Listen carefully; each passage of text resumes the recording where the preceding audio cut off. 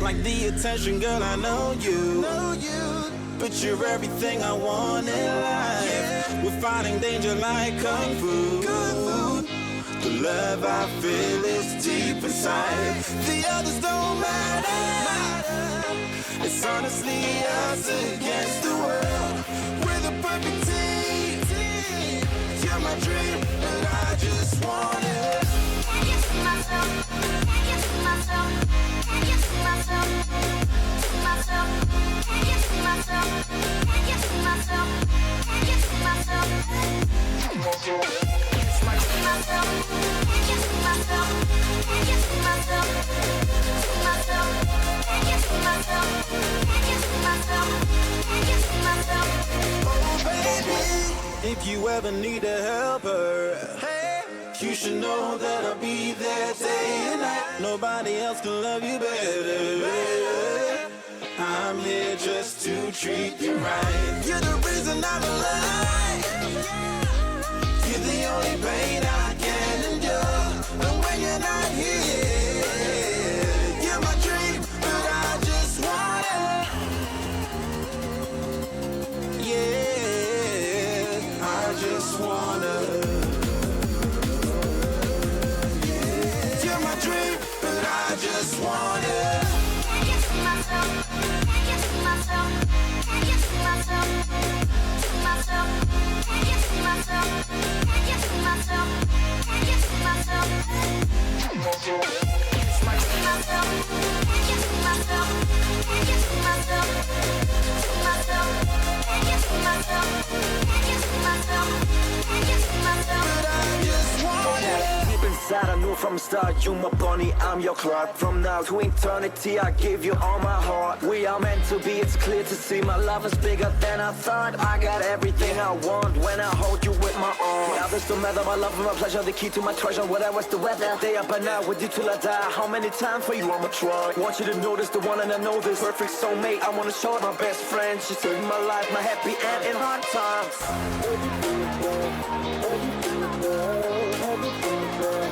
Oh baby, hug it to myself, hug it to myself, hug it to myself. I just want it. Can't get to myself, can't get to myself, can't get to myself, to myself, can't get to myself, can't get to myself, can't get to myself. I just want it. Can't get to myself, can't get to myself, can't get to myself, to myself, can't get to myself, can't get to myself, can't get to myself. Oh baby.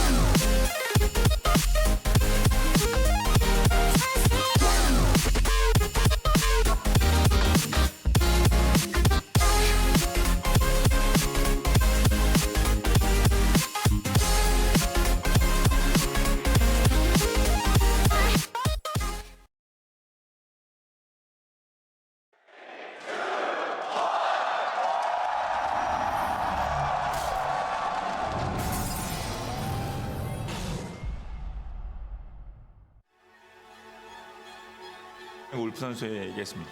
C9과 SK텔레콤이 붙는데 어떻게 생각하느냐. 탑이 걱정이다. 라고 울프가 방송 중에 얘기했습니다. 좀 C9이랑 한번 빨리 경기를 한번 해보고 싶어요. 아무래도 임팩트 선수가 있는 팀이기도 하고.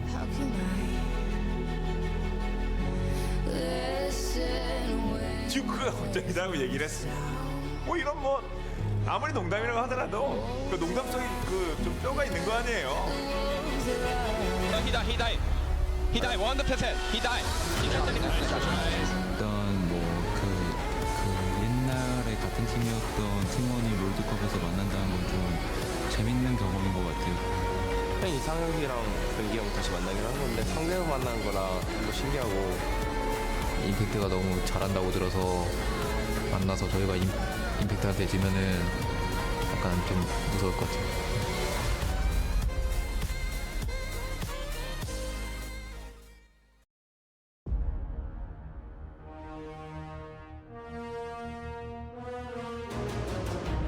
Fnatic going to win the season 1 championships if they can hold. Taipei Assassins are the season 2 world champions. This could be a 20-minute game for SK Telecom. And Samsung White are the 2014 world champions. SKT will be your first ever 2-time world champions.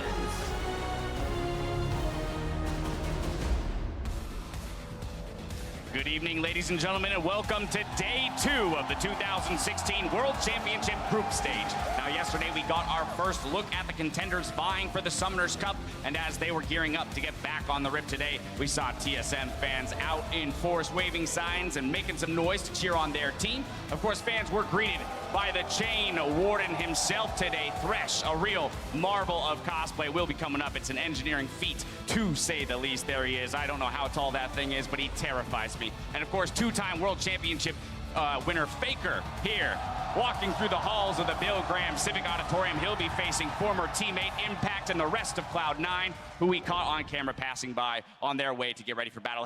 Hello, everyone. I'm James Dash Patterson, joined today by Clement Chu, Indiana Frosker in black, and Sam Kobe Hartman Kensler for the second day of competition here in San Francisco. And after yesterday's abysmal showing in predictions by the analysts, I felt it only right to swap them out, get 3 brand new ones. Are you guys ready to get some things right today? Yeah, I'm super happy to be here. I'm ready to represent for my region. Everyone's been underestimating our teams. I'm here to prove them wrong. All right, what about over here? LPL did have a slightly rough start to the tournament with the #1 seed suffering a loss, but here we are back in day 2, still plenty of games. Let's go. How are we feeling, Frosker? Just twist that knife a little bit deeper. No, yeah, it was a bit rough yesterday, but we can only go up from here.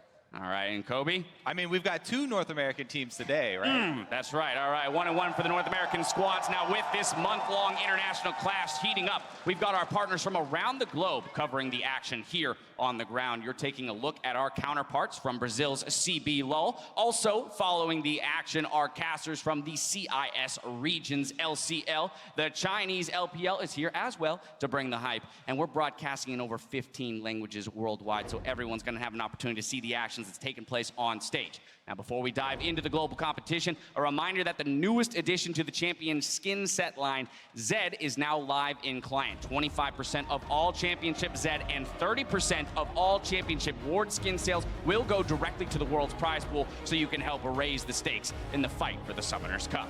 And we've got our first glimpse of groups A, C, and D yesterday, including the likes of the #1 seeds from North America, Korea's LCK, and China's LPL. So my question to you 3, what stood out to you in our 6 matches that took place just yesterday? I think it's maybe INTZ taking down EDG, China's #1 seed falling. Oh, yeah, it was a really rough day yesterday, but that said, Revolta and Yang deserve to hold their heads high after such an incredible performance like that. I believe Yang did 34.2% of his team's damage, just a disgusting number, especially on that Gnar, when Rumble has been running crazy in that top lane. Honestly, the plays from Revolta were amazing from this Lee Sin. It was actually incredible. He had 26% jungle proximity. That's the time he spent with his top laner. With Yang, it was basically those two taking over the entire game, play after play. Now, that said, there are some bright spots, though, for EDG. Pawn had a great performance, showcasing his talent and showing up in that game 1. All right, well, with EDG's loss, it was a pretty big blow to Chinese fans. European fans, though, didn't really have it any easier with an 0-3 start to their tournament. It definitely was kind of surprising as well for all of Europe. In that G2 and H2K both lost in fairly similar ways in the mid and late game. Really lacking in the macro and not paying attention to a lot of the vision games and really the mid-game rotations. That's exactly what I want to underline, is that it's so atypical of the European teams, of all of them, to go down. Usually their decision-making is so strong, and so I just want to set that massive upset, because normally European teams don't lose like that. There's a lot to criticize there, but not on their decision-making. Yeah, I actually think for me, the European teams look very incohesive. They have such good individual players. You look at G2, 3 players on the top 20 list, and you look at H2K, 1 every every lane, but they just fell apart macro in the mid game. And I think they really need to work on communication as a region. Now let's touch on something real briefly. Here's some news regarding Aurelion Sol. He will remain disabled for days 2 and 3 of Worlds. But on the topic of Pix bans, we're already seeing some clear priorities develop in day 1 of the tournament. Yeah, I think a lot of teams are not sure what the meta compositions are really like, so they're going for the strong lane picks that have no counter. You saw 4 games of Rumble blind picked 3 times, 5 games of Nami also blind picked a lot. These are champions that don't have counters in lane and just are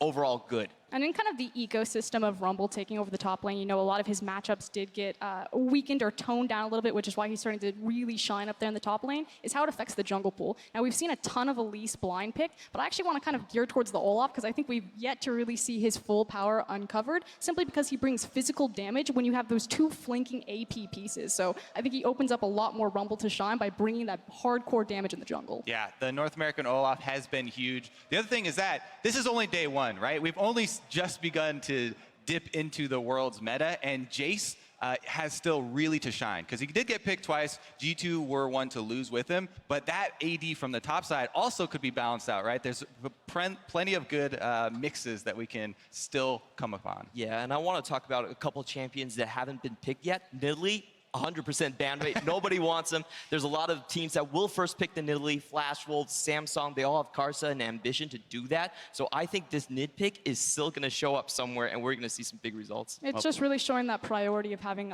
pressure in your jungle, doing things quickly. It's not just about being a farming jungler. It's about moving quickly through that and getting to those lanes to help them out. Well, only 6 games have been played, still a lot to be determined. And with the dust settled on day 1, we do have 2 teams in groups A, C, and D with 1-game leads. Now, CLG and ROX are tied for first in Group A. Yesterday's winners in Group C were AHQ and Brazil's INTZ. In Group D, Samsung Galaxy and RNG share the top spot. Now, those teams still have many games in front of them, but before they get back on the stage, we'll see our first look of Group B as the reigning world champions SK Telecom T1 face off against North America's Cloud9. Then the LMS's #1 seeded Flash Wolves will take on the LPL's IME.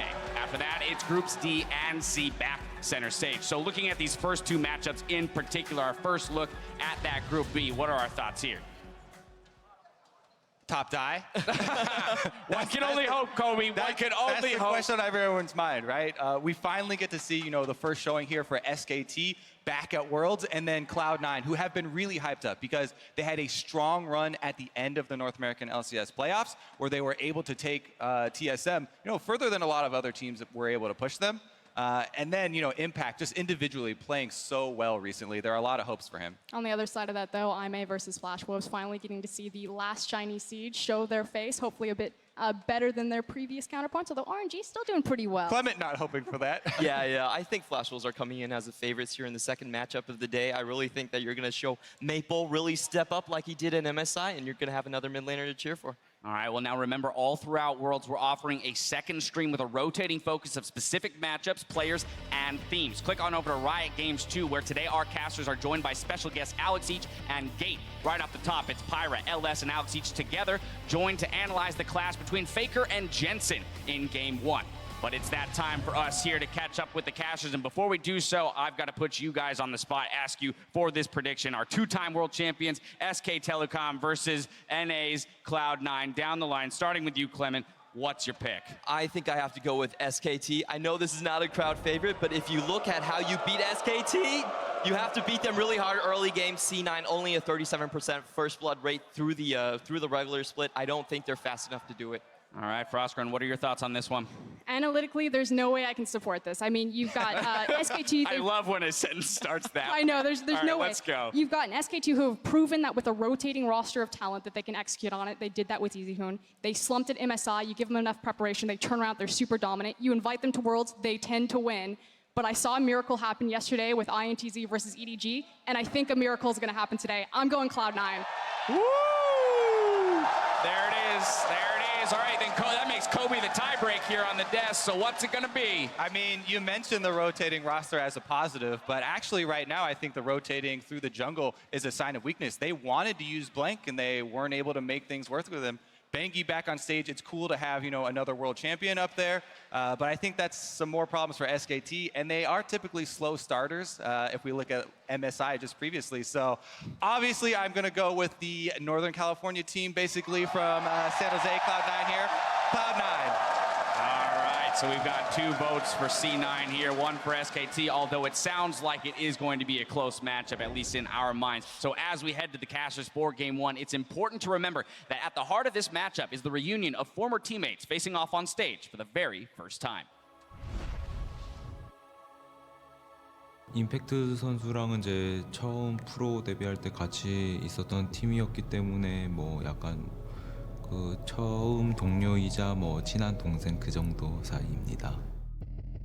뭐 세계대회 우승이라는 처음 나가서 그런 우승을 했으니까 그때는 정말 서로 좋아했고 이긴 순간이 엄청 기뻤고 일단 제가 가장 잘했다는 걸 보여줬으니까 그 포지션에서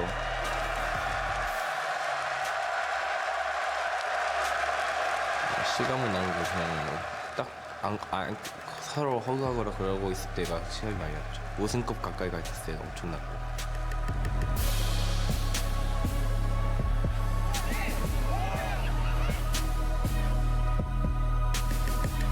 저희가 13년도랑 14년도 하고 원영이랑은 같이 게임을 안 했고 또 경기에서도 만난 적이 없어서 제가 SK 있을 때 실패를 했단 말이에요. 저희가 다 좌절했고 그러다가 또 TIP 때 겪으니까 이제 저는 제가 월드 챔피언십 못 가나 영원히 이 생각도 했었는데 이번에 간 게 정말 좋은 것 같아요.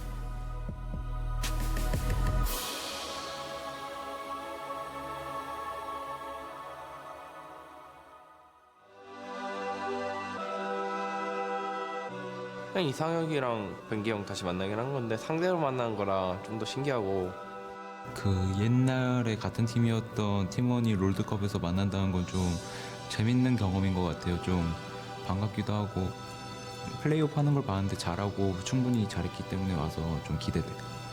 Even the phase dive would get you over. Hold on, we'll talk about that in a second. Yeah, Impact going for another solo. There's the Mega Dollar Ultimate and Impact just does it again. Yeah, top is fighting. He died. 100%. He died. He can't take it. 같은 팀이었으니까 좀 많이 혼내줘야 될 것 같아요. 제가 러빙 같습니다. 예전에 팀 멤버를 만난다는 게 처음에는 좀 신기하고 또 기대되긴 했는데 막상 다시 붙어보려니까 뭔가 무섭기도 하고 또 최근에 임팩트가 너무 잘한다고 들어서 만나서 저희가 임팩트한테 지면은 약간 좀 무서울 것 같아요. And what a story, and what a better way to start day 2 of the World Championships. Thank you very much, Dad. I am Julian Peshutamkar here alongside Chris, Papa Smithy Smith, and Mitch Krepo Vorspals as we load up for day 2 of World 2016 live from the Bill Graham Civic Auditorium. Gentlemen, it's great to have you here. Great to be here, Pastry. You and I back together again. It's been a while. Certainly. Us Aussies joined by, of course. I guess I'll be third wheel here. I guess that's how it's going to happen. Well, defending world champions SK Telecom T1 have become the first ever League of Legends world champion to make it back to the tournament the following year. They'll begin their title defense here against North America's LCS third seed, Cloud9. And SKT, it's the reigning champions finally getting a chance to defend their crown. Yep. Never happened before here at 6th time at Worlds, but there's a lot of question marks about SKT. Very late we found out that Bengi will be starting the jungle, bringing on a sub that's a double world champion. It's just an insane thing that SKT is able to do. You haven't joined them since, of course, last year, the big change since last Worlds. No Marin, but Duke, he's a top lane carry, so it's a bit of a plug-and-play replacement for Marin. Yeah, so it's been Duke and Blank throughout the entirety of the season, almost like Bengi played a couple of games, but then surprise, surprise, he's back in here, and they're going up against a different team here in C9, and it's going to be a very interesting matchup, especially if I want to see what Jensen can do today. I mean, it's already great just because it's the second strongest seed here for SK Telecom, of course, defending champions. The strongest third team, arguably, as well for Cloud9. They're from North America, and Cloud9 are a team that certainly have a lot to prove here.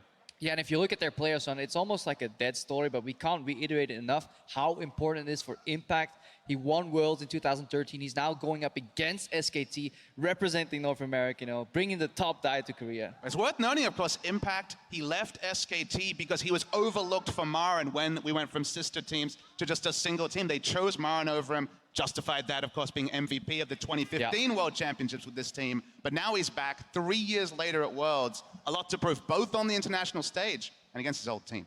And you mentioned it already, Kerber, but Jensen certainly is ready to take on the world's best there as well. He did have some fun tweets before the tournament as well. Jensen is certainly a character, but he just cannot wait to play Faker.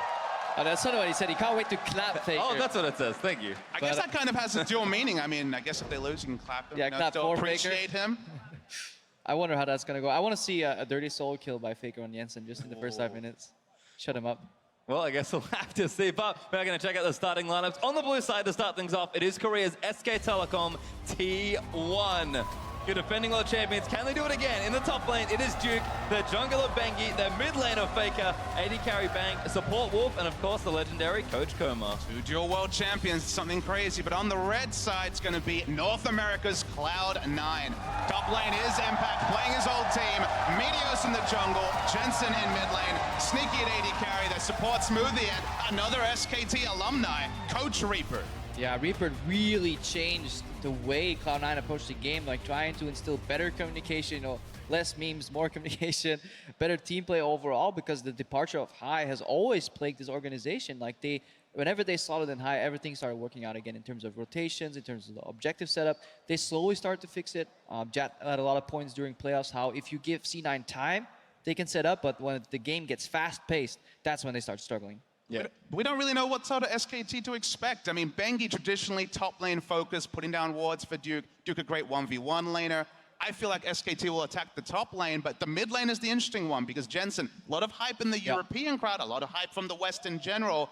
The Asian scene, the likes of China, they don't know what to make of him, so this is a big chance to prove himself. Well, let's let the draft do the talking for the time being. SK Telecom on the blue, C9 over on the red. Rek'Sai first ban from SKT, Nidalee follows swiftly for Cloud9. Yeah, Rek'Sai has been banned 4 times yesterday on blue side, 1 time on purple side. Barely sees any play here. These top tier junglers continuously get banned now. But now we're talking about Bengi having a blue side ban of the Rek'Sai when the only champion who really performed on in this short amount of games was the Rek'Sai. So my question is, they're pinching the jungle. Does Bengi actually have world's tier junglers left available to him? I mean, you can't expect SKT to come in under pressure Sure, in game absolutely 1, not. seeing this meta game. We see the target ban Gnar here. Not only is it a serviceable top laner, there are higher priorities on other top laners, but because it is Impact, and it was Impact in playoffs, that Gnar is taken off the table. So many highlights there from the playoffs as Karma is banned away from Cloud9. SKT finishes with another target ban as Zac is taken away from Meteos.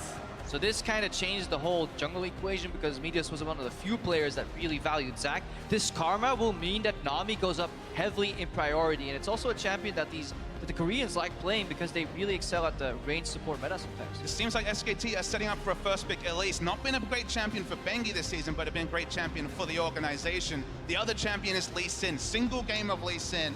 Even a jungler like Bengi, not known for his mechanics, had a great Lee Sin game back in spring. It's an old data point, but because Bengi hasn't played that much, you have to wonder where they're going, as at least mulling over a first pick Syndra. Well, Vlad was banned last year C9, and there is first pick Syndra. And I think Syndra is a super strong pick, and whenever it fails, people start talking about like how can you pick a low mobility mid laner and why did you pick all these champions together? But Syndra almost has everything you need from mid laners in this patch. She can push, turn that push into roam, she has control, kill pressure, she slots into most team comps. Yes, if you pick static backline on multiple carries, then you get into trouble, but you should be able to use that power by pushing in and dueling your mid lane and then roam. And there it is, Braum Lee Sin for Cloud9 is the answer. You mentioned it maybe for Bengi, but will be taken away here, and those options are starting to shrink a bit. I mean, there's Graves and Elise. Those are the two that really come out first as the top tier junglers available. Bengi has played a game of Graves this season. Again, only 16 games to work with, majority on the likes of Rek'Sai, Gragas, and Elise. But very safe opening rotation for C9. Smoothie, to me, always seems to do best on the melee supports, like, for example, the Braum. Nami is still available to SKT if they want to pick it up. Potentially some confident lock-ins here from SKT. We know how good Bang's Ezreal is, so it is open here. Yeah, generic AD carry pick on that rotation. Ezreal is really good to pick because he's safe into most matchups, especially when you complement him later with your own support to really like kind of round out that bot lane. What I see here though, and what we've seen a lot in this tournament, is that teams are not afraid to early pick both their solo laners. Like there was a hover for Jace and Syndra, and it wouldn't even be a bad thing. It seemed very hard to really punish Jace in draft or Syndra in draft. I mean, Jace, Syndra, and the Ezreal will be an insane poke comp. So much range would necessitate more engage options on the side of C9, but for now they're going to hold back with the Jace pick. Yep, Elise actually the options here. I love a bit of swagger there from Jensen hovering the Zed. Shout out to the Zed. Peculiar that they skipped the Elise in priority of Lee Sin though. That is something we wouldn't really expect. Elise has been such a high priority, a much kind of heavy hitter in terms of the ganks, you know, guarantees you see with the Cocoon as opposed to like needing to land that Q 100%. So the way I look at it, it's kind of a reason why C9 brought back the Zac is that a no mana jungler on the red side and then a 5th pick mid lane counter pick means you have first blue buff and you have a good laning phase. So once again, C9 have been setting up for Jensen to carry predominantly, even with all of Impact's heroics, and theoretically they've got a good chance to do that again. And this is one of his biggest picks from the end of the season. Cassiopeia locked in for Cloud9. Siva's going to pair along with it as well. A very stable AD carry for Sneaky that's going to help Jensen get into the backlines and really do damage, but can be dangerous to run here. We'll see how SKT finish this team comp. I mean, thinking the Jace looks very likely. The Nami, I mentioned it, Wolf is 7-3 on Nami. Both Wolf and Wraith were playing predominantly Nami at the start when range supports were still very popular after MSI. Yeah, and despite Korea being known for to kind of stick to their melee supports, like they know how to play those range supports, and they were also apparently one of the few teams that were kind of bringing it back to scrims. However, if there's a Korean support that showed yesterday the value of maybe going back for melees, it was Mata and his Alistar. And this is definitely a lane you can do it in because it's twofold. Alistar actually lanes fine against Braum because he doesn't get punished too hard. And it's impossible to spell shield the new combo by Alistar because the game spaces out the hits of W and Q just far enough that either you eat up the W and get Q'd anyways, or you just eat the full combo as Sivir. Not clear if it's going to be the Thunder counter. At least for now, hasn't got the Ignite as the summoner spell, but I know obviously on the analyst as we're talking about, terrible laning matchup 2v2 for Mata. This time a more comfortable one. Oh yes, this is an even far matchup where C9 get the push pressure if they so choose to take it. They expose themselves to ganks, and obviously Thunder Cow could come out because I think it's the best summoner, but Exhaust is just so useful against the Cassiopeia. Now we're waiting for that last pick. We're waiting to see if they can get another pressure point because they have the Cassiopeia mid, gonna have blue buff, gonna have advantages, probably gonna get attention from Meteos, who shifted his preference and his priorities towards ganking mid, at least in the regionals. Waiting for that last pick though. And there's Jace, of course, was the other pick from SK Telecom. So Impact knows the matchup that he's going to go into here. Not long left for C9 to pick. What do they take? And there's a lot of pressure. What do they take? Because he needs to get a good matchup here. And Rumble is one of the top tier picks here in the top lane in this tournament so far. Is this a fine matchup? It is a skill matchup with a slight edge towards Rumble, in my opinion. But we haven't seen it played enough to truly be able to decide that. And we haven't seen a lot of Meteos on Lee Sin in recent history. Always been a champion that he's had in his pool, but we saw some playmaking for against RNG by TSM, specifically by Svenskeren. Not really translate to late game, so there are definitely good late game options here for Cloud9. And we can already get excited about the mid game here. Look at what C9 can do. We said they start slow, but if they ramp it up in the mid game, really beautiful teamfight composition. Lay out the red carpet, follow up with single target DPS from the Cassiopeia, and then have the Sivir to finish it all off. They have a super strong team fight. So for SKT, they need to whittle them down before or keep them split. And it does feel like SKT, very stable, very solid lanes that they can play with here. They're a team that can kind of do it all. They've got two strong solo laners in the top and mid and a super consistent bottom lane. Bengi's the piece that maybe it's the question mark because he is the jungler coming in that hasn't seen nearly as much play. Coaches, though, are going to shake hands, and I cannot wait for these two teams to do battle. The hype on so many levels is massive for this game. Two carry laners in both mid and top. Dependable AD carry and support. This is hype. Well, as we get our first look at these two teams, be sure to tell us how you think this will play out. Tweet at LOL Esports with the hashtag SKTWin or the hashtag C9Win, and we'll see where your allegiance lies in game. But like I said, can't wait to see these two teams play. We're finally going to get it here. That's what the crowd is hyped up for. Hometown American Pie. They want to see a big win for C9. They match up well, but it's the defending world champions. This SK Telecom team has almost monopolized competitive League of Legends since they debuted. And I want to see some action level 1 here, because so often these teams have been fanning out, and it actually looks like we're getting it. C9 condensed in the top lane. Remember, Cassiopeia and Braum are exquisite level 1 champions. With the combined DPS from Cassio and the fact that you can proc Braum passive, people that are getting a little bit too comfortable scouting out, saving their wards may get punished. Intrigued to see the start here from Impact as you can see the check there. Right, a couple things we have to notice. The Braum is going around to maybe sneak into the river brush here while 3 people centered in the brush here. They're going for a late invade to get some deep vision. Really important to find out where the jungle starts because you can extrapolate so much information. By using the fact whether somebody leashes on one side, having a deep ward on the other, you can figure out where the jungle starts, unless he just kills the ward. So that's W level 1 able to clear the ward. Speaking of top lane, Impact is running Cloth 4 pots, which suggests to me, with such a defensive start, not expecting too much jungle help at the start of the game. Well, we'll have to see what happens here at level 1, but coming into this matchup, Jensen is well aware that he's got to be the best to beat the best.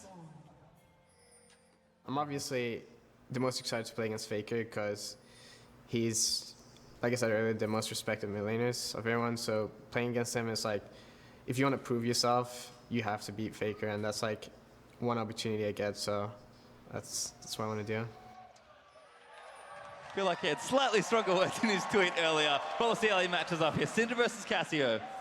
Yeah, and if we can gauge at the level 1 here, Jensen and both Faker should have information. A couple early trades here. This Eve and Cassio trades well. Once Faker gets access to QE, he can obviously push away Jensen if he steps that close. It's all about the push early too. So look how these guys are trying to trade while landing some hits on the minions here. Faker is hitting both Jensen and 2 creeps at the same time. But Jensen doesn't care. He's just pushing in, get the control, get that shove, you know, be able to move into the enemy jungle potentially. And Faker's laning stats have been outstanding, as expected, even with his team flagging. Duke's actually even more impressive in the top lane when it comes to CSD at 10 and 20 minutes. So solo laners, despite not getting a lot of help from the jungler, predominantly Blank, have been impressive for SKT. Yeah, and Impact is pushing right now. He can keep pushing because he saw Bengi start on the left side Gromp, so he knows unless he goes for a 3-camp topside gank, which junglers really never do anymore because it leaves their other side of the map so exposed. If Elise goes top early, well then she will lose the entire bot side jungle. So Ooh, back in here for Wolf though, onto Sneaky and Smoothie with the pulverized Smoothie. Gonna put up the shield and go back in onto Wolf, but Wolf pretty tanky there. Bang gonna get 1 Q eaten by a creep, but everything's okay as Sneaky trades back and Smoothie wants in. Yeah, mistake from Bang though. Walking up at the end there, it's like I'm gonna hit 1 more auto. Oh boy, there's 6 creeps in front of me. Run, run, run. A little bit of a mistake, but good combo there from Wolf.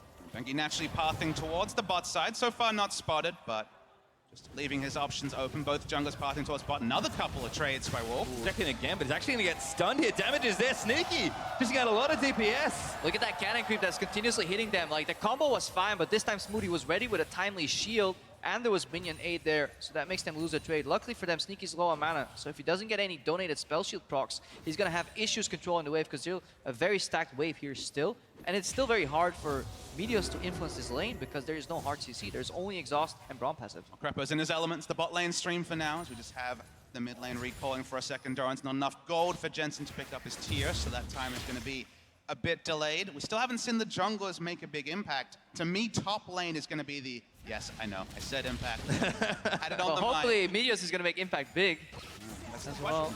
He didn't have to do that. That's kind of the interesting thing, is you think back to all the top die, I'm die moments in the regionals. It was about Impact making the solo plays and freeing up Meteos to take out other parts of the jungle or the other parts of the map or the jungle. And for now, it's the counter jungling that he's relying on. Definitely, very symbiotic relationship here, though. You don't have to be close to each other to help each other. Meteos right now has secured the Scuttle Crab and is aggressively contesting Bengi, locking him up in the cage. That means that the Rumble can just keep pushing, you know, use that augmented flame spitter that got changed a couple of patches ago to really get that push. But right now, Meteos swinging to the mid lane. He's actually dipping here, trying to get something onto Faker. Q gonna miss. Faker just steps straight out of the way. Meteos gonna safeguard onto Jensen. But that was very easy for Faker to get out of. Casuals you like with those side steps in lane. You're always known for that. Trades going well for Faker so far. That's a quadruple mind game though here. Ooh, Sneaky actually again spell shielding the next part of the pulverize, I believe, as Wolf still stunned up here potentially by the Braum passive. Now going to turn it onto Bang. Cloud9 going to try and make something happen. Good little trade back, but Impact and Duke are on it. Duke doing big damage. Impact losing the back end of that trade. Impact has the potion lead, even though Jace hasn't used his potion yet, so still able to chug, still doing just fine. He's going to be happy, given that he has the Battle Ward-esque presence of Meteos being in the face of Bengi. He can afford to overextend in the early levels before EQ clears out a minion wave. He's able to push up and just make Duke predictable on one of the strongest laning champions in the game on Jace. But if you're trading with Jace, you have to be careful for that triple shot that comes out at 100% attack speed here. That W from Jace, you eat all that damage and then a Q. That is a short trade window where Jace wants to excel. Laners seem to be able to go even though, unless Bengi can find an opening here. Yeah, Jensen kind of got poked down. He does have some, so Bengi's going to get the stun. Lands in, Bengi flashes forward, and first blood goes to Elise. The disrespect from Jensen. He saw the QE come out. He saw Elise on his screen, and at that point you need to know, this is chain CC with flash available. You have to just respect the fact that you got out lane and you got a flash.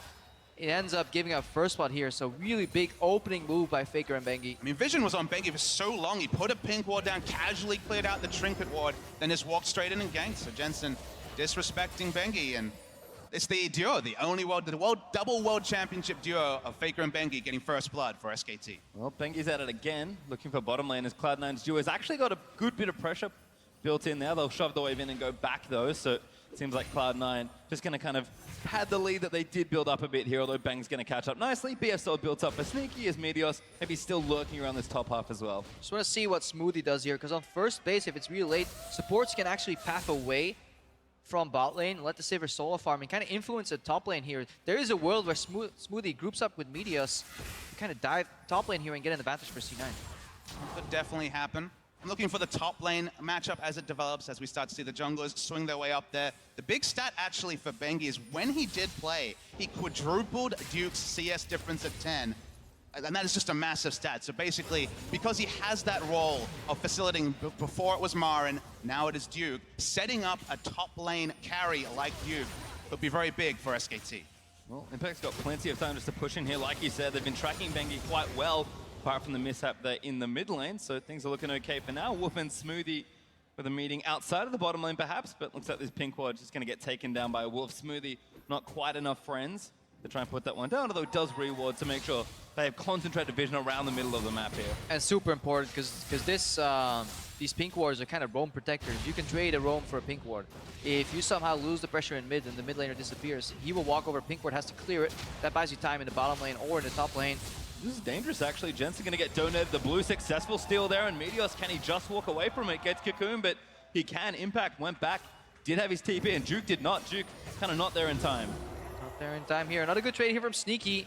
Feeling more comfortable in the matchup. This is a bit of a power chop for Ezreal while he stacks up that tier. So in all-ins, much weaker. So he needs to rely on poke. So what we talked about earlier, you know, even in the mid game, this will be repeated for SKT. They need to poke down C9 before they fight here. Jensen finally flashing! It's too late. He flashed the stun, but the ulti still killed him. Never finished your color point while Faker's going for an all-in, Crappo. I mean, you would expect Jensen to know the limits of these champions. A little awkward there. Wolf again with a double pulverize. Gonna knock one back in, but doesn't quite get Smoothie. Wolf taking damage. No ulti as Sneaky pops his to get them out of the way. Bang. Goes straight over the wall, looks for a bit of extra damage, and Cloud9, 3v2, have to disengage. Two very strong laning mid laners, but it's Faker, the old wily veteran now, after being the young buck a few years ago, doing his casual thing, now stealing away the blue buff. Double blue buff maybe for Faker. Got it off Jensen already. Bengi actually going to get donating one there. Real cute play from SKT. Controlled start from SKT that was absent for so long of the summer season in particular. The thing about SKT this season, we saw MSI, they rose up after a lot of delays, Sneaky taking a decent trade in bot, but it was all about a slow start for SKT. Wolf has to They're ult. going in, yeah, Wolf did force the ulti out. Bang uses his as well. Smoothie hitting missing shots as Bang wants it, needs more Q. Sneaky does block, and Smoothie gets himself out safely. Yeah, such a deceptive bot lane, because the action will always halt for about 3 seconds, either with Braum Shield or Alistar ulti, but if they keep fighting during that, at the back end, Ezreal can always shift in, deal more damage here. Smoothie still being tested in lane here. That was a little bit too close to where. Meteos is pathing around. Has been spotted out already. Worth noting that Braum is in base, so it would just be a 2 for 2. Something C9 is doing very well here is actually using the pressure that Jensen has in lane in terms of wave clear. Not the kill pressure that Faker has on Jensen, but the fact that he can push out sooner.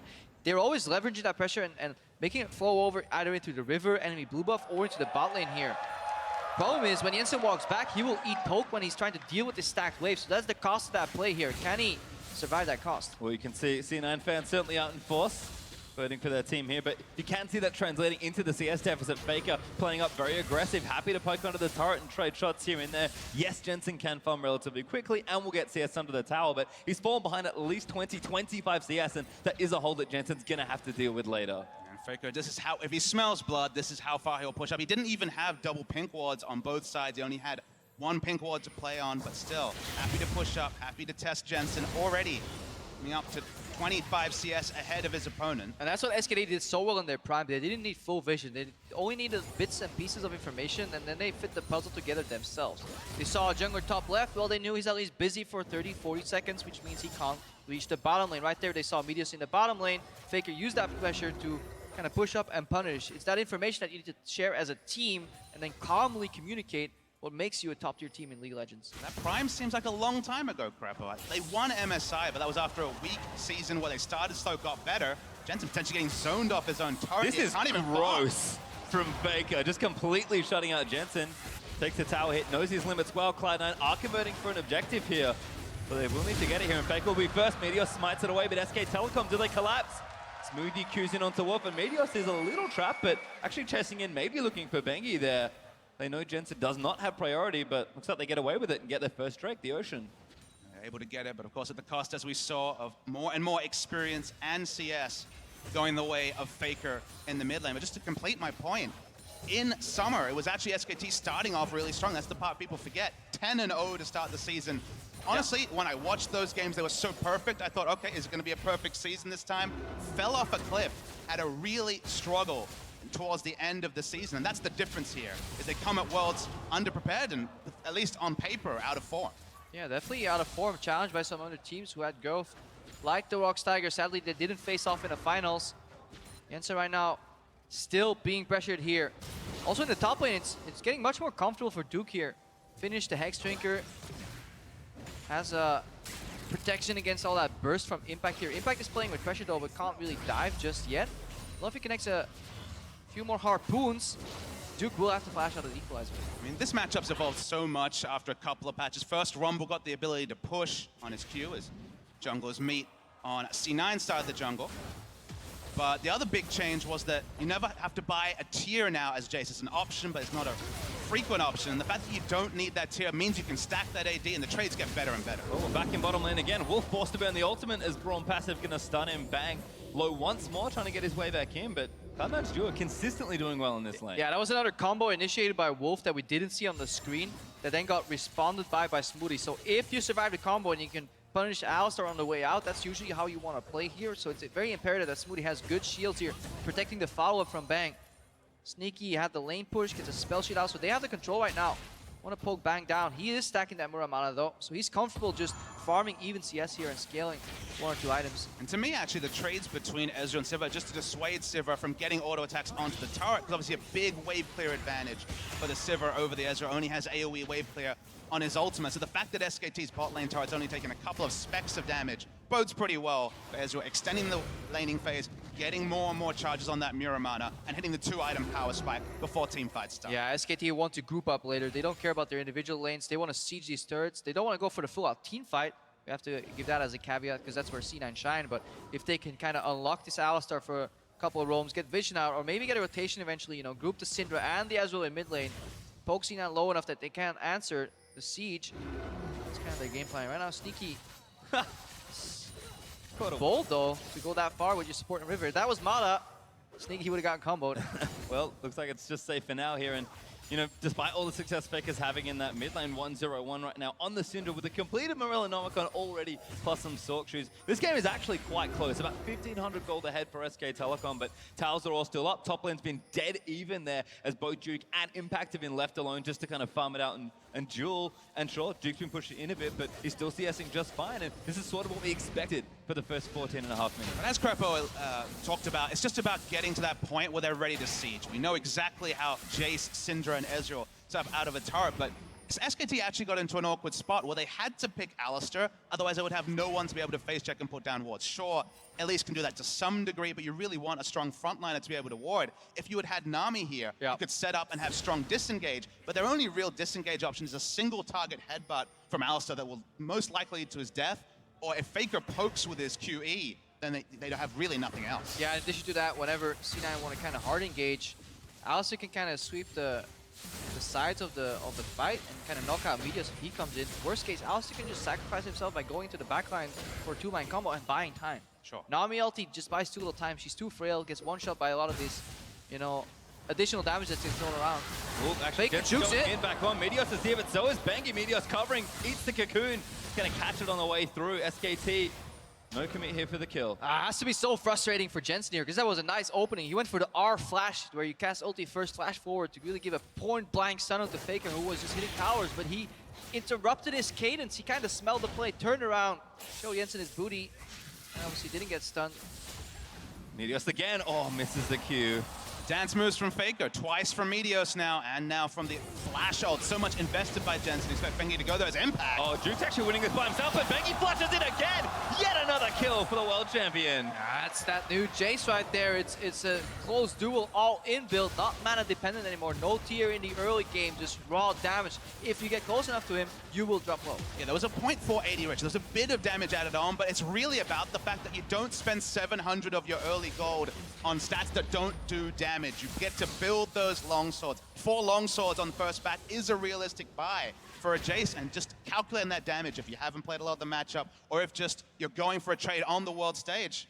Impact blown away, and SKT in full control in the early game. And first tower did go over to Duke as well. Faker's also done a ton of work with a bit of help from Bengi there. So it seems like the strong solo laners of SKT are winning here in C9. They're winning bot. They're trying to group together and get to that mid-game point where they can team fight. But One Ocean Drake's not enough to sort of fight the disadvantage they're now playing with. Yeah, C9, they're playing a similar style as they did in playoffs, where they leave Impact on an island. Oh, good Faker. stun again. Faker looking for the all-in. Jensen does get the stun. But Wolf is here to complete it. Ah, the change is here. The new Cena, he just opens up with the ultimate to get just tons of those spheres on the floor, which means whenever he pushes them forward, he will hit Jensen. Now Meteos is in trouble. C9 getting challenged.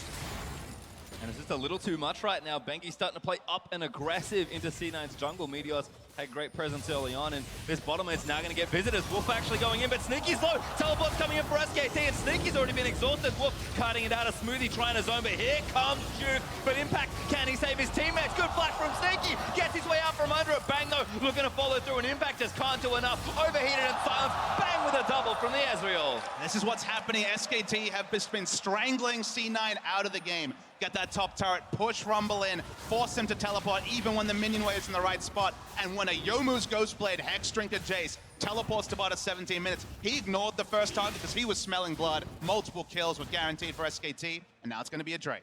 Yeah, C9 mimicking that style from playoffs. Another no, not against again. another stun combo from Wolf. Yeah, Wolf goes in. Now's the combo through, and the ulti's easy. Wolf, hey, gets another one. Land the combo, earn the kill. I mean, that makes sense for Alistar and Syndra. This tower's going to go down as well. And I did mention they weren't too far behind. Only moments ago, all of a sudden, this gold lead is ridiculous. 6,000 gold up at 18 minutes for SK Telecom. And this begs the question here as we see this trade against Sneaky. Early spells just boost, probably on the W because he got hit quite hard, so he must have needed a Q there. He's trying to kite out, but the TP from Duke is just much earlier. Also, notice how Duke preps the kill on Braum and then switches to Sneaky, so they're really aware of their damage. At the end, Impact drops here. Another nice little snipe here from Bang. I know, Papa, you're excited from Ezreal returning to the world stage as a top tier AD carry. That's one of the Ezreal gods right here. The damage he did in that initial trade, you called it a trade. He basically half health, Sneaky pointing happened. Wolf's face checking. Yeah, no ulti here either. Cloud9 maybe gonna get a kill. No, not quite. Bang. Gonna deny them as Smoothie puts the door back up, and no ulti, no problem for SK Telecom Wolf. And this is something Meteos maybe should have done more here in the early game, you know, assisting Impact, because he is not much better than his opponents to the point where he can solo kill them. So they 2v2 time. Meteos gonna get knocked back though by the Jace and stunned into the cocoon by Bengi. Ultimate's nice from Impact, but Bengi looking to go back in. Duke now gonna fight it out. Impact just takes so much damage. Great kick though from Meteos. Might get himself two as he's chasing down for a couple more. They need the kills and Meteos gets one. And he ends up being a 1-for-1, but when you're this far behind, first kill on the board, that's at least a steadier for Cloud9. Will they win this game? Right now it's looking like no, but you need to get some confident moments, even in a loss. Still a long group stage ahead for Cloud9. Yeah. And their style honestly may work against other teams in this group where they leave Impact on an island in the top lane. Have Meteos secure the bot side of the map and then go maybe for the Dragon focus, you know, have Jensen roll into the bot jungle and secure both sides of the map that way. Impact by just top laner prowess and the 4 remaining members of C9 just by teamwork, but it wasn't enough because SKT was ready, and Bengi, he found a few openings in the early game with really good synergy with his solo laners. Well, Sneaky actually looking for one here onto Bengi, but gives that one up pretty quickly. There was a tower trade in that situation, so Cloud9 will float the disadvantage they had before, still about 6-7k behind. Notably, Jensen has been very far behind from the pressure from Bengi, 60 CS down and counting. I mean, Cloud9, they're trying to group and get some stuff done here, but Drake's on up for a few more minutes, and SK Telecom, they'll be happy to play in these lanes and continue to win them, but if C9 group and make a mistake in positioning, SKT will crush them in a skirmish. So easy for Syndra to push in. Cassio now in a super long lane with his outer mid lane turret down, and Syndra can roam, steal away buffs. It's going to be that blue once again. Oh, that's a jerk move. Damage on no impact's not too bad. Faker will not commit the ultimate, but just kind of showing off how much damage he's doing already with 2 items. 57 CS above his opponent, and also the kills and assists in his inventory. Just looking for something. Ooh, good little juke out of the way. Maybe kick someone. Wolf it is. Looks for Faker, doesn't find him, but does at least disengage the situation. When you're Cloud9 at this point, all you can really do is drop back and reassess, but then you're ceding map control over to SKT. When they're ahead, they always look good, and another fight. Keeps getting worse. Sneaky caught. Cocoon just clips him, and Smoothie flash ulti's out. He'll save his own life, maybe, but Sneaky not so lucky. Yeah, you can definitely tell that Alistar faded out of the Scrim meta game here, because Sneaky is repetitively trying to spell shield these combos and are getting hit every time. At this point, Wolf has maybe, what, 3 points into his W right now. That's not worth spell shielding. Save it for the follow-up Q that comes from the Ezreal. It's these little things that show that C9 are just not quite in their element yet, but it's only the first game of the tournament for them. They have much room for progression, and they are playing against the strongest team in their group. Well, Jensen again gonna get all in by Faker. That ultimate's easy cleanup. Faker another kill now. Funnily enough, his jungler and support have taken most in this game, but still an impressive scoreline, and the pressure he's exerted on this lane is absurd. I noticed no one had the confidence to ask Faker how he felt about being second in the power rankings of player at this tournament, and after this start, I mean, he's starting to give an answer on the Rift, which is probably the best place to do so. Definitely a good place. Once he starts solo killing Smep though, that's when we'll start changing the rankings. Sometime later in the tournament. Well, there's the tier 2 mid lane turret gonna go down. Mid laner just fell earlier. Jensen still respawning. I think there's a distinct lack of, what is it, Control 6 here, the icons from SKT. I agree, actually. That's the last thing we need to judge them. Good laning, good macro here. Duke maybe can make good micro to get out of this situation. Nope, connect. Not enough. Meteos goes back in. Hit out though by Thundering Blow. Turret's going down in the meantime, but Impact's still gonna chase down for another. Kicked into the wall. Q misses. Meteos! That's not what you want at all, but Impact does get the kill. It's very much a meanwhile at moment pastry time. It's going to be an inhibitor turret going down. Faker's looking for some cleanup too. 1v2, Meteos goes back in, but the ultimate's not enough to kill Impact. Meteos dashes back in, but Faker lunges forward for the kill. W's going to be thrown down. Oh! They do kill him! Mid-dive by Impact. Revenge at least, despite being down over almost 10,000 gold. Impact says, hello, my friend. I can still play League of Legends. And because Faker didn't rotate, SKT don't have enough numbers to actually pick up the inhibitor. Sure, an inhibitor turret at 23 minutes is a massive win, but could have made the percentage point, and they went for. This was Faker having fun. Exactly. He knew as close as it gets. He knew his team was in the bottom lane. He could have easily pushed up mid, rotated, joined that fight, or he could have canceled 2 bases. The fact that he flashed in aggressively for a kill, we'll see it later, but there was definitely a couple opt-out points for Faker, but he really wanted that kill on Impact. This is definitely the replay for the one-eyed C9 fans. Maybe ignore the Meteos missed Q, but this is finally C9 winning out on a skirmish. Faker, he felt confident. He has so many items at this point that if he hits just a couple of abilities onto Impact, but he misses everything, ults anyway, because he has spheres on the Rift, but not enough to take him down. Nice kills, but perhaps it only delays the inevitable. He dodged 3 Qs there, Impact, and 2 pushes there from the Syndra.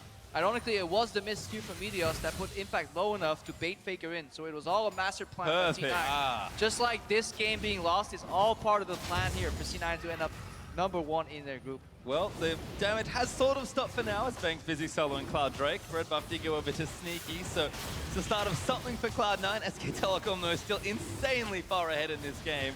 So they're going to have to dig real deep to stay in it, let alone potentially win it. SK Telecom, complete control with Faker 3 items already. Duke's a monster on this Jace as well with, what, 2-3 items effectively done, and C9 just have to try here and there to get picks, because that's all they really get. I mean, the item choice from Bang's interesting. He's the first Trinity Force Ezreal we've seen of this tournament. And a bit more into priority with the changes to Ezreal's passive on a poke comp between the Jace EQ and just the Trinity Force Q Mystic shots from the Ezreal. Going to be very hard hitting poke, but they haven't really had to set up a siege yet. Yeah. SKT. Triforce snowballs ahead further. Iceborne is kind of the safe choice in most situations, but if you already had, you can go for a Triforce. A whole helping of damage here. SKT, we need to see how clean they want to close it out here. They should, or are likely going to target that tier 2 tower in the top lane and the deep vision in the jungle here. Because so many teams, when they do their Baron setups, they forgo the deep vision. They just do the river here. Let's see what a crash course in Macro 101. Well, Meteos actually wanted to pressure Duke, but plenty of wall coverage there means that isn't going to work, and C9 are already taking damage from the rest of SK Telecom. Pressuring down this mid lane. They've got almost flawless vision around the Baron area as well. C9 have snuck some wards in there, but it's pretty unlikely they'll get them as Faker steals away another blue. Yeah, but they can test the bus, force C9 to walk all the way into their base router, and then they can rotate out into the jungle, get some deep vision, whatever they want. They're also a poke comp, so they don't really want to do the Baron. At this point, the world is their oyster. SKT can do whatever they want, siege any objective here, because they're so far ahead. I used the strangulation metaphor before, and you just look at the minimap. Where is C9 going to find farm, barring minions hitting on to their two remaining inhibitor turrets? They're completely at the whim of SKT. The only real playmaking initiation they have is Meteos, who has flash up. It's going to have to be on one of these two carries, though, and it's going to have to be soon.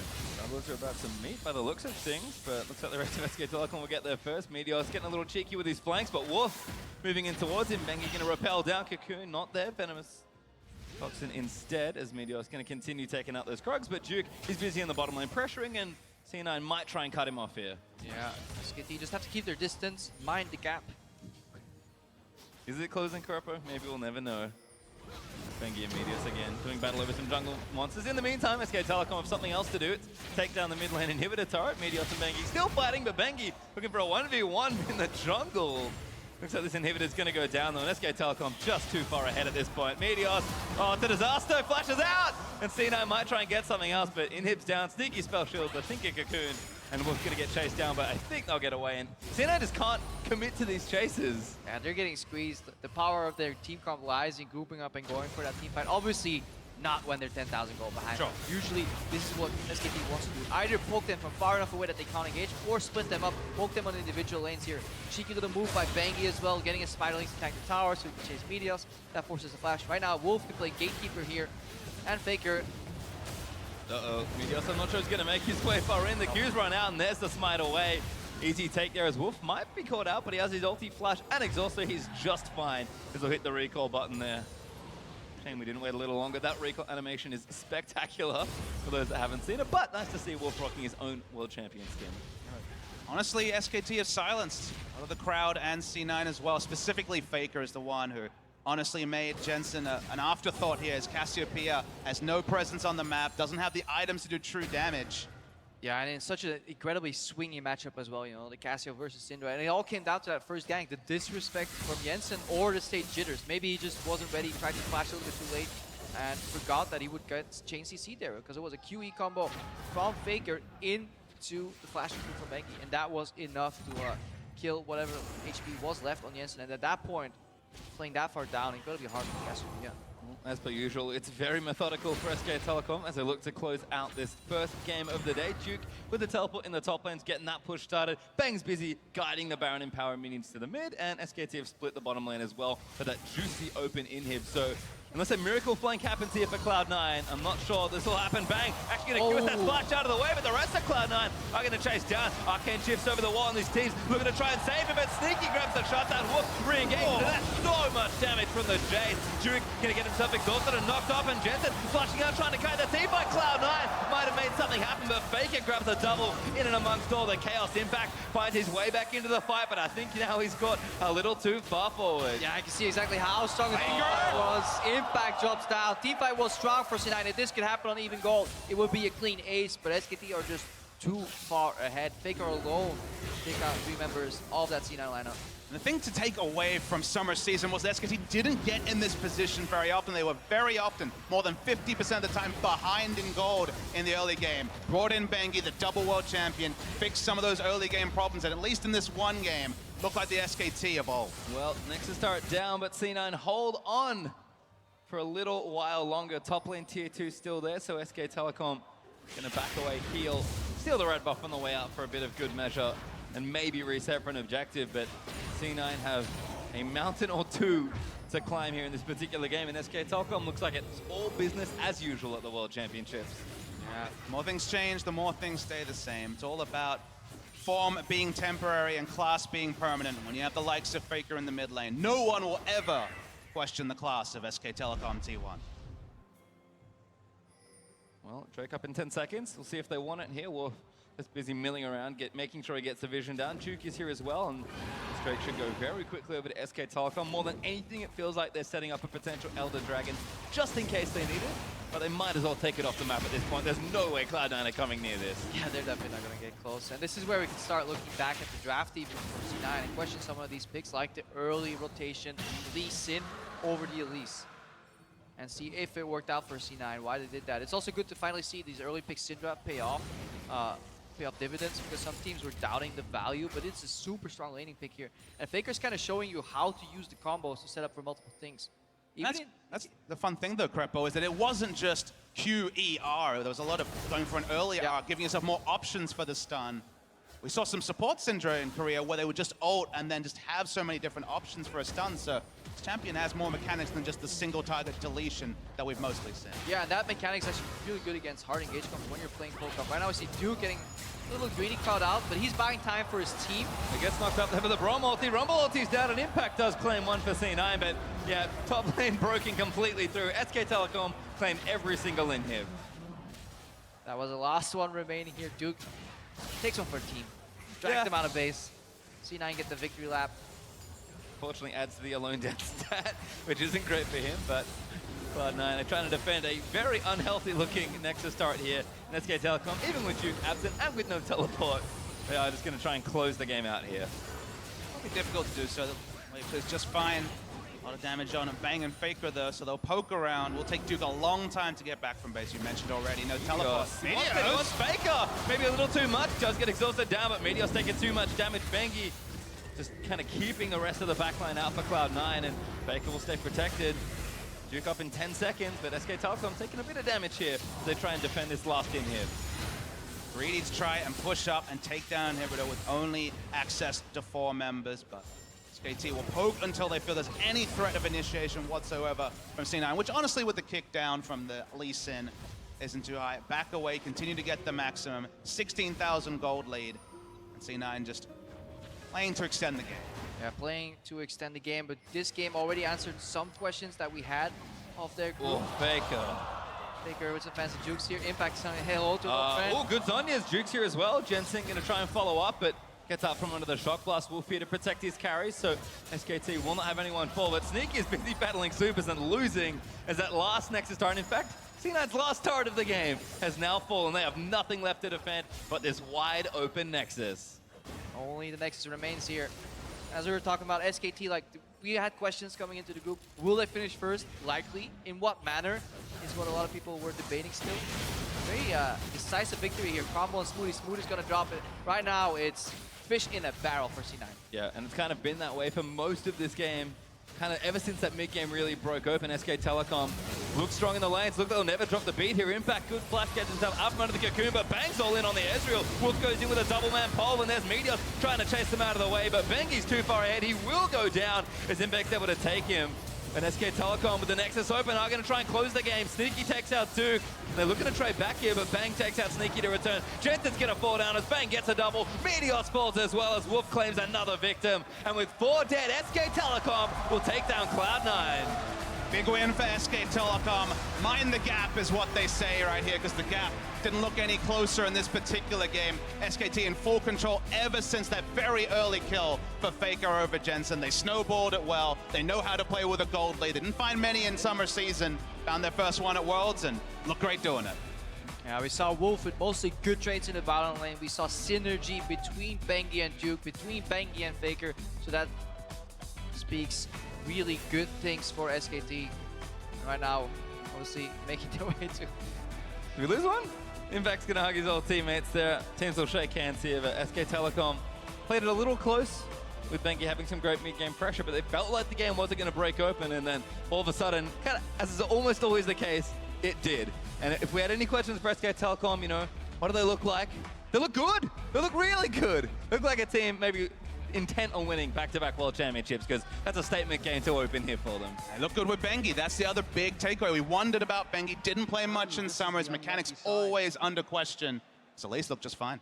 Yeah, at least just looked just fine as well. And then if you look further in the tournament, if SKT can keep this up in the group and they finish first place, means that if they go quarterfinals, they'll start meeting these C2 teams in the different groups. That could at least mean a run to the semis, and that's when SKT usually starts ramping up, when these weeks per week research kind of and preparation starts paying off dividends, really. That's what they want, because usually SKT in these latest tournaments have struggled a little bit in adapting to the new meta game, what are the pick priorities, but they already came out swinging in game 1, so this is a great start for them. I think you said ramp up. That was a pretty damn good start. Probably the cleanest performance so far by any team at the tournament, next to INTZ, you'd have to say. So really nice stuff from SKT and C9. Well, there's still 5 games left for them. I mean, you mentioned the start of the SKT season already. They went on a tear looking like an impeccable team. That's kind of similar looking form, I think, from their early summer LCK. Now, the story for them was that it dropped off towards the back end of their season, but only 1 game in the books here for SK Telecom.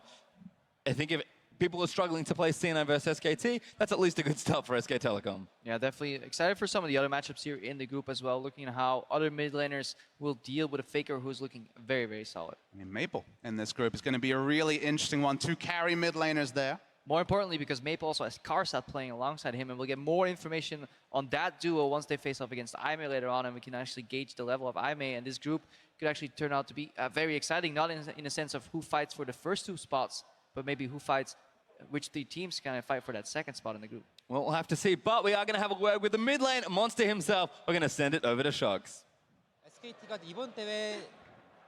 Thank you very much. Just preparing here a little bit after a fantastic victory of Faker and SKT over C9. Congratulations, fantastic Syndra play. But I want to ask you first about playing versus your old teammate Impact on C9.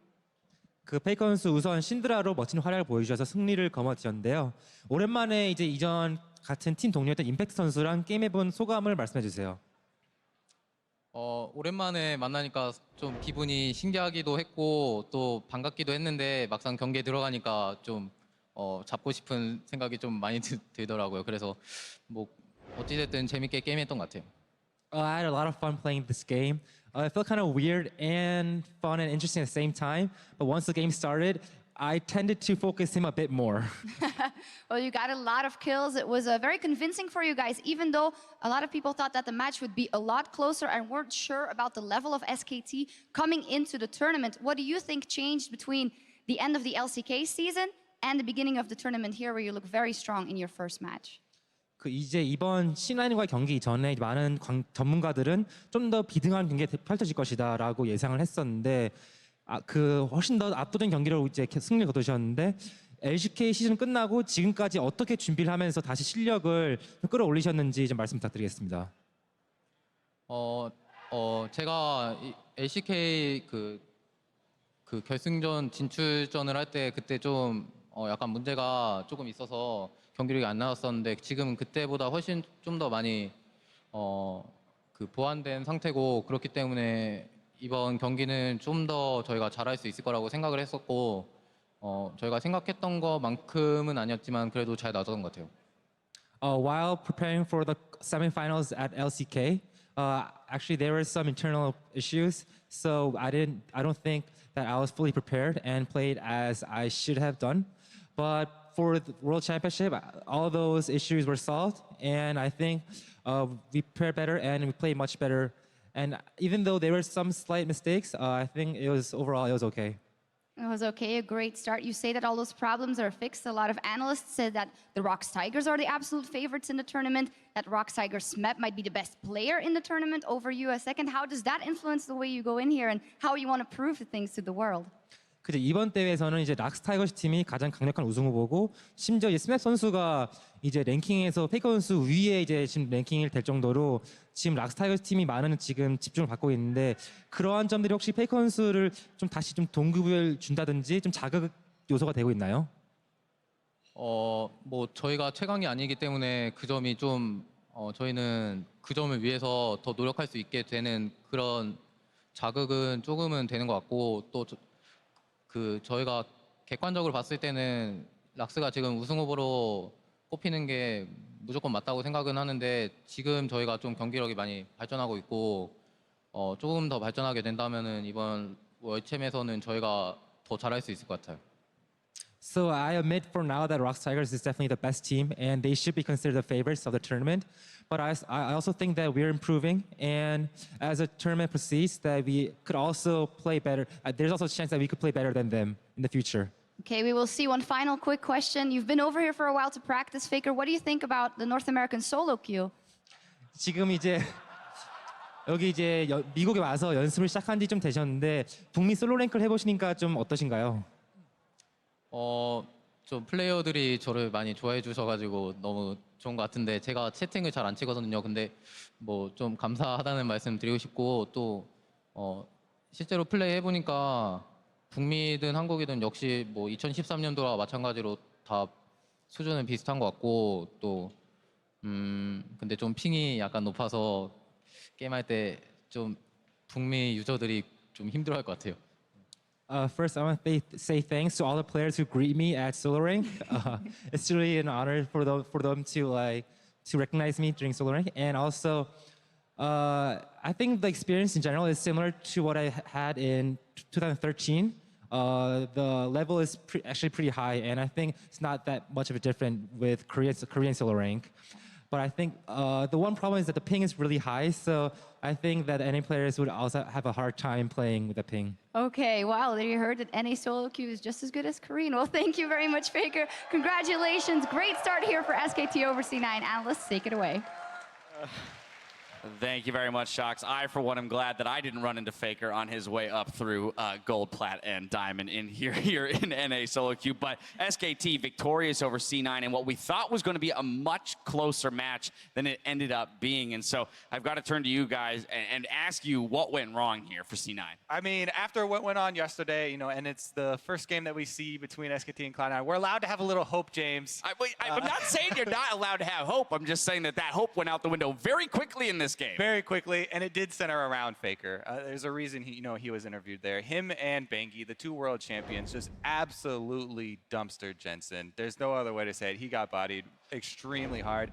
The thing is, he picked into this, right? Right. He picked a Cassiopeia into a Syndra Elise already showing in the pick ban phase. And that, you can do that, but it's a very scary thing to do. And then you have to play with a lot of respect because those are two of the best jungle mid combos currently for killing anyone, and he doesn't have an escape. And then the bigger issue on top of that, and yeah, it's not like the greatest matchup, but he also played it extremely greedy. The fact that he saw Bengi on that ward and he didn't respect, he flashes in, he doesn't blow the flash. Right, you talk about this disrespectful play, but let's go ahead and take a look at that early dominance by Faker in the mid lane, brought to you by Acer here. Just a culmination of play after play. Of course, it was initiated, as you mentioned, by Bengi on this first one, but Jensen disrespecting the vision. So the one that happened there, what his idea was, yes, he knew Bengi was up there. He wanted to waste more of Bengi's time so that Meteos can get further ahead in the jungle, which Meteos was slightly doing at that point. But then he didn't respect the range of the Syndra stuns, and Faker constantly just abusing him after that. Yeah, and I just want to say that this mid lane matchup really escalated and ran into how the jungle matchup went. Like, mid lane Faker was up 41 CS, but even more important, he was controlling both sides of the jungle vision. Meteos could not move between his own jungle, and he didn't land a single Sonic Wave on an enemy champion until 19 minutes and 12 seconds into the game. Exactly, that's like the most important thing to underline is the fact that Meteos was so busy babysitting Jensen and trying to fix that he couldn't help any other part of the lane. The fact that Lee Sin, he's sitting like 0-0-0 forever in that game. Right, so side lanes obviously were affected by the fact that mid lane collapsed. But, on the flip side of all of this, SKT showing up, right? I mean, with Bengi back in the lineup, don't miss a beat here on the first game of Worlds. That's got to be nice in a tournament where we're looking at the Rocks Tigers as maybe a runaway favorites. Here we go, SKT. What you mentioned it. When they're in tournament play, everything changes for this roster. I mean, EDG fell down yesterday, so there goes my hopes and dreams. But it's nice that SKT kind of show back up and prove that their KT form when they fell in that playoff run wasn't what we were going to see at Worlds. That with the preparation, they were able to turn it around. And now we do have a very exciting tournament with very elite caliber of play. Yeah, and this is exactly what we wanted to see from SKT. The whole season, they've been picked onto the jungle, but this time, the jungle just sets the vision and lets their strong laners win the game. Player of the game going to go to Faker this time around. Of course, we did mention he was aided by Bengi there in the mid lane, but then just complete dominance from that point forward on the Syndra. Probably a pick that Jensen would have liked to have secured for himself. That's what I thought in the draft phase, because they last banned Vladimir, and Vladimir has been the pick into Syndra that people have been willing to play, both Huhi as well as Pawn. And it kind of gave it away, I think. And that's why SKT were like, we're not going to fall for this, jungle pinching bait or anything here for Bengi. Snag up that Syndra, and I think from there, it all went downhill. SKT is victorious on the day, but for the rest of us, we are just getting started. When we return, it's the LMS's Flash Wolves versus the LPL's IMA. Stay tuned. I don't think their headset's working. I was saying, like, yo, Faker, and he wasn't looking over. Yo, Faker, can you hear me, bro? Faker. Maybe he's just really in the zone. Yeah, he's in the zone, I think. There's no way he'd just ignore us, I think. He does have some, so Faker's gonna get the stun. Lands it, Bengi flashes forward. Over here comes Duke, but Impact, can he save his teammates? Good flash from Sneaky. Gets his way out from under it. Bang though, looking to follow through, and Impact just can't do enough. Overheated and silenced. Bang with a double from the Ezreal. 1v2, Meteos goes back in with the ultimate. Take the leash. I'm hitting quite. And we throw down the Michael! They do kill him! Duke gonna get himself exhausted and knocked off, and Jensen flashing out trying to carry the team by Cloud9. Might have made something happen, but Faker grabs a double. And with 4 dead, SK Telecom will take down Cloud9.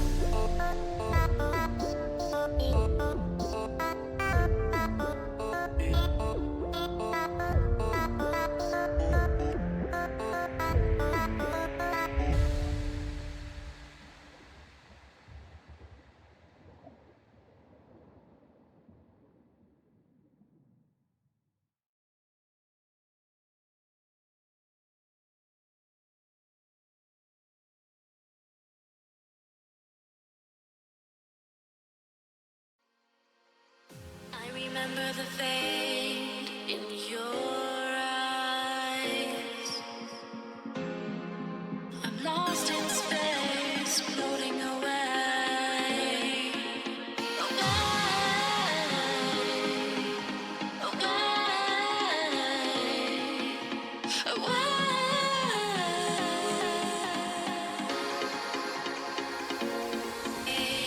I'm running away from you. I'm running away.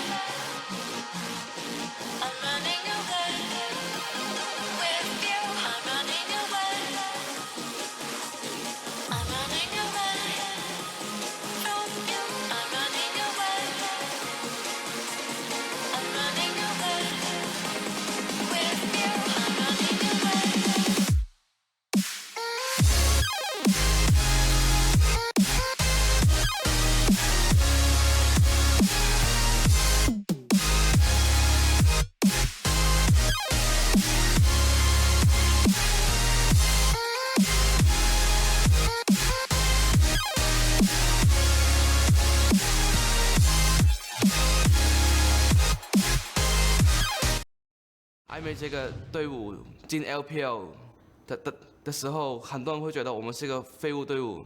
这个时候我们进了 LPL， 不是进了 S6，就感觉把他们脸全打光，就疯狂打他们的脸，我们就特别好玩，特别开心。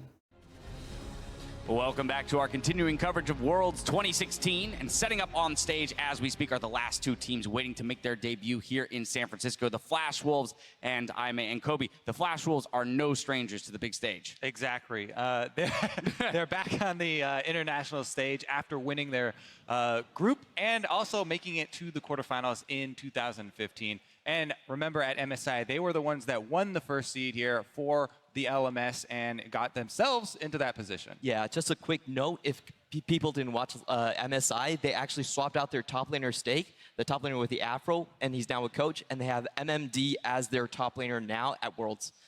Of course, MMD, though, in that top lane does not negate that duo, that very powerful duo in Karsa and Maple. Those are the dynamic players to watch. Exactly. Those are like the three musketeers of team. They always do things in sync, and they really are very coordinated. They're just really good. And of course, I'm glad that you bring up Musketeers, because on the other side of that coin, we got the Bash brothers on Aimee. You're looking at Amazing J, Road, and a Voidless. So that's going to be your support, jungle, and top laner, respectively. Amazing J should sound relatively familiar. He played top lane for EDG in 2015. After their mediocre performance there, he actually got benched down into the LSPL. Now, Chinese analysts kind of clinch, because I'm going to use that word that you dislike, challenger scene. That's what it was. He promoted Aimee from the challenger scene into the professional scene and said on that platform, I will get us to Worlds. Everyone thought he was crazy. And now he gets to stand on an international stage and say, I'm a man of my word. all right, but who's your player to watch on this Aimee squad? It's definitely going to be a Voidless. Now, Amazing J is the primary benefactor of everything that goes right for Aimee, but a Voidless is actually very creative and very clever in his jungle pathing. And if you want to study junglers, he's a good place to start. All right, well, with just that, it's about time to get into game and see how this one plays out. So let's shoot it over to the caster desk. Thank you very much. With that, let's check out some starting lineups and get ourselves into game. On the blue side, to kick things off, it is the LMS's Flash Wolves, who had a surprisingly strong showing in a lot of international competition. In the top lane, it's MMD, their jungler Karsa, mid Maple, NL AD carry, Sword Art support, and coach Fluidwind. On the red side, it is the LPL's Aimee. Amazing J in the top, a Voidless in the jungle, Athena in mid lane, Jinzhao at AD carry. The support is Road, and their coach is Kesman. Yeah, and I'm excited for some of these players here. We have Road in the support position, polar opposite of who's he going up against in Sword Art. You know, you have the calm, collected mind of Sword Art who likes to take things slow, you know, really calculate what he's doing. And then if you have Road, he's like the complete wild card, unpredictable, goes either 10-0-0-10, you know, very binary support player. Which one were you though, Crepper? Were you more of a Road or were you more on the Sword Art side? I was half of Road. Okay. I was a 0-10. Oh, okay. Just like NA at Worlds last year. Oh, too soon. That's Day 2 of Worlds. Supposed to play to the crowd, not against. Yeah, but Europe's going to do the same thing. I think his ship has sailed for playing to the crowd already of the day one analyst desk. Well, Amazing J, they said it before, he was crazy to think his team was going to make it to Worlds. I have news for everyone. He's still crazy. That's Aimee in a nutshell. We'll see what they have cooked up for us here in picks and bans, because we are ready for our second draft of the day. Olaf and Nidalee quickly banned out from the jungle pool, and there's Bard banned away as well from Road. Starting off with the Olaf ban is a real interesting one. Amazing J's played it in the top lane. I think it's going to be, of course, more of a jungle pick at this tournament. When we've seen the Olaf, it's performed really well. You can't look past Smithy yesterday, what he did for CLG in game one over your European team. Prepo? I don't recall what happened there. Just quite. The Rumble's taken off the table, which means Jace goes up in priority in pick and ban. We see at least taken off the board here, so we may actually get to see one of the few Rek'Sai picks of the tournament so far. Well, we've got one last ban here for Aimee, so we'll see what they want to do with it. About 15 seconds left to make their choices here. Have slowed down a bit. So they're kind of thinking about what Flash Wolves might first pick as well. But like you said, Rek'Sai is kind of the obvious one open. Jace also potentially open with Rumble taken off. So do they ban the Jace? They actually ban Syndra, so taking it away from Maple. Graves been a big pick for Karsa as well, so not a guarantee you'll go for Rek'Sai first, but it's a denial pick away from a Voidless who already has interesting creative pathing, and then giving him a champion like Rek'Sai who feels like Shaco at the times when it comes to the different ways you can just pop around turrets and go for aggressive ganks. It's probably too much, so probably smart to take away Rek'Sai from the likes of Avoidance. Yeah, just a really strong pathing jungler here in Rek'Sai. Has a great presence in team fights, you know, fits in almost every single team composition, so that's why he is so contested. It does seem like teams are starting to realize the true value of this Syndra pick, and, you know, they say even if they first pick it, we don't have a good counter pick left, and being robbed of a counter pick mid lane in this meta, standard lanes 5v5 is actually something that you want to avoid.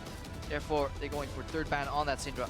So Jin Zhao was really heavy on 280 characters. It was Sivir and Jin. Jin, of course, had the larger nerfs since 6.15, but still very much in the meta. And we saw a Zac ban in game 1 of the day. I'd love to see our first Zac on the Rift.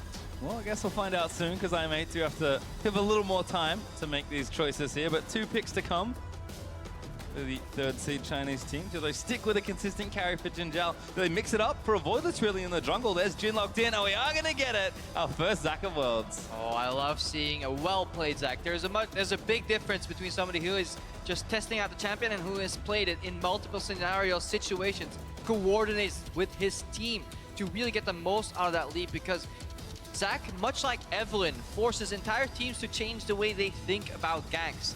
Because you don't ward in the river versus Evelynn, because she knows she'll be invisible. You don't ward in the same spots versus Zac, because he'll just come flying over. And just consider the jungle matchup. The power of Rek'Sai, apart from the global, strong pathing, is the Tremor Sense. It's about being able to see people set up for a gank. Zac just charges that elastic slingshot. There is no visual indicator there for the Tremor Sense. So just in terms of compositional-wise, in a 1v1 in terms of these junglers, I feel like Zac can outthink, outfox a Rek'Sai, and there aren't many junglers that can do that. Well, it seems like Flash Wolves are going to keep it very safe for these next 2 picks. Nah and Karma is locked in there, so flex potentially for Maple in that mid lane, but of course Sword Art can take it for a nice strong duo in the bottom lane as well. Yeah, and it almost feels like this Karma is slotted in for support, because what it brings to the bot lane, guaranteed push, good shield, speeds up your entire team comp as a miniature Sivir in the mid game here. Super strong support, and she was actually the main reason Nami came back into the meta, because people needed an answer for that Karma in lane.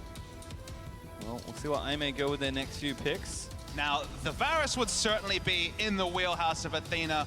Some people here might not know, but last year at the Casper Cup, on ESC Ever at the time, Athena became known for his teleport Varus plays, and just in general was a bit of a Varus one trick on the international scene when he played at IEM Cologne as well. Going with what he knows on the international scene once again, sticks with the Varus. Yeah, and he's a good pick against some of these stronger, like, duelist mages that are in the mid lane, because he simply just outranges them. Yes, he will yield the pressure in certain scenarios where he can't contest the minion wave early, but he's always safe here.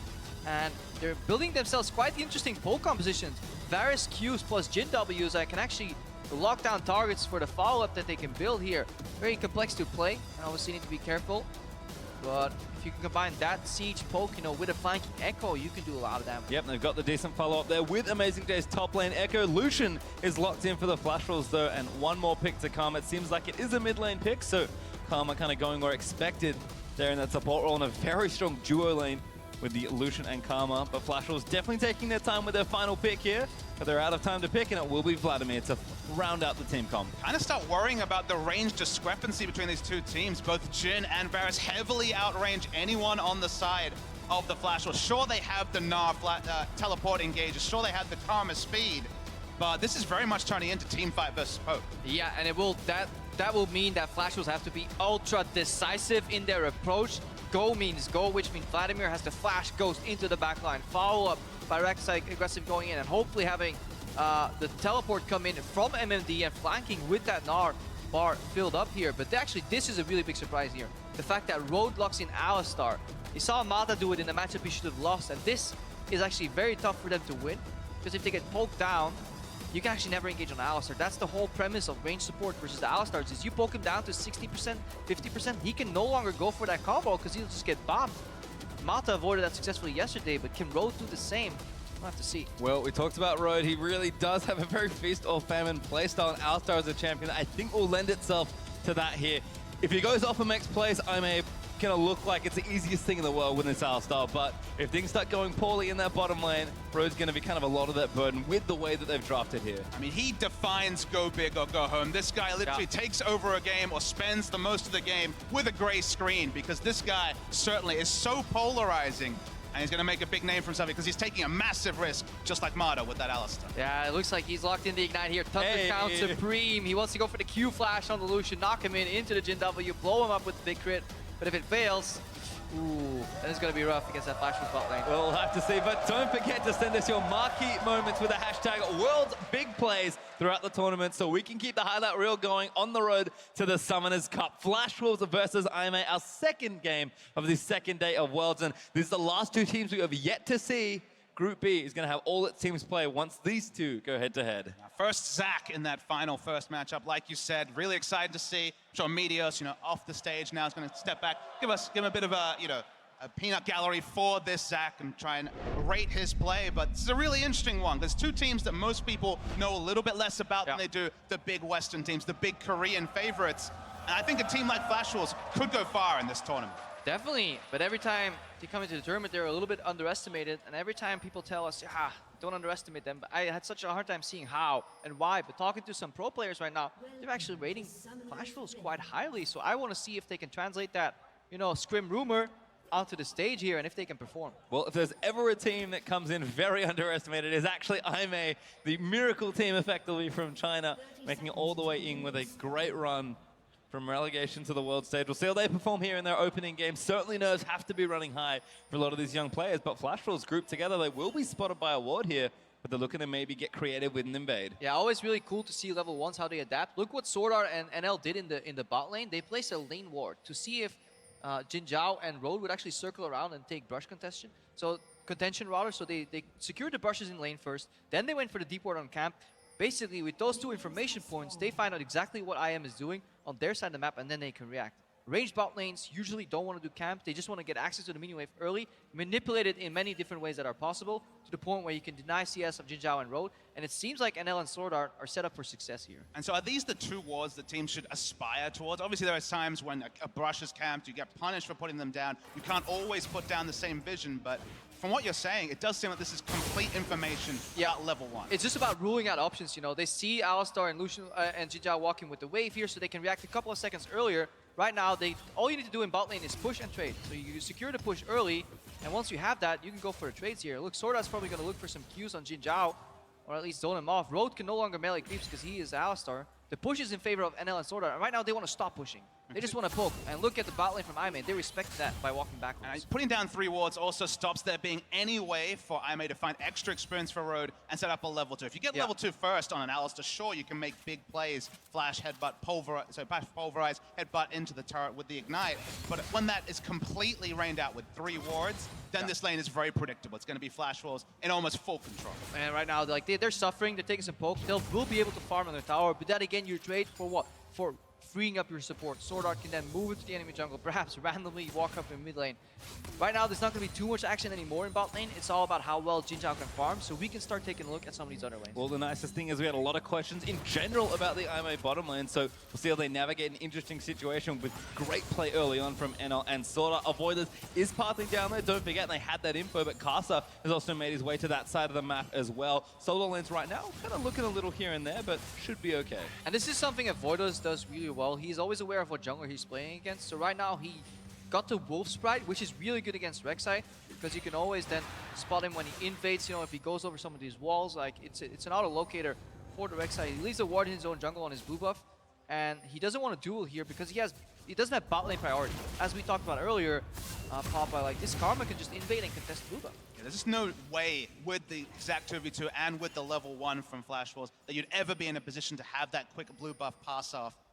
Voidless is the one adapting his play a little bit here. Yeah. And Nl actually picked up blue. Yeah, Nl was handed off blue buff to really, this poke lane just become pokier. They really want to punish that Alistar pick. Avoidless read the situation though. He didn't linger around trying to contest and oh, oops, I lost smite. So he just went to the other side of the map. But then the reaction came out here. Oh, this Flash is moves. greedy. He wants this, but he's forced to flash out of the way. MMD hops on Maple for the assist, and there's the hyper proc in. Athena gonna try and protect his teammate, but he's turned into blobs. And the teleport is gonna save the final blob. Might still go in for it. Oh no! You're supposed to. Yeah, you're supposed to complete the teleport. You're supposed to complete the teleport, because even though the blob is not moving on your screen, it is actually moving in real time. So the Zac will come out of that passive and then be able to escape. I think Amazing J just expected Voidos to die after the passive anyways. But that is one of those things you can do with Zac. Teleport renders the blob invulnerable, and it actually will complete Zac passive channel. It doesn't interrupt it at all. But the one thing you can say is because it's the Echo top, not having a teleport means that he can just wait till level 6, still get a shop in and not be punished heavily. Because usually, if you can't get back and teleport to lane, you're going to be, what, a couple of Dorans, or in this case, perhaps working towards a Black Cleaver or a Frozen Mallet behind a Gnar. But because you can ult back into lane, not as punishing. You're not expecting map plays in the next 5 minutes. Definitely, but this was beautiful team play by Flash Wolves. They figured out what happened level 1. They aggressively contested blue on the other side, so they forced Voidos' hands. And while he was trying to solo blue, they both collapsed from mid and top here. So this is poor team play by IM. Like, you can't allow your jungle to have to solo invade and not back him up here. Athena was not calling the miss properly or was not just joining. He was prioritizing his own CS over helping his jungler. And Voidos is punished hard on a pick that plays so poorly from behind on that Zac. And Maple, the recipient of that first blood as well, already 10 CS ahead of Athena. Looking really nice on the Vladimir early on. Athena, he's doing what he can. He's Varus, he's very safe in almost any lane, but Maple's pushing him in now, and we kind of saw it already, but Flash Wolves having priority in those lanes. That means Caster's opened up to just do more and more, and that early Tiamat on the Rex side, this was the build we saw time and time again that we still expect, despite the Rek'Sai's getting a little less attention, and Flash Wolves are poised to really try and take over the game. 1k up already. I mean, it's pretty predictable, right? Caster's going to go for a skirmishing build. He's going to rush the Tiamat. Maple's going to hit level 6 soon, going to be able to ghost out of lane. And Athena, you can see he's a defensive-minded mid laner. At level 4, it's hard for him to push the lane and come in as Avoidless is looking for something creative. But if they get the push advantage in 3 lanes, it's going to be a fiesta for Caster to basically feast on whichever part of the jungle he wants on the side of IM. Yeah, Voidos, he was just stretching. You know, before you go into a gank, make sure all your limbs are stretched out here. They get spotted though. Good ward by NL. That's what you want to do against Zac. That's what we were talking about earlier. You want to change your mindset. You don't need to care about river ganks from Zac. This guy is going to come through lane from over the wall. Well, you can see Soda and NL still keeping pressure up in this lane as well. Up a couple of CS here and there, so looking good. 80 carry versus 80 carry. Yeah, but they traded that CS advantage that they could have gotten for pressure, for example. You know, the fact that Avoidless died originated from pressure in his bot lane. That's how League of Legends works, you know, cascading pressure, you know, from bot into enemy jungle. Enemy jungle has to adapt, goes into your jungle, you collapse, you know, all team play here. Solid performance by Flash Wolves. But if you know that a team, let's say a team watches not, okay, this is the way to play League of Legends. Those 2 wards, maybe a 3rd one at level 1. How do you punish this stuff? Because it looks methodical, but there's surely counterplay. I mean, there's always counterplay. You could stack 5 people in a brush. From having experience of having to design level 1s, it is always rock, paper, scissors, and then bazooka. Somebody will find But you can counter, or you take the hit, you know. Some level 1s are impossible to counter because you have an inferior team comp. Like, if they just group on you and you can't stop them from walking in, they will get the information. That's why usually you see teams concede the weak part of the map and just get a deep ward themselves. So, you know, you want this information, we'll trade you something on the other side of the map. And in general, Flash Wolves, that play seeming very clean. They're playing well together. Their vision is up in nice spots. And now the lanes are starting to get edges here and there. And are still playing up here with Sword. Very easy lane to bully with the Karma here into the Aaliyah in particular. And you can see just constantly pushing this Jhin under tower. Protobelt on the way for Maple, so I like it. Going for the aggressive build versus the Varus, because realistically, what is Athena going to do? Doesn't need a Spirit Visage here early for the Vlad. His itemization options are different because it's against an AD mid laner. There is magic damage coming out of top, and to some degree the jungle, but Spirit Visage will be a 4th, 5th item, if at all. Yeah, just a really nice item for Vladimir to build, but definitely doesn't need to prioritize, just like you guys were saying. Avoidless managed to find his way to 6 at least, but he's getting contested here. Every time Carson moves in, he's getting this hits from Sword Art. We're going to try something. Avoidless charging it up, does get the knock up onto Casa. Decent damage actually, and will follow in with the ultimate. Road in there, looking for the play, but he's tagged Casa on the back end with the Jhin ultimate. Jhin Zhao fires them away. Uses the last bullet, because why not? The play, not too bad, but no conversion for Aime on the kill. I mean, it's important to send the message, this is our jungle, stay out. Don't just roll over and concede every blue buff here, because they can finally get it to Athena, and this shifts this matchup so hard. Varus is very blue buff dependent, because he needs the regeneration to kind of turn it into a clear the wave and poke lane, as opposed to just clear the wave lane. And the timing of the gank from Caster was no mistake. He wanted to be around the blue buff contested, as you say. No blue buff on Athena, 3-4 Qs, and you're out of mana, even with a tier. Zhao, happy damage to take. Hurts a lot, actually. Culling not quite enough range there. But Jhin Zhao taking enough damage to probably get forced away with Casa just here behind the turret as well. And this turret's going to start taking damage now, maybe. Yeah, this is where Flash Wolves are kind of telling IMA, guys, we've got to place it up. You saw us place this ward in the lane. This is a teleport ward. That's why Road actually dropped this pink ward in the middle of the lane. If you scroll the camera above, like, he drops it in a position where you would not expect a pink ward because they're blocking teleport wards right here. Flash Wolves is usually you threaten the team with teleport, and you let them know. It's like, yeah, that's what we're going to do. Please step away from the turret. We would like to take it. I mean, we saw Smeb do this just yesterday, teleporting back against Albus Nox and getting a big equalizer in. This, as you say, is a very obvious ward, but it does take away the clean strategy that other teams have shown. Yeah, Road counters it with his pink ward here, but now this unrelenting pressure is almost becoming too much. Karsa exclusively camping bot lane. Take one down, pass it around, place another ward over the wall. They do know that there's still a pink ward there. Void does just limbering up again, doesn't go in for the gank, but they'll clear out what they can, and it really is all this attention focused down. Looks like Zach's going to move back and clear that ward out of the way, and Karsa, a quick visit to mid lane. He doesn't want to stay too long. He doesn't want to clear that ward because he doesn't want to reveal himself. That's the problem right now. Like, that ward's there, and actually nobody wants to clear it, even though they see it. Alistair doesn't want to walk all the way there and yield lane pressure because they're stuck farming on the turret, so it's actually quite annoying. In the moment Avoidless shows himself there, of course, the top lane from the enemy can just go Rambo, knowing there's no chance of an answer from the Zac. Zac's long range. Speaking of engage. In onto Road, Swordart move back in again. Jin Zhao still firing shots, and here's Avoidless looking for one. Swordart going to get slowed in by the Zac Q, and that's enough damage. Jin Zhao with the kill. Yeah, that was a dirty play, and that's always the risk when you're laning against Alistair. If you're an even CS, Q flash, so you cast the Pulverize first, and you mid-animation, you flash on top of the Karma. He knocked him into another Jin trap, and actually Avoidless, they knew he was roughly in the area, but he bypassed the Scuttle Crab. There's a little bit of fog of war there on the right side that you can sneak through.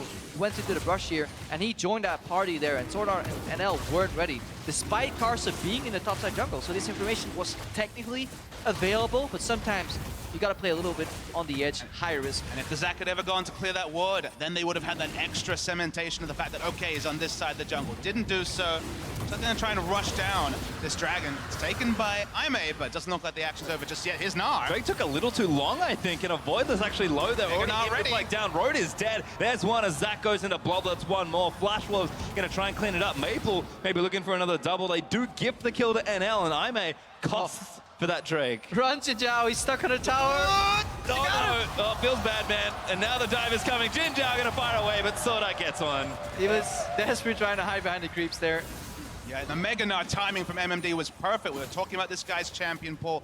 He's on the analyst desk. He's showing that his Gnar is up to par. The Echo is one of his big picks. Amazing J had teleport available the whole time. Didn't choose to use it. Maybe was called to stay in lane. Seeing a replay of the fight right now. Of course, Road gives up his life. They didn't want any more bonuses, but it ends up being 3 kills, and predictably probably going to be the first brick or the first turret of the game over to the side of Flash Wolves. Yeah, really good reaction from Flash Wolves. So despite so close to getting out there. Despite making this small mistake in lane, they actually capitalize on the follow-up play here. MMD lingering a little long. He still has ultimate available. Good Mega Gnar, but the wall of he freezed in midair. And now Amazing J gonna chase him down. He actually did finally come down for the teleport play, but the tower in bottom lane's already dead. That was far too late. Yeah, trying to salvage something, and this is Aimee being a little desperate.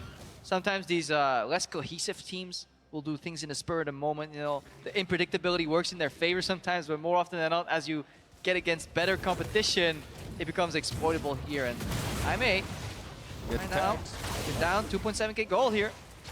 Now, item timing is looking really clean for the side of Flash Wolves. And that was actually just rotated top. Of course, they already have that bot lane turret, trying to get as much guaranteed gold, grow that gold lead, but Gnar has frozen Mallet, just some pieces of his item build here for Amazing J. So the laning focus from Flash Wolves is looking really, really good.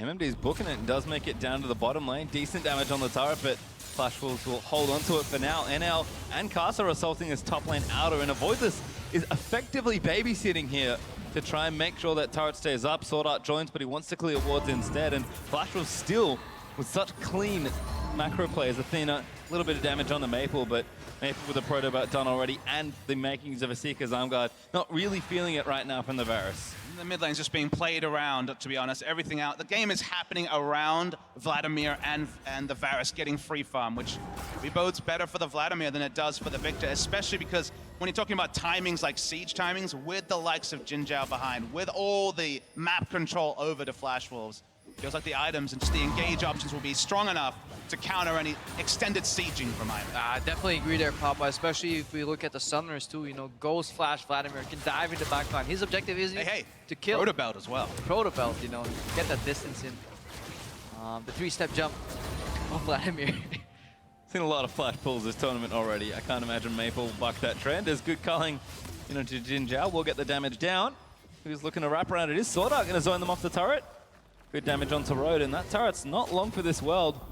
Bottom turret still not taken down by Aimee either. Amazing J's working on it, but they pulled their duo back to the top lane to try and salvage some of the assault there from Flash Wolves. And Aimee, you kind of mentioned it already, they are a chaotic team, but when Flash Wolves is playing around you, they don't really care that much. But you need to look at what Flash Wolves is doing here. It's actually quite fun to watch, to see them execute it so well. Every time they push, Sword kind of holds NL's hand until he's at the tower, then he lets him go. It's like, don't die. Whatever you do, don't die. And then he groups up with Karsa into the jungle, places a couple of wards, deep vision, they back out and repeat it again.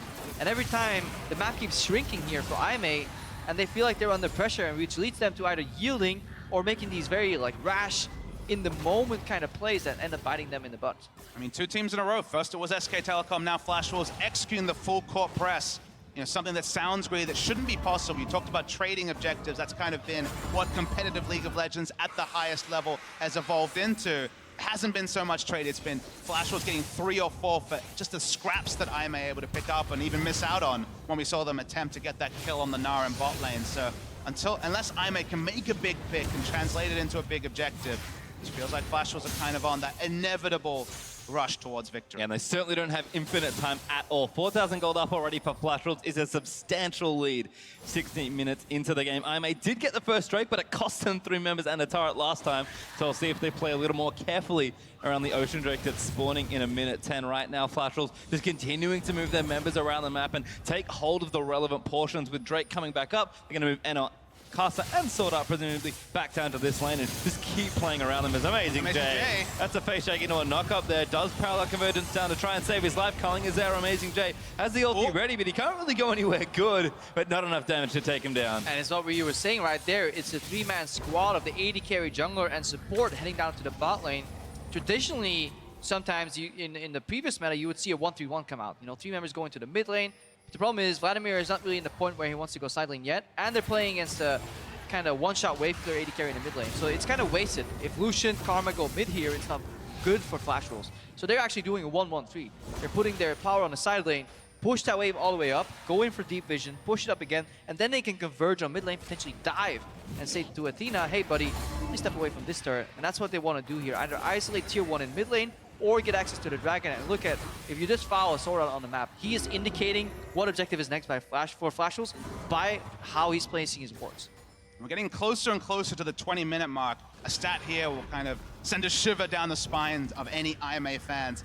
So far this season, including regular season and playoffs, if there is at least 1,000 gold lead for Flash Wolves, they are 27-0, have never lost with 1,000 gold lead at 20 minutes. Not even a massive lead, of course. We've seen far larger so far this tournament, but I just don't see a way for IMA to close that gap, and then Flash Wolves are methodical from there. Yeah, mostly because it's Flash Wolves taking kind of the lead here and taking the advantage, seizing the moment kind of, as opposed to IMA going over aggressive and kind of throwing the game. No, IMA are being outmaneuvered here. Flash Wolves, very calculated. We talk about it, they have kind of one big play left in them, but they need to do it at some point now, and this Drake doesn't look like there'll be any contest at all for IMA. They'll give that over. They've got one themselves. The Ocean isn't too bad to give up here, but it just kind of continues to sell the story that IMA aren't willing to challenge Flash Wolves, and if you're not willing to challenge for things when you're the team that needs to kind of make something a little kooky and a little crazy happen, Flash Wolves are just going to play their game and you're going to lose. IMA have made big comebacks in the vein of games like this. You just look back to the game that qualified them for this tournament. Oh yeah. The 5th game against World Elite, where they were massively behind. Amazing Jay on top lane. Nautilus was feeding out of his mind, but they extended the game further and further and further until one big team fight took it. So is that going to happen here? I don't predict so, but there is still runs on the board for IMA if they're given the breathing room that so far Flash Wolves have not been granted. They're getting a small moment of rest pretty soon here because the war line isn't deep enough and Sword Art's side zone is empty. Quite a few people. Little victories, Crepo. Quite a few people sitting on quite some gold here. That's the moments you gotta seize here, and that's the problem with the new like warding items. Like they needed to be refilled. You don't have unlimited wards. I mean, gone are the days that you can have 20 wards in your inventory and just ward up everything like Mata did. Because of Mata, that got changed. It's like, that's not supposed to be possible. So right now, Sword Art has to base, you know, refresh everything. The map gets reset. I may maybe have an opportunity to sneak in a brush somewhere, maybe make a play. But then they need to read the map. Rift Herald though over to Flash Wolves is good news for MMD or Casa, depending on who they give it over to. Looks like it is the top laner though. Should help him out against Amazing J. Although he doesn't need too much help, and we are encroaching on that 20-minute mark, about 15 seconds away, and Flash Wolves are certainly more than 1,000 gold ahead. Because of that 20-minute duration, it means they'll actually have the glimpse of the void on the Nars, already going to have a sizable advantage in the 1v1 till 39.5 minutes, and I don't know if the game's going to go that long, but regardless, it's going to be just maximum uptime in the business end of the game on the Rift Herald buff. Yeah, great point there. That's another kind of late game insurance that they have ready for themselves. So everything is kind of tying together here for Flash Wolves. Looks very controlled to me. Looks very methodical. It does, some of these actions are not randomly happening. It's not like, oh, there's a blue buff, let's invade. These things are happening in unison. They're using wave push to then free up members to outnumber single opponents here on IMA and take away their buffs, their dreams, their hopes. I mean, when we were on the analyst desk yesterday, Crapper, there was so much to talk about because teams weren't this methodical. They were making mistakes. We didn't get treated to solid macro like we've seen so far today, so... Not everybody enjoys the solid macro. No, and unfortunately we don't get quite the same level of hype plays, but it is good to see, especially from a team like Flash Wolves, that you know, some people have put this team at last in their groups. Some people seem confident they might make it out of groups. I may are hard to read as well, but we're certainly getting at least a picture of Flash Wolves and the ceiling of this team in a game like this. That's the hard thing about IMA. When you watch some of their games, they do like the crazy stuff ever, and like, yeah, go IMA, and then you tune into another set and you're like, IMA, what are you doing? Please stop whatever this is. And you never know which one shows up. Well, unfortunately for IMA this time, it's kind of neither, to be perfectly honest. They're sort of letting Flash Wolves just play their game, and IMA certainly aren't playing theirs yet. I think the mid lane turrets are causing a lot of that grief. Athena and Maple have just really been trading wave clear back and forth, and with no big open point, neither team feels comfortable to make a big play, at least like diving around these turrets. But Flash Wolves are happy to play patient here, and IMA are just kind of letting that happen. Yeah, so without many kills, there's not much we can do other than talk about the story or kind of dive into the details of these invades. You saw the kind of apprehension with which they invaded. Karsa, Prey Seekers first, Sword Art around the corner, you know, very careful, afraid to face check and get Q flashed on again here. So it's methodical, albeit a tad slow. I wouldn't mind if there was a crazy fight pretty soon. I come from the land of the LCK. We're used to 5 kills at 22 minutes. This is where we usually start talking about Star Wars. It's kind of where we go at this point in the game because Flash Wolves are doing everything right, and IMA are being dictated to. So talking about the League of Legends, it's clean, it's methodical, it's over time. They're going to keep pushing the wards further and further on the red side, look for a Baron, look to cement the game, and anytime someone pokes their head out like Road, they're going to take half their health at best. Yep, 3 wards go down, only 1 gets cleared here, a couple of camp wards here, so that's right side secured. Problem is, if you want to do this correctly, as Sword Art, you kind of have to become a baser. Every time you ward, you base, you ward, you base. The life of the support gets reduced to that if you want to play macro. They're looking for a bit of a rotation here though. Couple of deep wards, making sure that they're not spotted on the way. They want to isolate tier 2 bot lane, maybe turn it into a dive. Not too bad here. Drake up in 125, so kind of a reasonable side of the map to control at this stage. Looks like damage is going to get taken up pretty quickly as Jinjar's got 1.5 items. MMD and Amazing J going to battle. In fact, pops back in a mini after a Gnar. Amazing J trying to get himself out of this situation. Boomerang's not good, but he took the ulti back in MMD. Flashes on his face into a Voidless, who's here to save his teammate. Athena missed his ulti, but it's not going to matter. A Voidless collects it. Gotta see what the cross map here is, guy. 1 guy, there are 3 members in the top lane here. This is the block the bullets, Karsa. Yeah, 1 creep left. It's enough time here. Tower's gonna go down. There's 2 more range creeps right there. Road, does he do it? The teleport's in as well. IMA trying to make that chaotic play. They lock up Karsa with a W there from Jin, and Amazing J once more. He has to take Karsa instead. Great flash on the Rek'Sai, might be enough, but a Voidless swings his way in, does not connect there with the knockup, and he's chasing down, but he's actually a little too far forward. Amazing J will take out Karsa with a Voidless, flashes out to safety. Maple now forcing get himself in a pull, but Jindao's ready with a snipe. It's Athena instead that collects it as Enel flashes towards the Jin, looking for another one, but Flash was bit off way too much here, and IM, that paid off well. And this is exactly what IMA were looking for. The first pick and just the overextension on the top side. Teleport, the cross map has worked. Oh, teleport, speaking of coming as well here. This is a little much because Zach typed in with passive and thought the team could follow, but MMD cuts him off at the pass. Amazing J cannot connect through. And what a chaotic team fight win for IMA. Yeah, IMA very much so have the one way in, no way out mentality. You either fight until you win or die. And it was very apparent in the Voidless jumping in at the back there, trying to buy time, but then he didn't calculate that there was one teleport on their side, but that usually means there's a teleport on the opposing side as well. And there's been a lot of questions about the communication methods for this IMA team. The word is they have 3 different languages that are being translated through. Back when we saw the Korean exodus, you know, Korean players starting to go to the likes of Europe, China, especially North America, we saw the limitations of having a mixed language roster. I shudder to think what the case is with 3 languages, but regardless, they've made it what they've gotten to Worlds. But then it's little plays like that where you're like, that should not happen with perfect communication. Yeah, this is Flashwolf, so they take down the turret, but because they kind of stayed too long, all trying to help Karsa here. Amazing J comes in with the teleport. It's good mechanics from Karsa, doesn't knock up his flash here. Doesn't quite get killed. Voidless just a tad short, and then Maple comes in, and then the Fiesta starts. No other way to call it, Crepper. The fight goes longer and longer. This is all after Nar gave up his life just for pressure on the top side. Flashwolves took an answering turret, and now goes Rambo on the bot side. But that death timer is what actually is the big story of this fight. 2-1. The Nar is back up with teleport. Voidless could have backed off.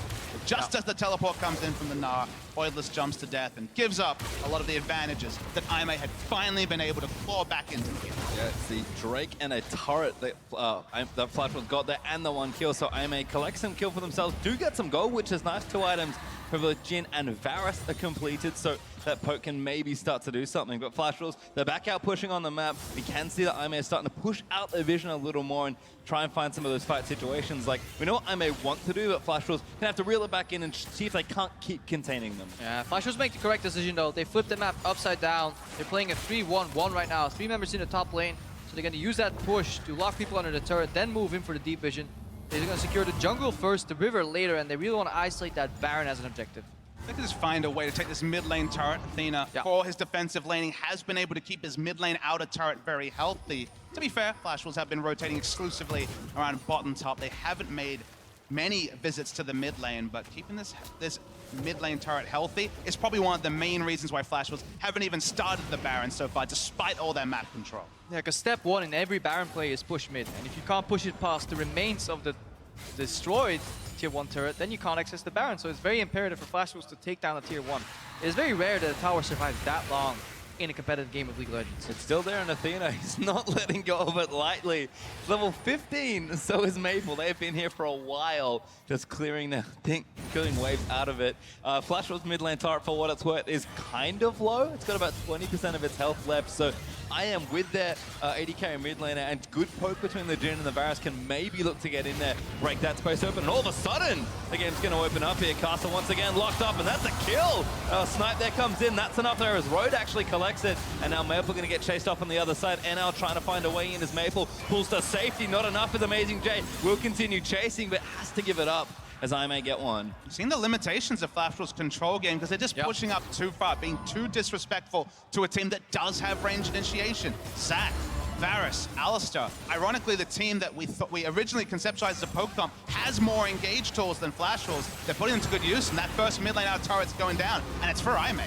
Yeah, they use their pick potential that's built into the comp as well. You know, combo can be used as peel, but let's not forget, a single target combo into Jin W is the perfect pick-off attempt here. And IMA, they let Flashwolves get a little bit too comfortable here, splitting up, controlling the map, and they bite back. Still behind pretty substantially in gold, but have shortened it a bit from the 5,000-6,000 to 3,500, so IMA looking a little better and have access to the center of the map most crucially. I think it's what they do with the space they've created that really matters here. And this mid turret's going to be a real sticking point for Flashwolves as this game goes on. We're 28.5 minutes in and it's still alive. It's the only thing that is keeping IMA giving them a semblance of map control, really. You know, having that static point that they can really go hide in. It's their safe zone right now. But it's not a mistake by Flash Wolves. Consider the proposition for Flash Wolves. You want to come in with Vladimir, Gnar, Lucian, not long range AD carries or auto attackers, and we're going to have instant wave clear from Varus. Zac can jump in. You need the world's deepest wards to have any predictability about where Zac is going to engage from onto someone trying to take that outer mid lane turret. We saw what Marta could do on the Alistar if he comes on a flank, so you need to basically pink ward both your flanks and have deep vision that sticks, plus have to find a way to deal with Athena just wave clearing from off the screen. So mid lane turret for now is looking impervious as an objective for Flash Wolves to hope to pick up. Yeah, it could be worth for them to kind of swap up what they're doing. 3-1-1 is playable and it requires finesse to finish off, but if you struggle, it might be worth going for the 1-3-1. You know, put the 3 in the middle, put Vladimir on a side lane, force IMA to split up, and then maybe get flanked or dove in the mid lane. Obviously, very easy for us to talk about this, but these are some of the things that are going through Flash Wolves' mind right now. How do we solve this? What is our approach? Luckily for them, they don't majorly get outscaled in the late game, so they can still take it slow. Caught Road kind of, but pops the ulti and he should be safe there as Alistar, but maybe the re-engage is looking good for either team here. Flash Wolves with a bit of an opportunity to shove it up mid and see if they can't do damage, but Athena gonna stop all that fun once again, and Jinjar's making his way down from the top lane. So Drake up in 40 seconds. Baron is on the table now as well, almost 30 minutes into the game, and Flash Wolves have just been playing a little more scared than they were in the early stages of the game, and that's where IMA can really strike. I mean, if we could listen in to Flash Wolves comms, they're probably saying, keep doing it, we've done it well so far, keep to what we're doing. But it's extending the game, it's getting IMA gold. The gold gap has gotten basically smaller or the same for the last 15 minutes. And while IMA don't necessarily have a massive compositional advantage in the late game, you're just giving an option for this game, despite all Flash Wolves' good work, being decided by a single team. Yeah, we're hitting a breaking point here though, because look at the vision on the map here. Once this Lucian and Alistar step back, where are they? This is basically a game of hide and seek right now for IMA, because they've gotten comfortable farming on their turret, but they've left the entire Baron area exposed. Right now, Baron could be being started and we would be none the wiser, and that is a looming threat of a Baron bait here. At this point, I don't even know if Baron is being started. And there's one red ping. IMA are like, uh-oh, that's actually a possibility here. So we wander over and check it. Now the vision back on, we can see that I haven't started it, but that's going to give effectively a free Drake over to Flash Wolves. And that's the power of Fog of War, and that's sometimes we forget when we're watching this game in full vision, like, why are these guys not doing this or that and not rotating? Do they not see this guy? No, they don't. They literally don't see him.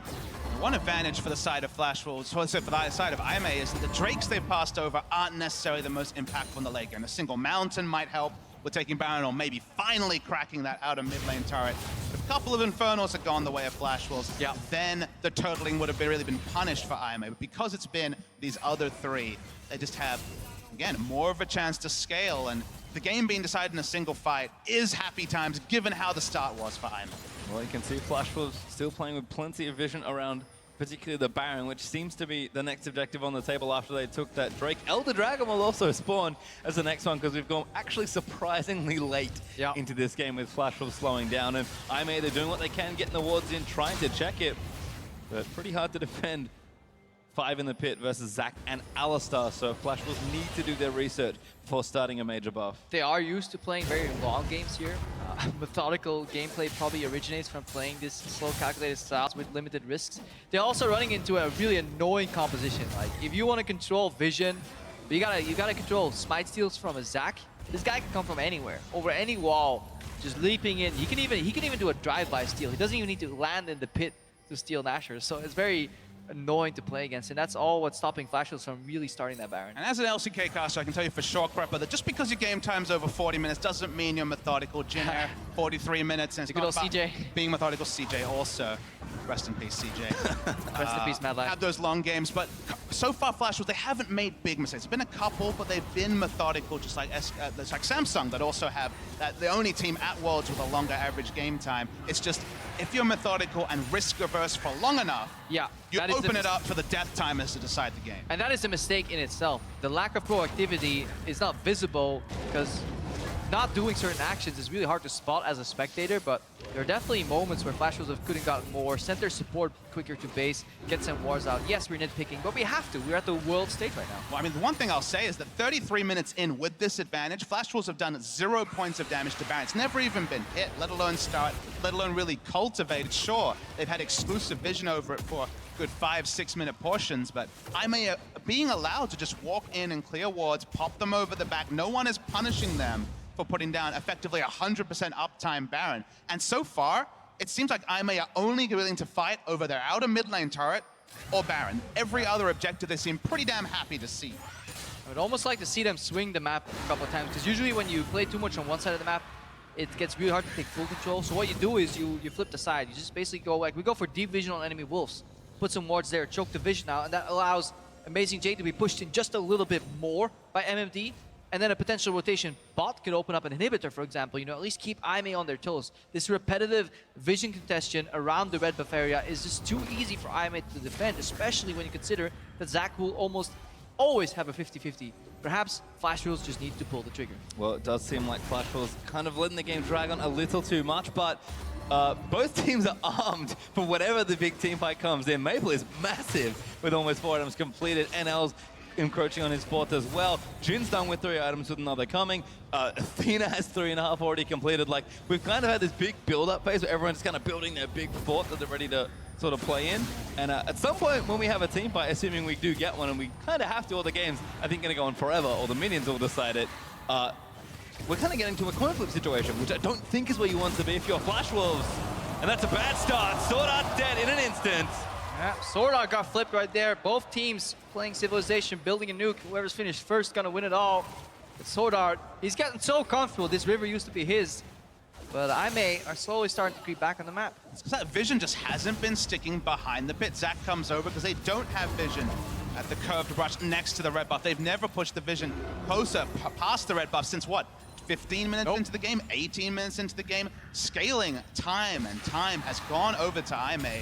One pick, they've got Baron control. Sword Art will be back on the map, but suddenly it seems like Flash Wolves are the team on the back foot. Yeah, they're definitely coming back into this game here. Luckily for Flash Wolves, a new objective will get put on the map, and that actually allows you to kind of pivot.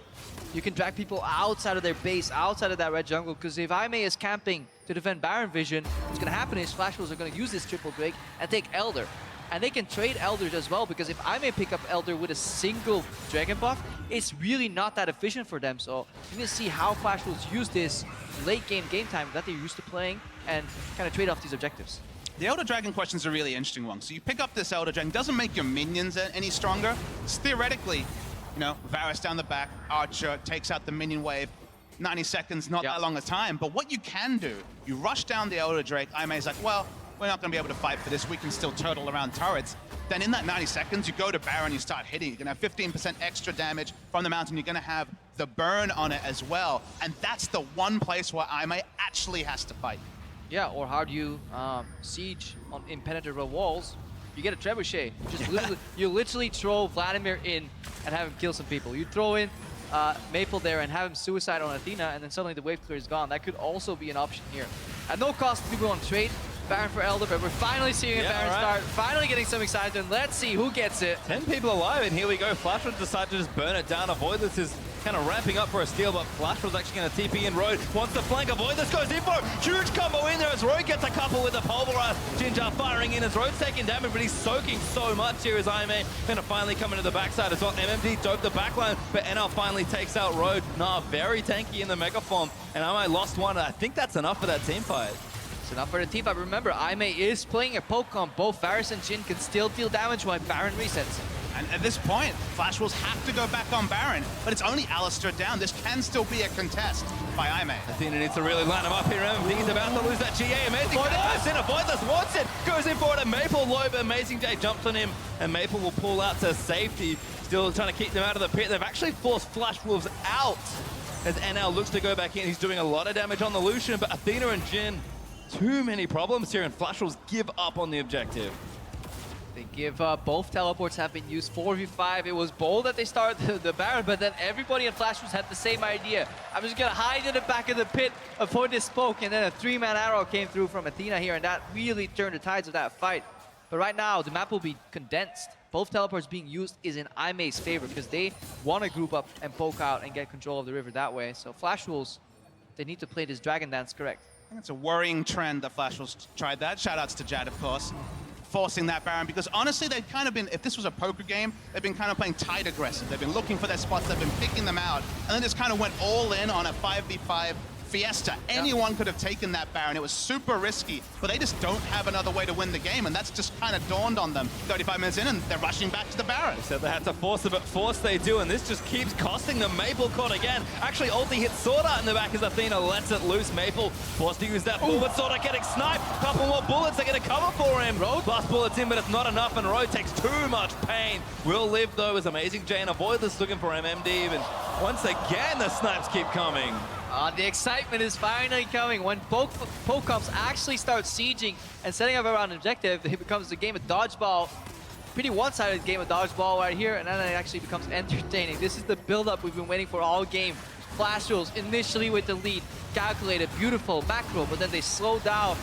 Right now, we got ourselves a good old Baron dance. Voidless wants in again. He looks for Kasa, does get him with a knockup. There's the knockup. This be the fight. Kasa goes in. Kasa with the dust bite goes in as Jinjo gets taken down. And the ulti back from Baron tags NL. NL goes down for the shot as Maple is trying to salvage the fight, but Amazing Jay's here to stun it up, and MMD just can't do enough in Magnar form. Maple falls, and IMA win 3-0 in the team fight. We get a single team fight in the game, almost 40 minutes in, and it might actually decide it. Death Diamonds along. They'll rush onto Baron. The regen will be there from a Voidless, and IMA should take the Baron.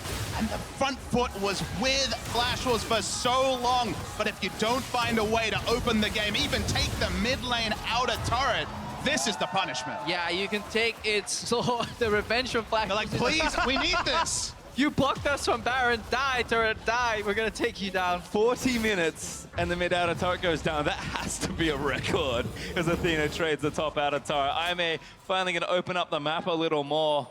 Bottom in hip turret looked a little dicey, but the Flashl's minions were not enough versus Road, who, by the way, it's his birthday today. So we'll see if he can collect a win for himself on top of that here. And IMA, we talked about them kind of turtling, being that coin flip team that's willing to take the late game team fights. They just won the late game team fight. Look, you can take it slow sometimes. When you're a little tired, you can lie down, rest a little bit, snooze. But whatever you do, don't fall asleep. And that's exactly what Flash did right here. They fell asleep. They stopped playing the game. They couldn't find a creative way to get around that mid lane turret. So they ended up trading Baron for it.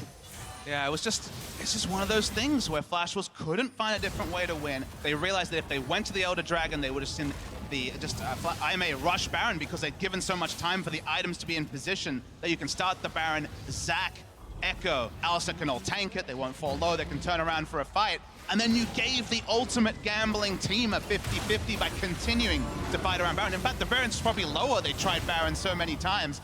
Now the super minions, now the siege that we thought may never happen is with Baron buff as well. And the Pokemon gets so much better with Baron buff as well because you have just so much more time to hit people, and it's so much easier to hit them as well because they're busy trying to kill the minions, which means they're in static, predictable positions, and then you hit. The only counter is a flank or a teleport flank, and that's what they're trying to do here. There's the flank, but Maple may be caught out already. IMA looking to go back in onto Kasa. Venus free hitting. Good transform time, but the damage is still good. Naza back in, but it's not quite enough, and the rest of IMA just going to charge forward into the backline. Maple still dishing out damage as Jinjo and NL going to battle, but Jin winning out on that crit battle. Close fight here, but remember, Pokecoms don't really need their ultimates when they siege. They like trading them 1-for-1, going for the reset, and then repetitively shooting out these projectiles. Athena is still on full health, full mana, and he's really gonna ride this wave into the turret here, but it does look like IMA's being careful. But if you look at the Baron power play, top right of your screen, 5,000 gold. Yeah, 3 turrets, casually taken down, 5,000 gold, way ahead of average for a Baron buff power play. Gonna rotate to the top as well. Not really many answers for Flash Wars. We mentioned it in draft. It's only the Nart teleport flank they really have for true engage. So suddenly, Flash Wars are the true onlookers, and IMA can take the inside track, rain in hell from far away with this Varus. Look at the top of your screen, though. There's a really big teleport. There's the teleport, but and there's Gnar. Being pinged out, so both teams are aware. But can they escape here? What can MMD do? The catch Athena maybe is the call here, but the ulti goes out. Athena still taking too much damage and avoid this. He's going to try and tie him off. Athena lives forever, though. And then finally takes him down, but the damage could be done. MMD, Nars Amazing Jay to the wall, but avoid this. So Resets the fight with Let's Bounce and just trying to get through the chunky front line. Amazing Jay finally forced to retreat as Maple on the prowl for a couple kills. Amazing Jay gets his passive, runs himself away.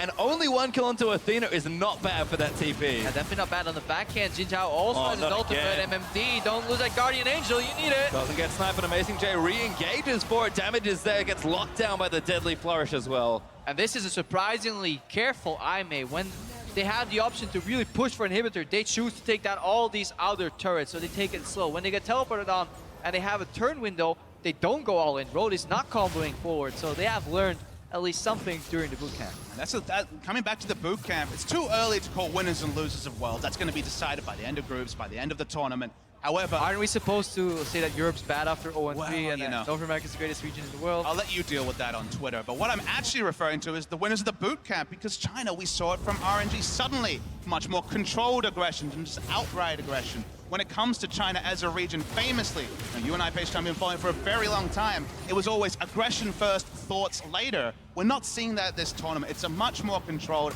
Clearly, the boot camp has brought China up to speed on some of the stronger aspects of macro play that are apparent in other regions, and they haven't been exposed on the international scene here, Jaime.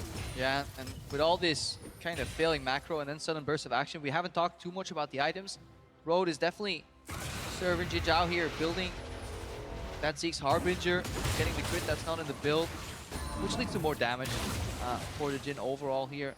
Let's see, there's a Mikhails on Sword Art as well, really trying to like make people survive if they do get put into that Darius ultimate or get put under that dome from Echo. And we get to the point where Lucian's build, of course, went for the early Youmu's into the Black Cleaver. Now it's starting to sell some of those items. The Black Cleaver probably still is slot efficient, but is it providing the same sort of victory? They're looking here, Flash Wolves, for the Elder Dragon. First visit to this at 45 minutes, but it's not going to be a freebie, that's for sure. And if they can reset the fights, it would be so good for Aimee here because that's what they want. They want the Dragon fight to last as long as they can, but Amazing J is finally teleporting down, which means Flash will yield and they kite out. Now mid lane is exposed though. This could be a rotation mid for Aimee. That's what they think about, but then Dragon goes low. Yeah, MMD's tired as well, but Amazing J has to stop them here. The Elder Dragon's actually fairly low, as they might have caught Maple here. He gets knocked up again, but he needs to go back in the pool. He does get himself up, but he gets less bounce on as Jin does trying to snipe him. Avoid this, tanking him up as the Elder Dragon resets, and that last bullet is almost enough to take off MMD's GA. Amazing J still diving in as well, but NL might shut him down for that particular item. Doesn't find it yet, and so much back and forth in these team fights. NL really comfortable in these late game fights, not afraid to flash in aggressively. Let's give Flash Wolves once again positioning over the Elder Dragon. Even giving up a Guardian Angel is not something anyone at Aimee want to do. See that Echo's coming back, rushing back into the fight. Elder Drake down to 7,000. Will we actually see a fall? Avoidless looking for a massive flank here on the other side. The Elder Dragon low. Might get the steal as well. Maple dives in. He wants to Avoidless. He got it! Elder Dragon steals it away as Avoidless. Absolutely massive play, and Aimee might win the team fight to boot. Double stop for Powerlock Convergence as they're ripping through them. Aimee have pulled the miracle out. 3-0 in that fight as well. Massive engage, the bouncy castle on 3 members from Avoidless and casually smiting away. Of course, you can smite during the battle. They're continuing, and Aimee are going to look to end the game. It's still 40 seconds till Maple comes back. Yeah, Rogue bought into the hype a little bit too much, flashes into the wall, but this was why a lot of people really wanted to see more of Avoidless on Aimee. Really not afraid to do something creative right there, and he finds the flank, steals away the Elder Dragon, and this means so much. Aimee may actually do it.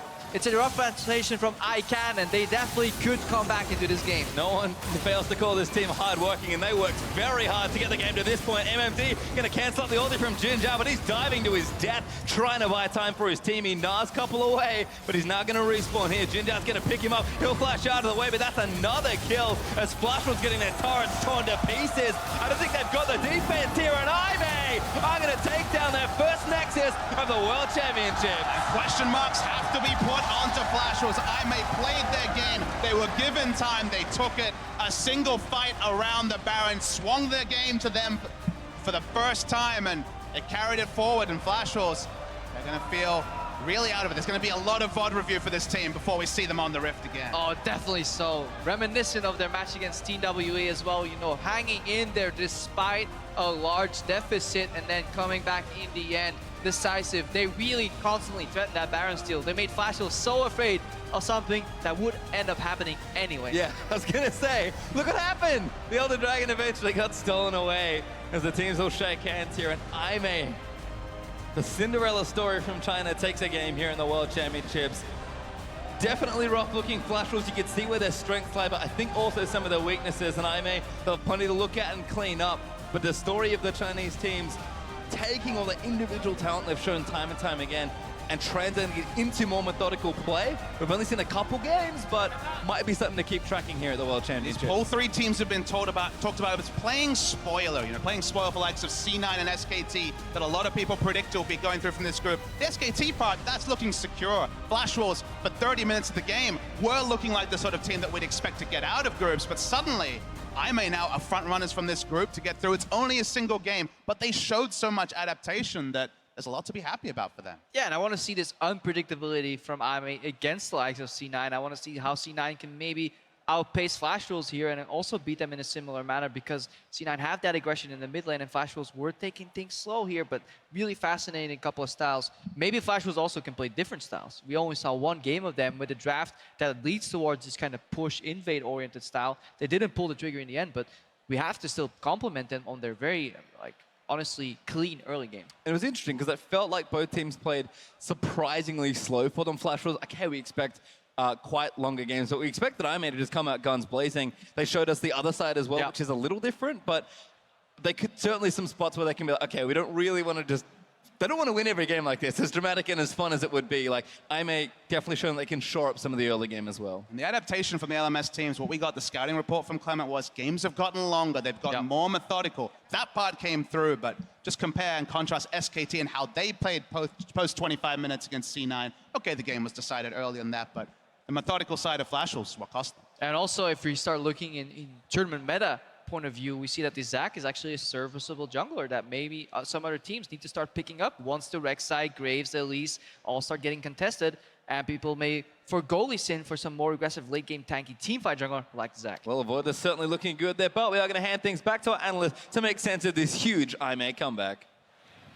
Thank you very much, Pastry. Resilience out of this IMEI squad after really what was the beginning of this game, a downward trend for IMEI. I mean, right out the bat, this was a very scary game for IMEI based on the early moves that Flash Wolves was able to make. Yeah, early game, I definitely think you could see that IMEI are a team that plays on 3 languages. Like, Flash Wolves has been through this before. They had a Korean Kramer, but they said, we need all Mandarin speakers, so they got NL back in. And I really think the coordination showed through. They're that kind of team that's very coordinated. They sync together. They invade well. The problem is they picked a comp that has really low range and no engage. And I just want to kind of clear up the 3 languages thing. So for IMEI, it's Cantonese, Mandarin, and Korean. So technically 2 of them are dialects, but Voidless and Amazing J are your Cantonese speakers, and then you have Jinja as your Mandarin speaker, and then of course you have Athena and Road as your Koreans, although Athena now interviews in Mandarin.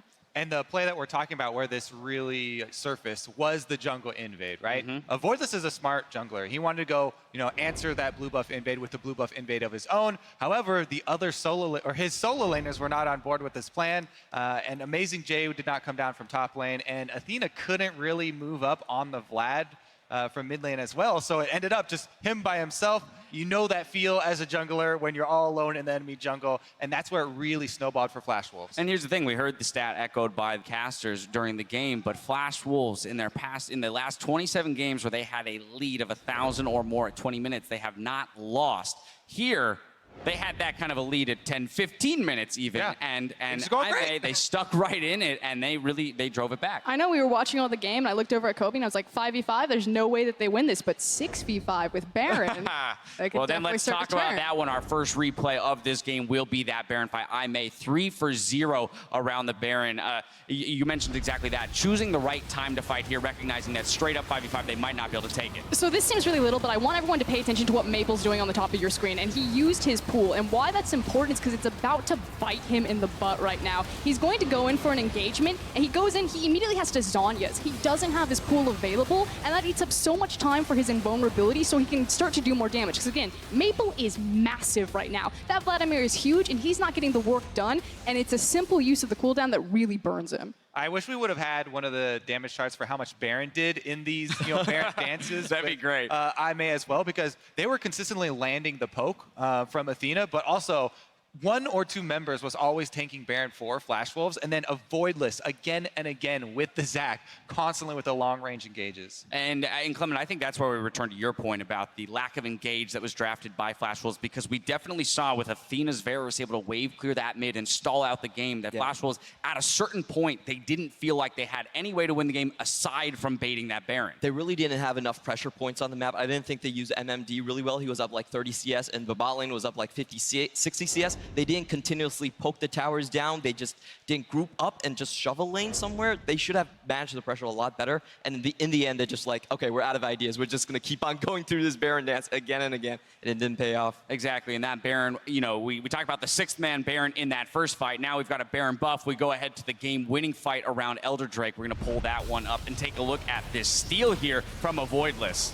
I mean, there's nothing to analyze on this. He gets in there with the Zac E, drops the smite at the exact time he lands, and steals it away. It does get super satisfying, though, when you highlight a player and he shows up in his first game on an international stage and shows up to play, making the plays when they count. Got shut down early game from Karsa, but came back in the late. A 3-for-0 there on that fight. They'll then push down the mid lane to pick it up. But now I want to go ahead and look forward in this tournament. You know, as you mentioned, a Voidless, we built him up. He performs. He's going to receive that player of the game for this one. But my question is, you know, will this team be able to shore up whatever weaknesses they did kind of showcase here in that early game so as not to be taken advantage of further down the line? I mean, frankly, with SKT looking as dominating as they have against Cloud9, this is a danger for both Cloud9 and IMA. Yes, IMA won that game, and you know, you're congratulating because you won your first game on an international stage, but ultimately both Flash Wolves and IMA should walk away with that and go back for a lot of review.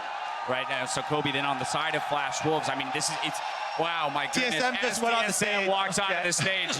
We get drowned out. Who cares about the analysts? No, but for Flash Wolves then, let's go ahead and identify for them because once again, we talked about the fact that, hey, they got out to a great move. Is this just a champion select thing? It can all be solved by giving themselves more tools to take advantage of their leads? There were problems far beyond champion select there with that Baron dance for Flash Wolves.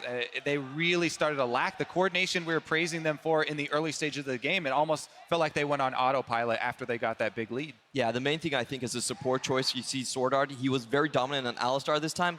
On Karma, he really didn't have much engaged tools. And I don't think they managed the pressure from the side lanes very well. This has been a consistent problem for the Flash Wolves. If they do MMD and let him split push and draw attention, I think they can get something out of them. To conclude this matchup, we just have to award a Voidless that player of the game here on the international stage. You know, as we mentioned, he was playing that jungle route correctly in the beginning, not necessarily supported by the teammates, but doesn't let him tilt. He comes in with a clutch steal at the end. Great play on that Zac, and as we saw earlier, it was banned against Meteos. He's kind of making the statement game for Zac, saying this is a viable jungler here at Worlds. Definitely in this group. Yeah, at least in this group. Nailed it. Yeah. All right. Well, then the score is settled in Group B for now, and it's time to look towards Group D as TSM and Samsung Galaxy take to the stage in just a few minutes. You already heard the crowd going wild for them. Don't go anywhere. We'll be right back with more Worlds 2016. This is a really interesting one. There's two teams that most people know a little bit less about than they do the big Western teams, the big Korean favorites. And I think a team like Flash Wolves could go far in this tournament.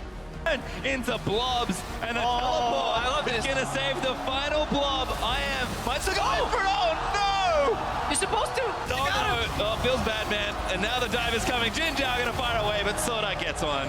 센터 이상 미캔더 오픈 now.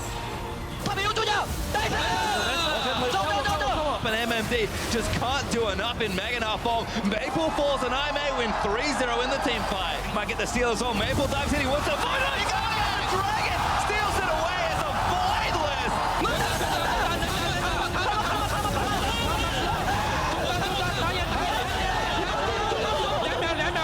For an IMA, I'm going to take down their first Nexus of the World Championships.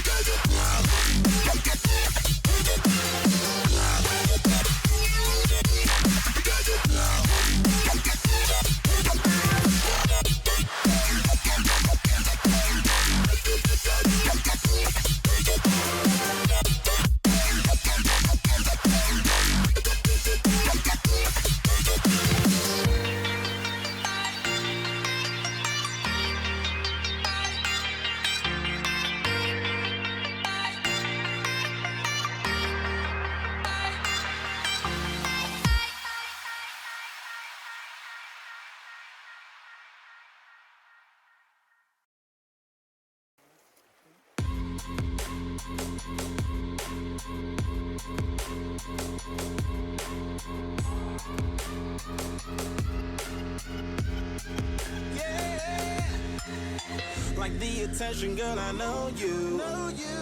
But you're everything I want in life. We're fighting danger like kung fu.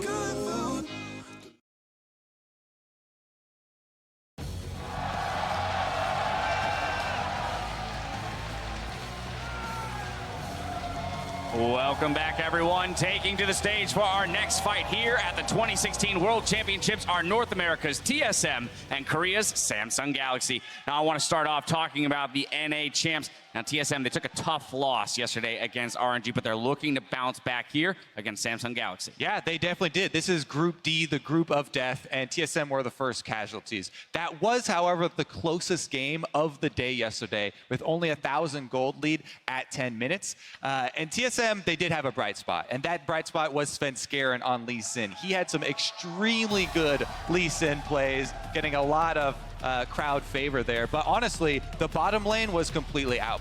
Mata was the one who was really shining, and he really brought a lot of pain to Doublelift, let's say. Now, TSM, they definitely do need to work on some of the vision control and actually how to play around that vision.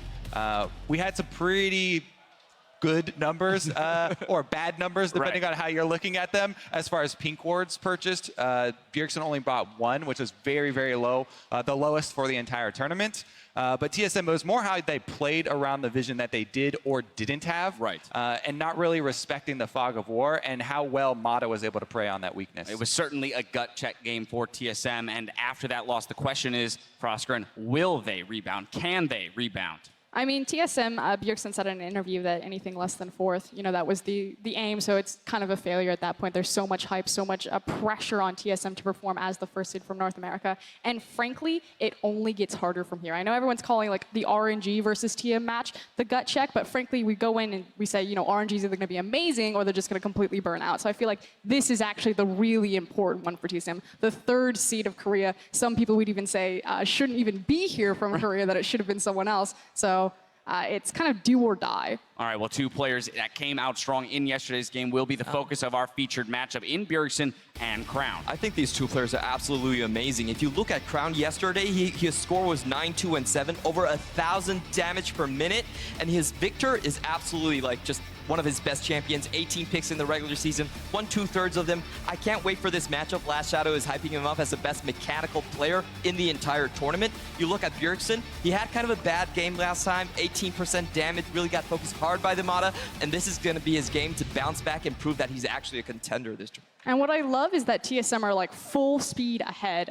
So yesterday, Samsung went 6-3-10 in the first 15 minutes of the game. Incredibly fast-paced game. TSM known for their aggression, known for their pacing. So I actually think it's kind of a mistake if Samsung run full speed into TSM, because that's the game they like to play. Well, it's a tall order for TSM, but if you want to focus on that featured matchup, the mid-lane duel exclusively, click over to Riot Games 2, where Pulse, LS, and special guest Alex each are casting the player experience stream with a special focus on Bjergsen versus Crown. Now, before we get into the game, it's time for me to turn to you guys for the predictions. TSM versus Samsung Galaxy. Clement, who you taking? I'm going to go with TSM because they played against RNG and all 3 of their lanes looked like they were stronger. If Samsung played like they did yesterday and they get down and dirty with them, I think TSM comes out ahead. All right, well, 1 vote for the hometown favorites. Who are we going for? I actually completely agree. I've got TSM as well. Even though they lost to RNG, I think that they should have won that game, and it was really only 2 team fights that swung it. I think Svenskeren looks out of control. Best jungler of the tournament so far. Kobe, bring us home. Like we're going to be unanimous then.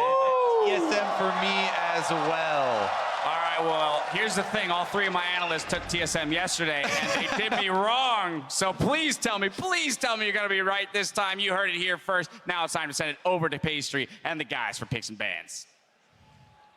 Thank you very much, guys. Very excited to be here. Crepa, unfortunately, you got the caster desk because you were wrong yesterday on the analyst test. Yeah, and if I mess up here, I'm done. I'm going home.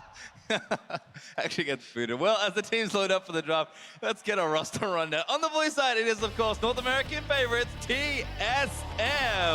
Hornster in the top lane, Svenskeren from the jungle, Bjergsen their mid laner, Doublelift their AD carry, support rookie Biofrost, and Coach Park. On the red side, with no hope from the analysts, I think Samsung will take it, but regardless, on this side, Juve in the top lane, The jungler is Ambition, finally at Worlds, Crown in the mid lane, Ruler the rookie AD carry, Wraith is your support, no core JJ yet, and the coach is Edgar. I'm gonna enjoy this game then, because the favorite thing in the world for me is to prove Korean fanboys wrong. I honestly think TSM have what it takes to take this game. They're gonna bounce back from yesterday. I spoke with Doublelift once we were in the shuttle earlier, and he said, you know, Korean supports test me way harder than North American supports do. My reaction times have never been tested, but he's ready. Like, the same mistake will never happen again. But you see, that's why they didn't bring in core JJ. He's a bit of an NA support. We need to stay with Wraith, full Korean team. Look, it's possible. I'm not saying this is a massive advantage for Samsung, but they looked good yesterday. I have question marks on TSM on the international stage. They win today.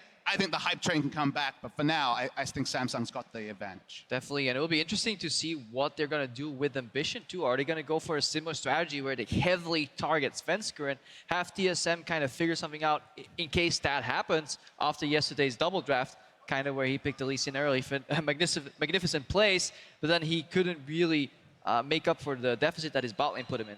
And I have to say, I think I like where you're going with the TSM narrative here, Papa, just because there is so much for this team to prove. We've heard about the pressure and how Bjergsen has said publicly that, you know, top 4 is, anything less than top 4 is a failure for TSM, given the success of their season. And this is a game where you really do have to perform here. More than anything else, they just kind of have to break serve, get on the board, and then get their confidence back. Yeah, top 4, if you want to reach that, though, you have to get that first place in your group, because a lot of teams will like, get out of groups, worry what comes next. No, if you finish first, you're playing against seed number 2 from the different groups, but if you finish second, there's a world where TSM, yes, they may play okay, finish second, but then they get against SKT, maybe Rocks Tigers, and things get a lot more difficult already in the quarterfinals. The hope that TSM has is these two teams have a pretty similar identity. Both of them play by the books. That's what you'd have to say. You know, they ward well, they play well. In general, their rotations are very practiced.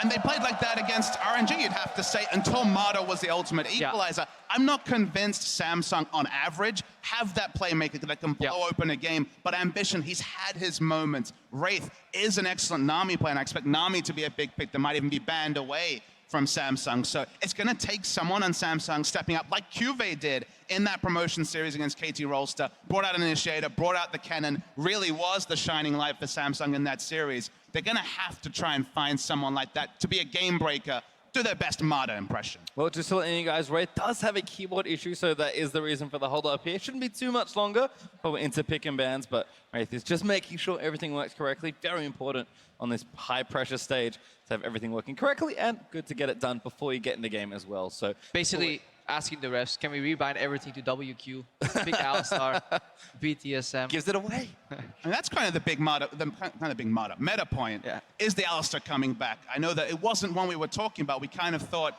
that the rock, paper, scissors had gone towards the Nami, that Nami is denying the melee picks. And now we're seeing the risky pick in Alistar basically become a must ban against some team. And there is an explanation for that. And it actually has happened so many times in the past too. Once somebody starts playing a little bit of ranged elements in their supports in the bot lane, somebody's going to counter that and go deeper down the like support rabbit hole. So you play a Karma into like an Alistar and you're like, okay, serviceable lane, we'll push, roam, poke. The other guy's going to be like, no, I can beat you. I'll play like a Nami or go even deeper into like a Soraka, you know. But at one point, your ranged support becomes so squishy that all-in champs like Alistar, who can kind of just lose the lane gracefully and then all in level 6 becomes stronger. So it's kind of a rock, paper, scissors again right there. And I think that's what happened yesterday, because these teams are so used to playing so aggressive in scrims where they really maximize on that poke potential, put those enemies at low HP and then disincentivize them from actually engaging. But on the stage, they will not take that extra step forward, which means the enemy bot lane will survive with a little bit more CS, a little bit more health, and then they'll actually all in and engage you, and that's what happened yesterday in the TSM game. My impression of both these teams, though, is there are more teams that would be banning an Alistar rather than picking it. Wraith does have a good Alistar,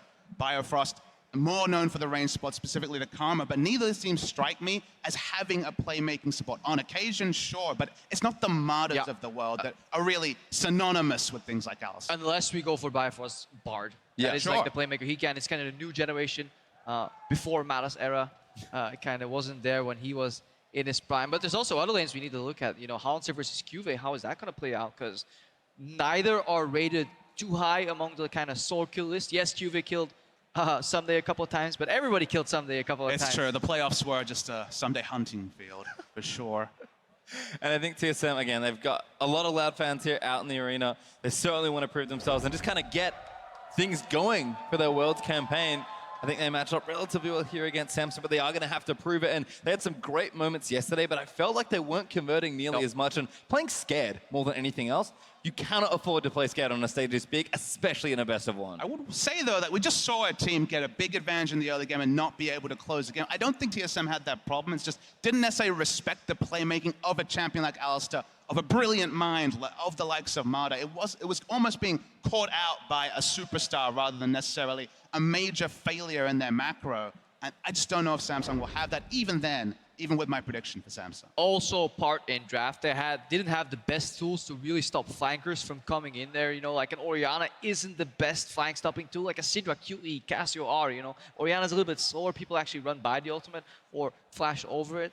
But that brings us to the matchup Bjergsen versus Crown that the analyst has touched on. For me, it's more like Bjergsen and Svenskeren versus Crown and Ambition, because that is very important. We saw in the SKT match as well how important jungle synergy with your solo laners is again. Bengi visited both mid lane and top lane and kind of swung open the game. Well, we are getting ourselves into picks and bans very, very shortly.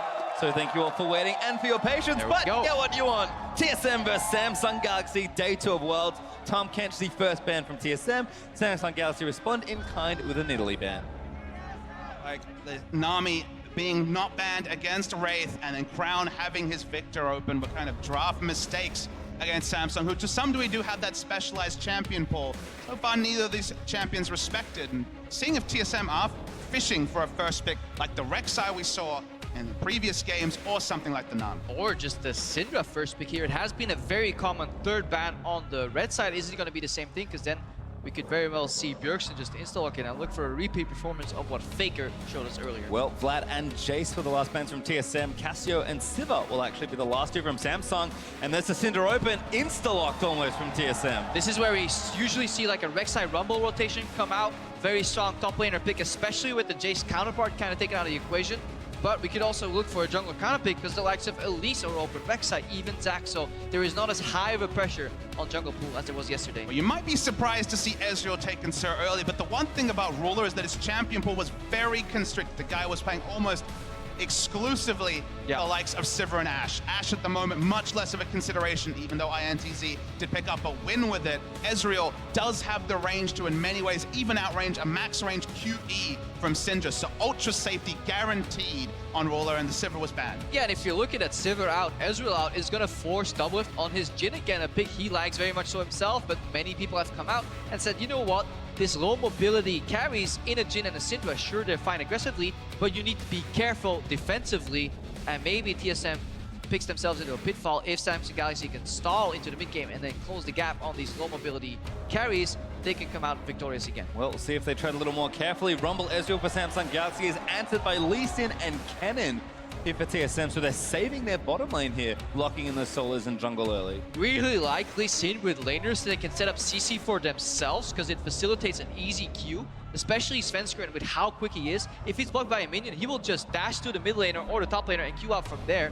So Kennen can stun for himself, Syndra has QE, Svenskeren can follow up, so this opens up a lot of combinations, and both laners are push and aggressive, which means Svenskeren can do his favorite style, which is invading the enemy jungle. Something he's already done on the world stage. He was their MVP yesterday. It would have been a Svenskeren MVP overall if they'd taken the victory. And now suddenly, a lot of the tools that were used against TSM are coming back. Wraith is a fantastic Alistar player, and he'll be taking it here and doing his best Mada impression to shut down TSM. Yeah, but be careful. This means Samsung Galaxy right now could be drafting 3 losing lanes. Rumble can force push, but leaves himself exposed. But mid lane, Syndra has the pressure early, I think, against the Varus, and then Alistar S lane is almost bound to be pushed in, which gives Svenskeren free reign. That comes with a lot of responsibility to make things happen, but it could actually bode well for TSM. So what to Doublelift and Bifrost pick then? Because they've saved their picks very late down the draft. They've already seen Samsung Galaxy's bottom lane. In fact, looks like Ambition will counterpick jungle of all roles here to finish Samsung Galaxy's draft. 30 seconds left for TSM. There are so many questions that I'm sure they're asking themselves now. If this was a Doublelift after Mullane, I think we could actually see a Morgana come out just for the Black Shield against the combo here. But the Bar Jhin should be serviceable and have control over the lane because you can actually bully the Alistar quite a bit and then deny the Ezreal damage with the shield. The control should be on the side of TSM. However, it's a very flippy matchup and it all depends on the level 1. Curiously, the last pick was left for jungle on the side of Samsung. They could have just taken Elise in an earlier rotation. Wasn't really a threat of the Varus being taken away by TSM. I mean, obviously it's an outside chance of an AD carry pick. It wasn't really expected. I mean, it could be good. Varus actually serviceable lane into Ezreal, and maybe this is a comp that they've played together a lot. They wanted maybe some more physical damage with Rumble in the top lane, going for like Victor Rumble might be too much magic damage. Sure. That's why they said, you know guys, we're gonna play this comp anyways, let's just reveal it. And the other problem is that Victor has to get a much closer combat range than someone like a Varus who can be off screen, but Varus loses his flash, or if he's just way under his inner turret, basically farming out of the screen, there's gonna be no map pressure, and as you said, 3 losing lanes and a ganking jungle like Elise, this is gonna have to be Ambition having a day out, or some massive teleport plays from Cuvée, or I mean, the early game is just wide open for TSM. Definitely the early game. There is a window at level 3 or 4 where he groups up with Cuvée and says, you know what, Cuvée, you can go for what we call like the donkey push.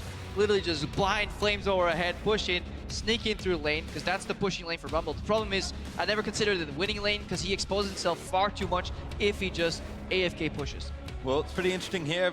Unsurprising last pick, Elise from Samsung Galaxy. It will round out their draft. TSM, I think, have all the tools here to play the way they want to play. Samsung Galaxy probably feel very similarly about their team comp. What I do like about the setup for this game is that Doublelift just put his money right where his mouth is. I'm not going to make those same mistakes again. Confident in his Jhin play versus the Alistar. Well, if there's ever a time to show it, it's right now. And it actually is slightly easier to flash the new combo because Riot actually, while fixing the WQ combination, it prevents early Q, so you have slightly more time to flash it. So if Doublelift eats a point-blank combo, it's his own damn fault. This is a Samsung practice comp. They played so much poke comp. We wondered, would it be Wraith? Would it be Core Jade? Would it be Initiation? Would it be poke? It's back to Wraith. It's back to these specific window comps. They play super aggressively, super practiced. But if TSM just snowball the game out of control in the early game, it's going to be so hard for them to find their footing. Well, we've seen one game from each of these teams already, and it's still early into Worlds, but you've heard our analyst predictions. Now let's hear yours. Tweet at LOL Esports with the hashtag TSM win or the hashtag SSG win, and let us know which team is picking up a win here today. I know who the crowd is voting for. Well, we'll see what happens out there on Twitter, but the crowd is behind them. TSM, can they find their first win of the tournament, or Samsung continue a strong streak of consistent play that came all the way from the postseason?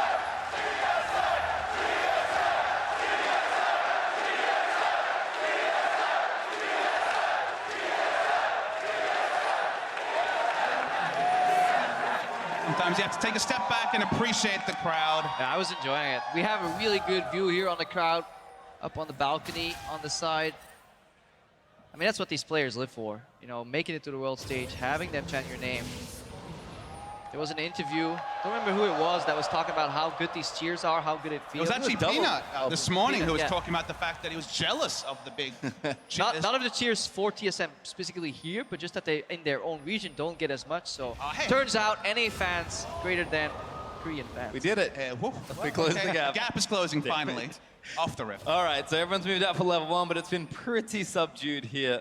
Couple flares here and there, but looks like everyone just fanning out and getting that neutral vision. Bifrost and Doublelift hanging out in the tri-bush. Some dueling wards, I suppose, facing each other, but that's the Galaxy aren't even looking for the camp by the looks of things, so we'll have a pretty standard start here. They may actually go for it. Much more defensive wards than we'd expect. These wards are more for taking a camp rather than actually contesting the lane as the flares come out in the mid lane. I know people get tired of me talking about it, but it's actually a good lane to do a camp here because you get the early level 2 on the Ezreal, which means he can kind of safe farm himself. There isn't enough forward pressure like a poke support to kind of take him off the wave. So you're fine getting the slower level 2.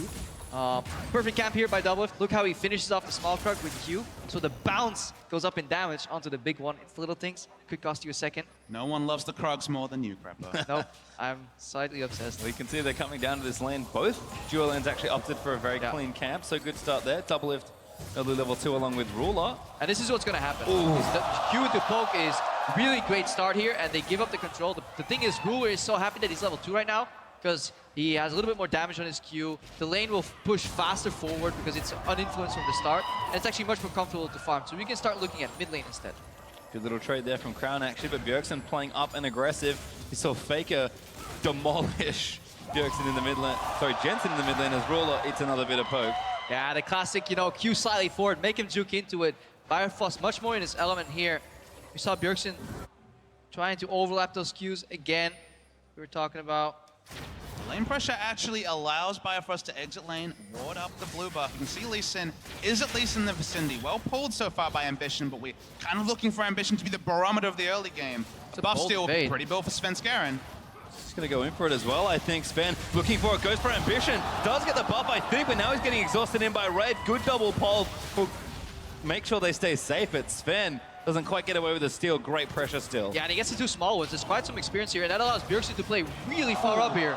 Good damage there, and Crown taking his lumps, doing what he can. He does have cleanse, so defensive here, knowing the potential pressure from Bjergsen, particularly if Sven comes to visit the lane, but they are playing with fire here in this mid lane, and Bjergsen will push the wave and go back. That whole play shows the importance of the level 2 trading because they got that damage salvo, freed up Bifrost to go and ward. Elise's jungle pathing is so much more predictable because unlike the Zax and the Lee Sins, she needs that blue buff for her first clear. Everything came together for TSM. It means that Ambition's pathing is that much more predictable, and we're looking for him to be the game breaker for what could be a very one-sided early game for TSM. He skips the Scuttle Crab, goes for deep ward here. He really wants big information because Cuvee, because he saw them bot, could push really hard on top because he knew he was alone. And now Ambition, instead of going for the dive, he's actually going for Svenskeren right here. Svenskeren jukes out because he knew he was close. Really good read. Still taking damage over, but he's actually going to come back in. Cuve's under the turret, but he's actually just out of range, and Sven. The minions might even look back in for him. Minions doing damage done onto Cuve. Svenskeren, can he do it again? Right to the Q. Wall ups over. They've got Cuve. First blood. TSM. Ambition starts him over the wall. Ambition repels down to his death. Also with the second kill. Oh, so many smart micro elements in that play. It all starts with the ward being on a very high cooldown, so you can see when it was placed. Svenskeren knew the ward was so recently placed, so he could extrapolate that Ambition must still be close. So as he approached that brush, he went for a blind juke in the cocoon. Then it turned around. Q, if he was stuck on the tower, he kind of gave away the position again. Now look at it again. This is blind because he knew the ward was so recently placed.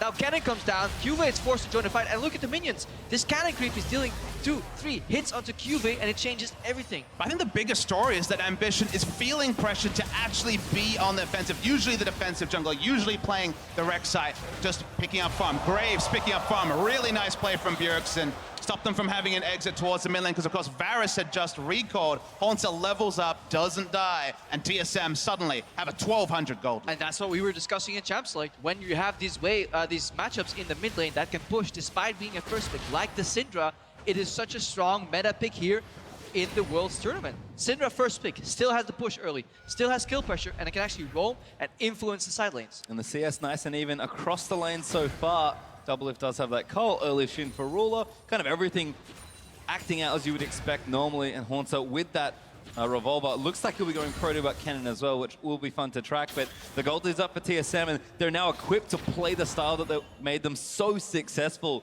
in North America. We'll see if they can keep up the level of play, because that's a great start to the game, but they need to keep the tempo up. Yeah, we can actually look at the skill build as well. There's 3 points in Q here for Hanzo. Cannon in some matchups maxes W if he can auto-attack a lot and then proc the stun finally with a Q. But because he's getting pushed in, he really likes a higher spell damage Q. All in? Yeah. Ulti does go in for a cross, dead! Bjergsen with a perfect calculation. Really nice solo kill from Bjergsen. This is going exactly to plan for TSM. I'm getting run over in the mid lane. We already saw one mid laner run over another, and this time it's Korea versus North America again, but it's Bjergsen running over Crown. And what's going to happen with this Syndra pick during Worlds? Because you can run cleanse versus a stun, but you can't cleanse these spears off your face when they come flying in here. Crown just simply drops, and that's Bjergsen pushing, get a kill or an assist in another lane, come back slightly stronger, and he's asserting dominance, especially into a pick that has to build tier early. No additional health or magic resistance. And the tier is up now for Crown. He's got his ultimate ready as well, but last chapter already finishes. Bifrost and Sven hunting Ambition. Base checks, does get tagged, but Sven missed the Q. Yeah, similar there. Doublelift flashing the flare as we see the TSM fans out in full force, posting in the crowd and out on Twitter.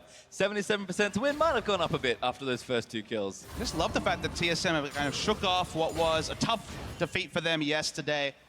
Very much similar lineup, sticking with the Jhin, sticking with the Lee Sin. One pick that worked for them, one pick that didn't really work for them. Same aggressive style we've seen from them in North America, and Samsung picked themselves into a corner, forced aggression out of Ambition. Ambition kind of found out, and TSM in full control. And this almost feels like a little bit of bad research, because if you watch TSM in playoffs, yes, they were slow.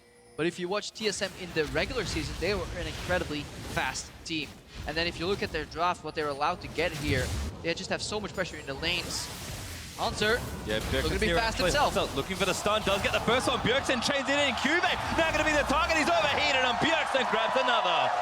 And again, Bjergsen suddenly is tough, because guess what? He can just push in, and that's the value of winning matchups. You need to translate that advantage into a different lane. Gone are the days where you solo kill people in lane all the time, but you can get the push and roam.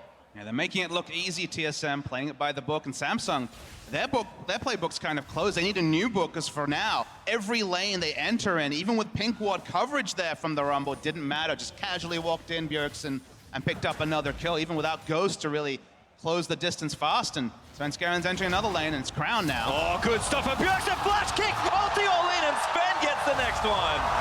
It's like seeing Faker all over again, just a long distance QE into the follow-up. He just changed the nameplates, and it feels like we're getting an instant replay of game one of the day, which, for those North American fans who are making their voices heard, is happy times. Sven is leading the charge, starting to run over this game and letting Bjergsen and Hornside just play up in his favorite place, which has always been the enemy jungle. And I just love how it all came to be, that blind juke in the top lane by Svenskeren. It's a little thing. Being safe in your approach to brushes can change the entire game, because I got them 2 kills, got Bjergsen ahead. Now Sven's in a little bit of trouble here, because there's still some teleport right in. Good combo in there, Sven. He's going to go down. No Bifrost manifestation. Safeguards the safety. Might be enough help. Double lift. Takes out Rafe on the other end. He's getting chased by Cube, but Bifrost will pay the price as Ruler gets the trade. The first kill on the board for Samsung. Not much else to speak of. Not going to be able to take down Double Lift either. Teleport invested. Honsa holds on to his. We'll be able to push in and grow a lead in the top. Yeah, now there's teleport advantage on the side of TSM. We need to see what they do and how they really squeeze the most out of that TP advantage. One of the concepts that hasn't been executed that well at Worlds. It starts with borderline aggressive invade here, because the Alistar actually roams first over Bifrost here. He slightly could have been there sooner. Good heal from Double Lift here.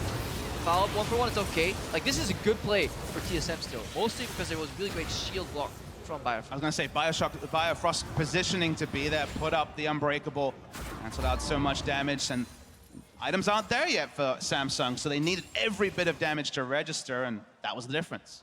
And look at Crown. I don't think he's ever, like, has he seen the river? Does he know what the river looks like anymore? This guy has only seen, like, part of the map. He's playing zoomed in.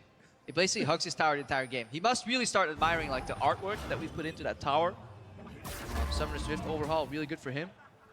But that's about as far as he's gone the entire game. And that's just a testament to TSM's pressure, really. Bjergsen playing the lane well. Morelli-Nomicon already finished up here. Sven, could he be there? Maybe. He's usually in the enemy jungle, but he can swing by and pivot for a gank. TSM are just playing up with their pressure. You mentioned Samsung picking through losing lanes. Well, TSM picked 3 winning lanes as a result of that draft, and it's starting to pay off already 11 minutes into the game. But you have to play to your draft, and this has been a strength of Samsung until today. Now, should you pick yourself into this big a hole? No, but it almost felt like Ambition right at the end when he picked his jungler, realized, oh crap, I really need to pull off something to kind of sway the natural tendency of how these losing lanes will go. He didn't do that. We see the big lead for TSM, and they haven't taken the foot off the accelerator. Crown just can't move off this at all. In fact, they're going to go for a dive. Ambition forced to repel out of the way, but they might still go for a good pull from Wraith. Might be enough to defend, and Double is firing shots into the enemy team. Wraith takes a lot of damage, but Bjergsen all-ins onto Ruler and chunks him down, who flash forward. Really wants to kill, and he does get it. Hornsa came down as well. TSM all-inning for the bottom turret. Not done, actually. Bjergsen going to juke out the ulti as Crown barely shorts the Chain of Corruption, but I don't quite know how they get out of this one. Let's find out. Crown gonna get knocked up here. Sven kicks him into Bifrost. Horns is here as well, and he flushes the wall, but Double Lift swoops in to clean him up as Hornsa gets credit. That was a dirty play. When you're winning this hard, that you force the enemy Ezreal to take a page out of Trashy's book and ulti towards the fountain. TSM as well. They had 4,000 gold lead at 10 minutes. This was the largest of Worlds so far. So if there's any way to better start your game 2 at Worlds, it is this way. Considering the Scrim remake, but of course you're live on the stage here and you don't have that option if you're Samsung. You kind of understand the mistakes you made. Ambition tried to spare the blushes, only further put them in a hole, and TSM, they know how to win when they're ahead, and that doesn't seem to change on the world stage. 6,000 gold up already, and they'll add a Mountain Drake to their tally with an Infernal on the way next. But let's just watch this again. Yeah, I just really like how at the end of this phase, walls become an option. They just throw people, kick him over. Hunter then uses ulti over the wall. It all starts with doublet. Apprehensive to not dive too deep. Get turret aggro, Ruler. Panic mistake, ultis backwards, happens to the best Sonas out of us. You might wonder why this happened this way, and when Kennen enters the fight, he's low health, because actually he teleported in vision of the Rumble, got flame spitted, but none of that mattered because no way for Rumble to interrupt that ultimate, and the cleanup on Crown was beautiful. Yeah, kick over the wall into Kennen ulti, who then has Lightning Rush to close the gap. They use teleport advantage. This is the way you exploit the fact that you have an additional TP on the top side. You just go for the dive on the bot. Right now, Samsung Galaxy are tired of playing bot lane, looking to put a numbers advantage in top lane, trade some objectives. TSM are already on the way, actually. They are going to lose this turret, but if Samsung get cut off here, could be problems here. Sven actually moving in, and they even can't commit for the turret. Yeah, they're fine. At least backing off, but tower remains on a couple of slivers of health, and Samsung Galaxy desperately need that gold infusion. Let's see how much respect is Hunter playing with. Enough, it seems. Yeah, ditching lane is the really only big hope here for Samsung. No safety in the bot lane. The likes of Lee Sin can skip around the back and force more picks. So can't really enter that lane. The only short lane left really for them to consider is top lane.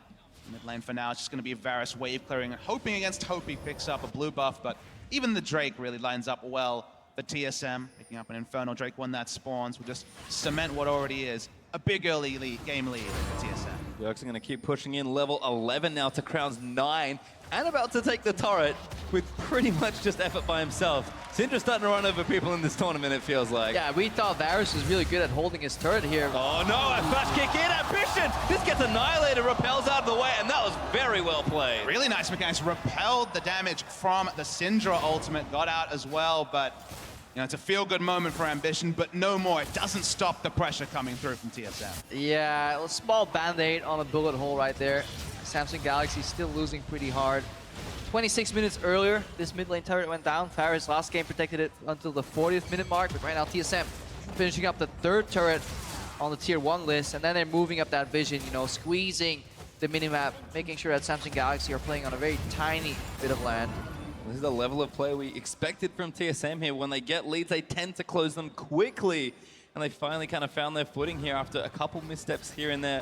Whereas RNG yesterday, certainly looking strong. Samsung can hold on. They've got a great team fighting comp if they can get to a good spot with it. But Barra's going to have to wave clear. Cube going to have to manicure those side waves. And Ruler, get whatever CS you can grab in and amongst it all, because Doublelift is 40 CS ahead of you, Bjergsen is 50 CS ahead of Crown, and Haunter pretty much even there. So is the jungle matchup, but that's about all the good news currently for Samsung Galaxy. Yeah, it's so hard to play, not only against the Syndra pick inherently, but also the build that she goes. Morella Nomicon is one of the best early spike items in the game. 100 ability power, 20% CDR, followed up then by an NLR, which gives you another 60 AP. Bjergsen right now is sitting on like 245 AP or something, with a Giant's Belt in his inventory. He's too tanky to one-shot, and he will one-shot you.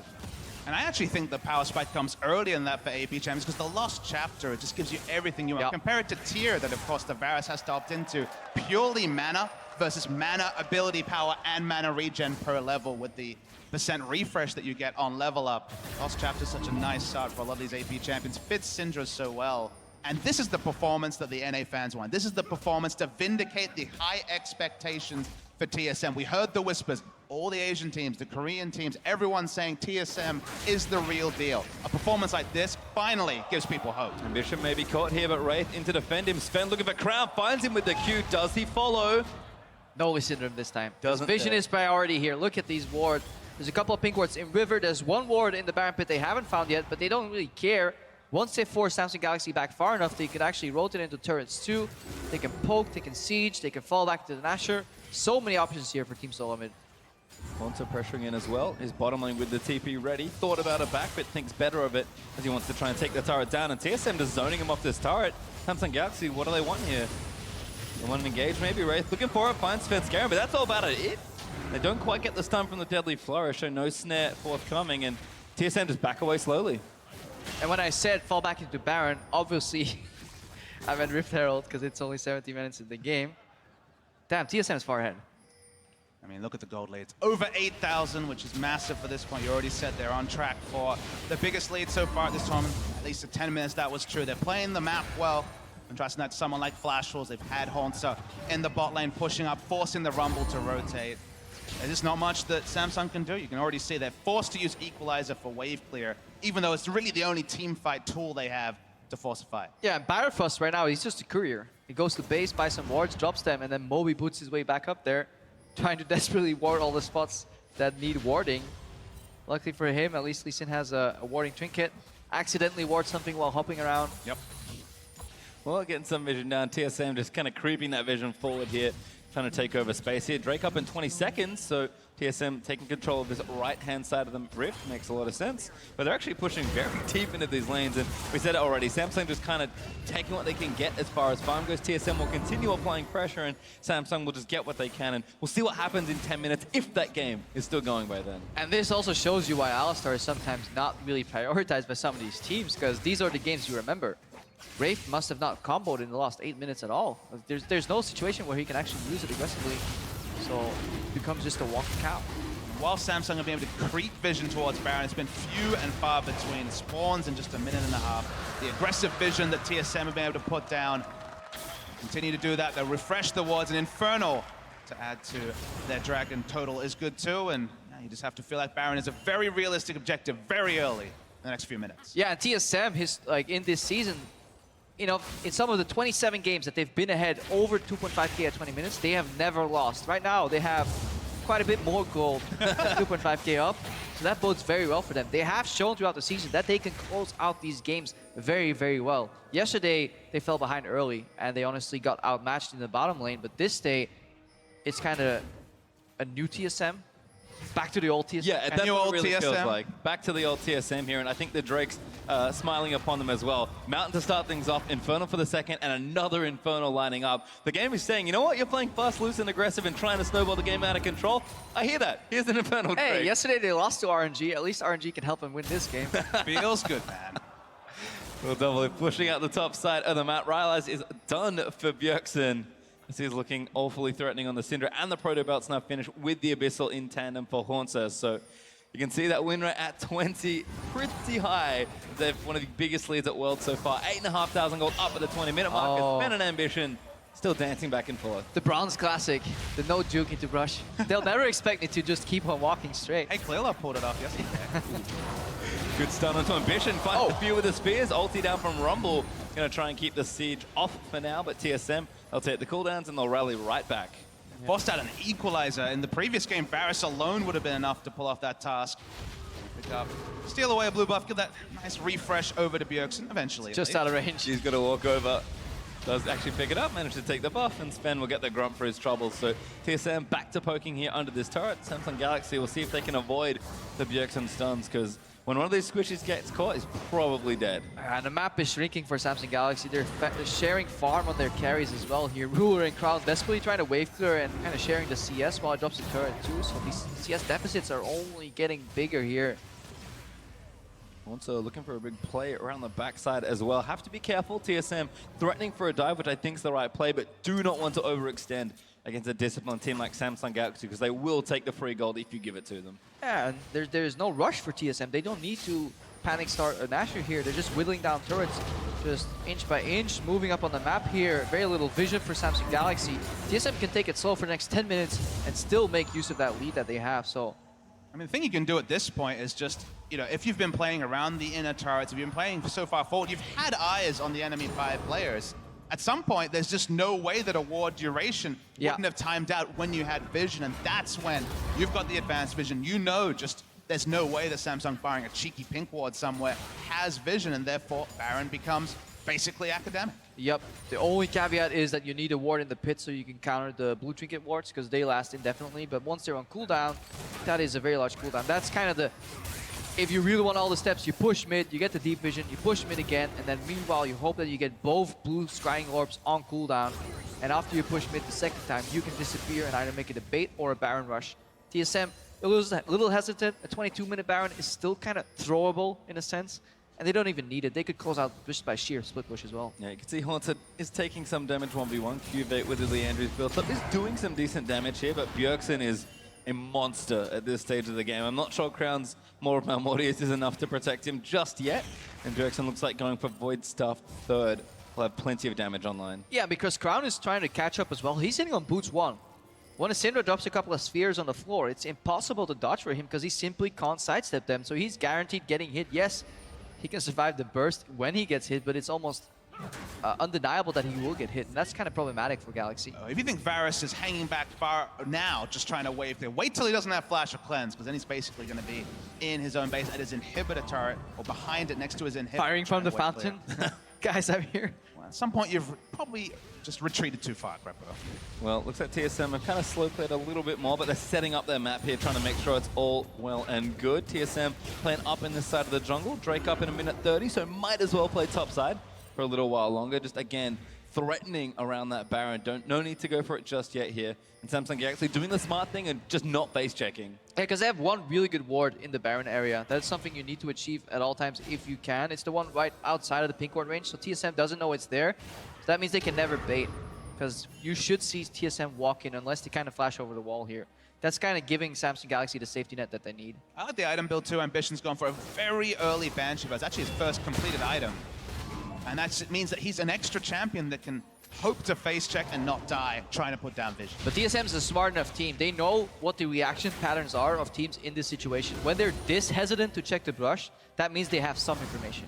Because teams would panic more entering some brushes if there was complete fog of war. So this is kind of grinding their gears right now, and they're going to say, okay, are we going to look for the ward, or are we going to keep contesting these brushes? And eventually, whatever ward they have will expire, just like Papa said earlier. Inevitable timeout of the wars, not 3-minute fixed timer anymore. They scale with levels, so once it's been a couple minutes and see double lift opening up. Take on Crown, they just need to start. Good flash from Crown to get out from under it, but still plenty of damage as he gets poked down to about 40% health and Sven. He wants in, maybe does miss the first Q, but TSM going to start a bit of a siege here. I was trying to use Ambition as a vessel here to get behind Crow. Go for the kick flash here. Great use of the curtain call there just to slow people down, put them in a static position where Bjergsen can then follow up here. That's one of the ways TSM can play their fights here. They don't need to rely on the execute anymore of that Jhin ultimate. They can just use it as an engagement tool. Great little transit over here to the right-hand side of the map as well, because they knew the Infernal Drake was coming. So very crisp movement from TSM as Infernal #2 will now be picked up by them. And Samsung Galaxy, again, with no vision, will have to cede the objective. And another mountain. Ooh, RNG, give it. RNG, take it. Double Infernal, double Mountain. Doesn't even matter that Kennen and Syndra aren't the most adept at picking up the Baron. I mean, double lift on the Jhin, not really either, but with that much equalization with the Dragons, it's easy peasy nonetheless. And a massive goal lead.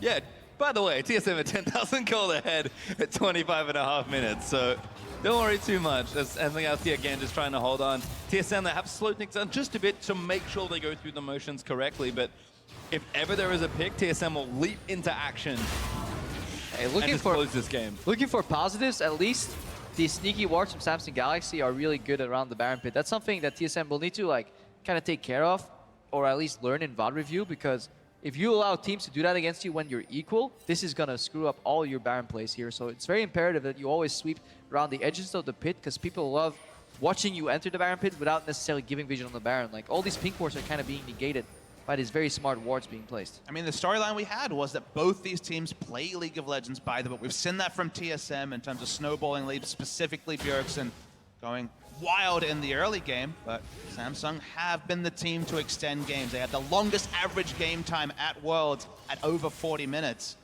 While the nail in the coffin hasn't been put, it still seems inevitable, it still seems very likely that TSM will take down the game. The gold lead hasn't grown extensively in coming on 10 to 15 minutes now.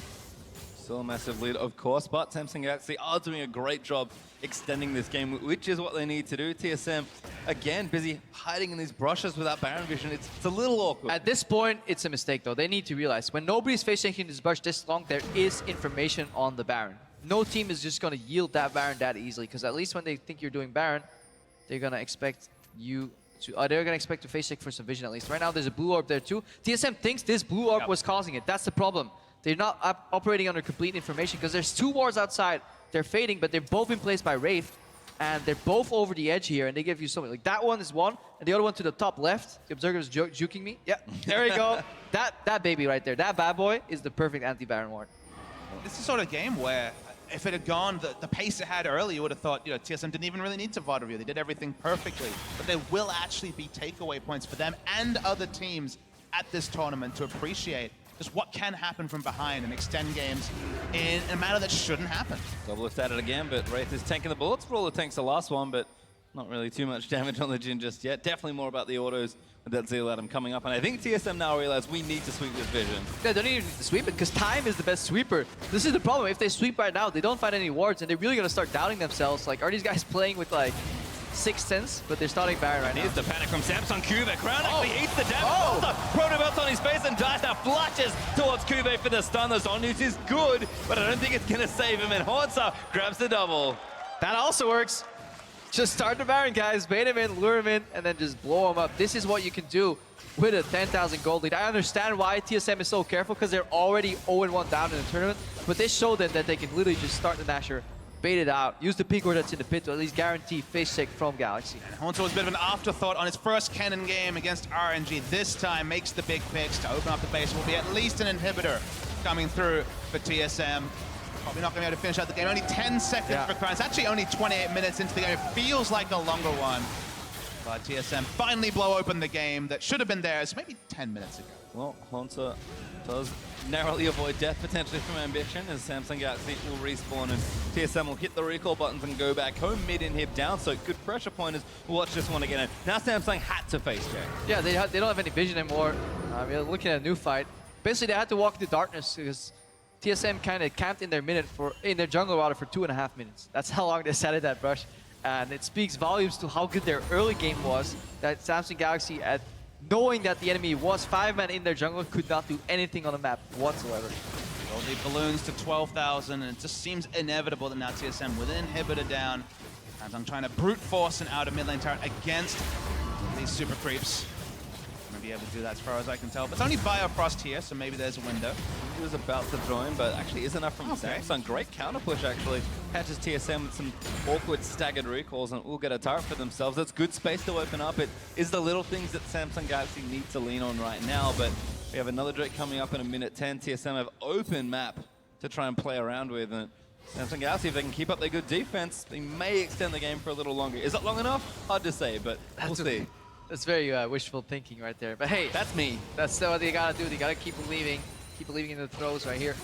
So let's see what TSM does when they group up with that Baron buff. They're taking their time. They're definitely window shopping, you know, having their careful selection of what items they're gonna purchase with this massive gold lead, and then heading back to the Baron. I mean, 5 pink wards around Baron seems to be the time. They have to have a feeling that making some oversights when it came to Baron vision that's caused the game to be extended at least to the 30-minute points. Game could definitely have been over at 22 to 25. I love how pink wards, maybe some more sweepers even. Yeah, they need sweepers, because look at the wards on Nashor. Wraith is saying, I'm not gonna ward anything in my jungle, because they're gonna get that. One in the back of the pit that gets pink warded, one around the wall, and then even more down, the Observer missed that one, is one across the wall that watches you walk in, that's out of range of the pink ward that's in the pit. So there's 2 entrance spotting wards again by Galaxy, and they're really playing right now with TSM that should be able to just finish this game already. Clever bit of vision there. It kind of loosens Yellow Trinkets, not helping in that department. Sven does want the playmaking ability from the Trinket, so I get it, but maybe an extra sweeper would be helpful. Still turret falls to TSM, as they will now take 7-2 turrets. Again, so far ahead, but the game isn't over. Samsung Galaxy certainly doing something right, as Ambition maybe caught, repels out of the way, goes back down to Svenskeren, gets kicked back in, stun after the concussive blows, and Bjergsen blows him up before the Bromwell Commander. Now Haunter's going into the back line. Wraith getting tied up in the front, forced to flash out. Kube practically dead as TSM surge forward for a couple kills. It was just straightforward stuff for TSM. They got the picks. Ambition once again was too far forward. He tried to make the plays this game, tried to do it again, tried to be the furthest point as they tried to get the Baron vision. Honestly, they could have just hung back, because remember, they did have that Baron vision, but at some point you're ceding too much. At some point, you're giving too much over to TSM, and now the Baron is free. Yeah, they're basically afraid of what do we do when they actually start Baron. We gotta stop them at one point. They tried. TSM, it took them a while. It wasn't the cleanest, but they finally secured them the Baron, which could be the next step to end the game here. Trying to keep them out of the base here. They don't have vision in the jungle. Remember, Wave used all his speed wards on the Baron area, hoping that 2 gets swept, place one more.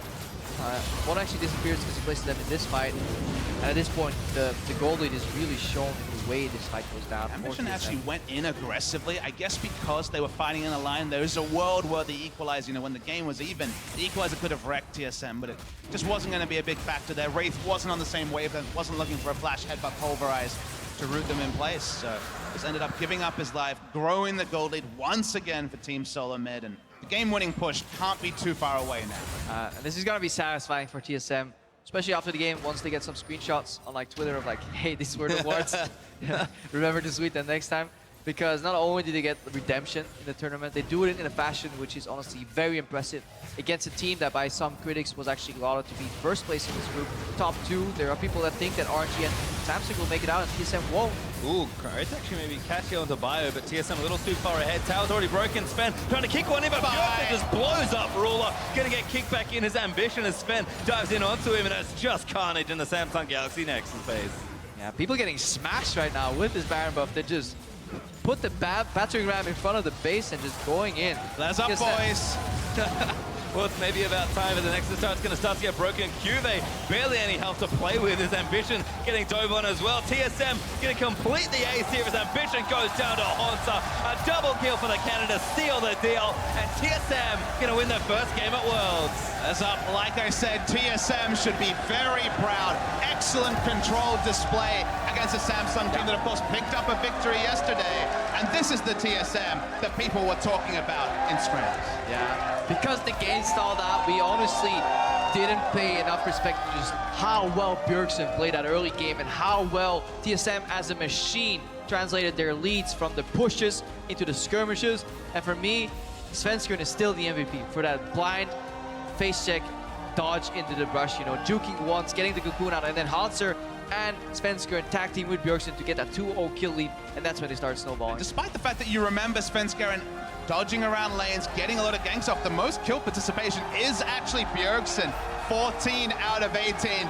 The cheers of the crowd here lets you know the hometown team, they're back in this tournament. And that's the thing, TSM definitely a fumble on game 1. Much better showing here in day 2, despite, you know, definitely some errors. But is this a team that gets better as the tournament goes on? That would be the best news for TSM if they want the success that they have put on themselves for this tournament. I mean, the happy fact is you call them errors, they're almost oversights. They're almost, I see, and you can kind of flip-flop between the two, but those are pretty easy to correct, I would say, go into your next game. And from there, things look good for TSM. Yeah, it's okay, TSM. Lose one, win the rest. That guy knows. That's how you come first in a group at Worlds. You can see Samsung players can't be too happy with the performance. Wish I had fans like that. But it's okay, Krepo. Lose 10, win the rest. But yeah, that's really nice to see that at least the home crowd is still supporting him. Because it matters, you know, when they walk down, the cheers being so loud. They're reinvigorated right now to kind of go on a roll for the next few games, especially if they can mimic this style. Really liking the pick and ban, really liking the way they use their advantages and make them show on the map. And for Samsung, 3 losing lanes, you know, you called it Krepo very early. There was nothing in the jungle pool that was really going to change that. Ambition tried to adjust his play style. It's not his native play style. He is a farming jungler. He's a defensive jungler. Forced to put the shoe on the other foot. It didn't work. It got Samsung into a bigger hole, and TSM took full advantage of that. And I think we had a lot of questions for Samsung, but we have kind of seen that, you know, when they don't pick themselves up, when they pick themselves in that spot, maybe at Worlds, they can't hang the same way they could in the early game in playoffs. Because you said it, like they were doing it and it was working, but they will have to adjust. And that's the wonderful thing about Worlds. There is every day there is constant meta shifts and constant tournament shifts. There's only one team in the LCK that put teams to the sword like TSM did today. That's the favorites for this tournament in the Rox Tigers. TSM looked Rox-esque in the early game, and that's high praise. Yeah, definitely need to just shore up some things in the mid game, but how often do you get in scenarios where you're this far ahead and then people just find these 1 or 2 sneaky wards in?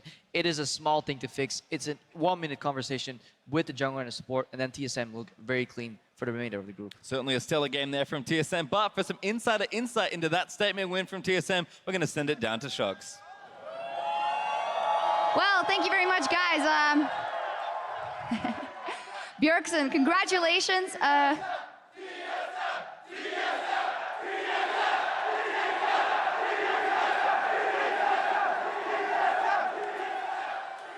right, I'm going to let you talk to them in a second. First, I want to ask a couple of questions about the game. Papa Smithy just called that performance Rocks-esque. It was so good. And you went in with that Syndra pick. Can you break down the game for me? I think the game just really came down to having Syndra and Lee Sin. Excuse my voice, I'm a little bit sick. And it's about making a lot of early game plays and snowballing. And I think Svenskeren is the best Lee Sin in the world, so the game becomes really easy to play. There we go to high praise for Svenskeren. Obviously, I have to ask you about that start yesterday, a bit of a false note with that RNG game where you also had a fantastic early game with Svenskeren. What was the focus of the talks within the team yesterday after that loss coming into today? I think it was just respecting the Alistar pick a bit more and picking a more well-rounded comp. We had a really good comp if we could continuously snowball, but as soon as we made that one mistake where we lost a team fight, then the game was in their favor. So we were like, well, we're a better early game team than these guys. So if we pick a little bit more balanced comp, a comp that's stronger in team fights, it's going to be easier for us to close it out. You guys are a great early game team. Do you feel like yesterday there might have also been a couple of jitters? Bifrost the first time on the big stage, and do you feel like you've overcome them and you're ready to roll now? I mean, I think there's always the very first game when you get on stage. We haven't played on stage for about a month, so I feel like everyone was a lot more comfortable today, and I think we're going to continue to play better as the tournament goes on. Well, I'm gonna let you rest because I hear that the voice is giving you a hard time, but I do have to ask about the whole experience, about being here and the pressure. All these people saying this is the best chance the West has at Worlds. TSM is looking amazing. All the fans here with all the pressure. How do you deal with that, and how do you convert that into positive energy? I think the whole split, Weldon has been teaching us how to take pressure and convert it into something positive and kind of convert it into excitement. And I think this pressure and excitement from the fans just fuels us, and it makes us play even better.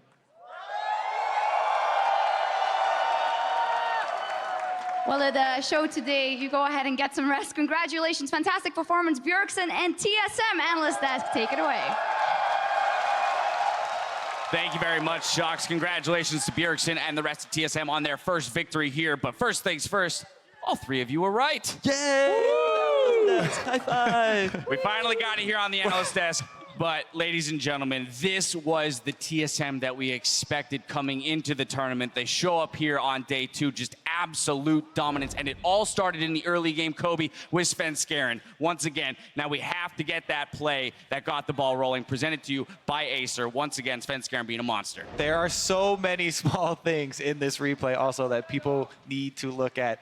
So hopefully we can get that one up on your screen. Okay, so they talked about it during the cast, but Sven, he knows that Elise is in there because he just cleared the ward, and that small sidestep there does so much. Then he also kites back during Elise's extra attack speed she has on right there, goes in after Haunter, is able to get the stun here. They know they have the easy follow because Bjergsen is also roaming. And watch Bjergsen here, drags his own sphere up to get that stun and secure the last kill. Even though the last one was a little bit close there, as Haunter, one more hit would have taken him down. From that point on, full steam ahead for TSM. But the biggest question for me is, why was Ambition there in the first place? The cast said it over and over again. They have losing lanes across the board. You don't invade when all of your lanes are losing. Like, shoe on the other foot. No, that dude's wearing like pants on his head. Like, what? Is he lost? Yeah, just absolute confusion there for Samsung Galaxy. Ambition with the aggressive move. It doesn't pay off for them. Svenskeren capitalizes. And here's where I want to take a look at the leads at 10 and 20 here for TSM. A 4K gold lead at 10 minutes. That's the highest in the tournament so far. 6.3 at 15 minutes. Compare that to the tournament averages. 720 at 10.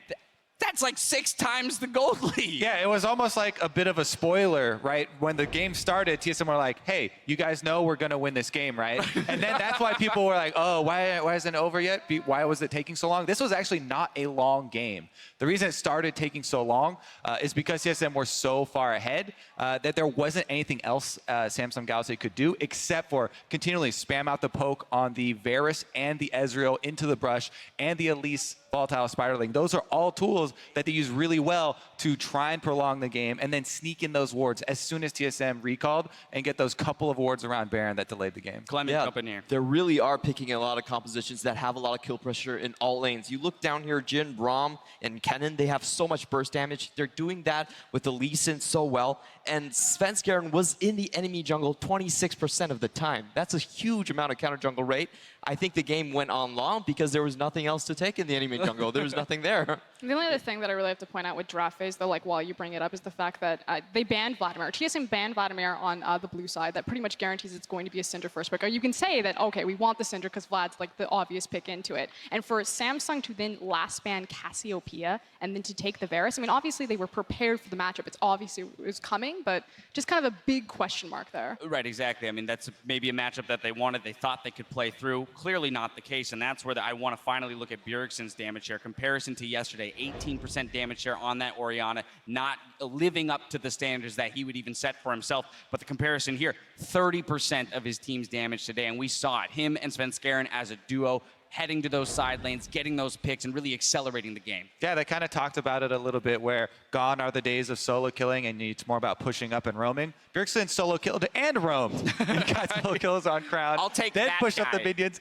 then also roamed and went to the side lanes. Right. I mean, yeah, complete control from the mid lane. And we've seen it multiple times already where Syndra is really, really high on the priority list for a lot of the teams that have these very good Syndra players. And there are very few options that you have to try and pick into that. If Vladimir has been getting banned, as we've been seeing, then it just leaves you with very few options. And Crown, back to his old Varus, did not have a fun day. And Clement, we've talked about the importance of junglers in this tournament, and of course, player of the game going to Svenskeren once again. This guy is looking like a monster for this squad, especially on the likes of Lee Sin. I mean, I think teams are going to have to start considering that pick either away or banning it from him. Exactly. I think this is a very good read from the TSM meta. It's all about pushing the lanes up and going into the enemy buffs. So you see the main areas where people are playing around are the 4 buffs between that. And once again, get the mid lane pushing. Like, there's nothing much the enemy jungler can actually do when he can outduel you every time. Well, success for TSM here on day 2. We're going to take a quick break, but in just a few minutes, we'll be back for the next face-off of Worlds 2016 between the LPL's Royal Never Give Up and Europe's Splice. Now, as we go, we'll get a look at fans that were supporting TSM all the way from New York City during that win over Samsung Galaxy. TSM! TSM! TSM! TSM! Yeah, we got home field advantage. Let's fucking go. Svenskeren, can he do it again? Right to the queue. What up, over? They've got QB first blood. TSM starts him over the wall. Ambition propels down to his death. Also with the second kill. It's Crown now. Oh, good stuff for Bjergsen. Flash kick. Multi all in, and Sven gets the next one. They're starting Barry right now. Here's the panic from Samsung Cube. Crown actually. Rumble.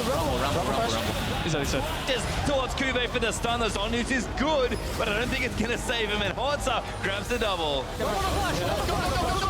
Rumble. He's done. Go back. Actually, can we end? And TSM gonna win their first game at Worlds.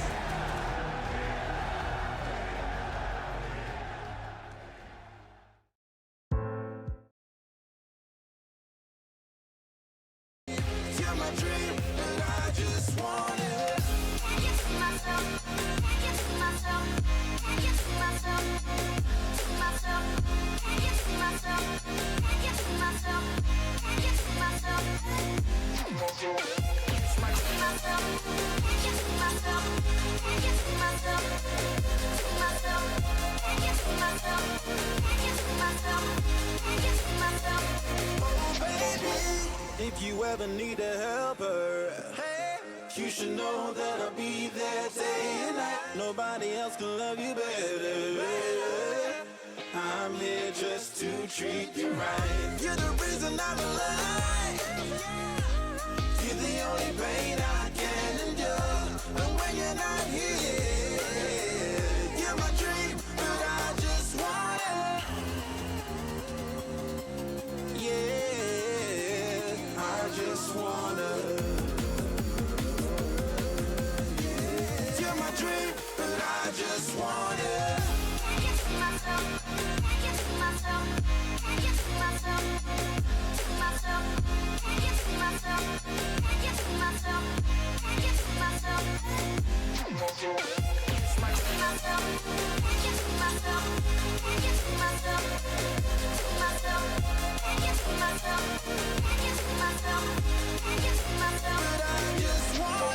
You've been inside, I knew from the start, you my bunny, I'm your Clark. From now to eternity, I give you all my heart. We are meant to be, it's clear to see. My love is bigger than I thought. I got everything I want when I hold you with my arms. Now this don't matter, my love and my pleasure, the key to my treasure. Whatever's the weather, day up and out with you till I die. How many times for you I'ma try? Want you to notice the one and I know this. Perfect soulmate, I wanna show it my best friend. She saved my life, my happy end in hard times.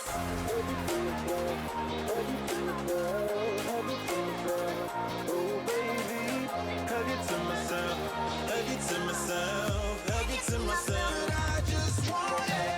Hug it to myself, hug it to myself, hug it to myself, to myself, hug it to myself, hug it to myself, hug it to myself. I just want it. Hug it to myself, hug it to myself, hug it to myself, to myself, hug it to myself. Oh baby.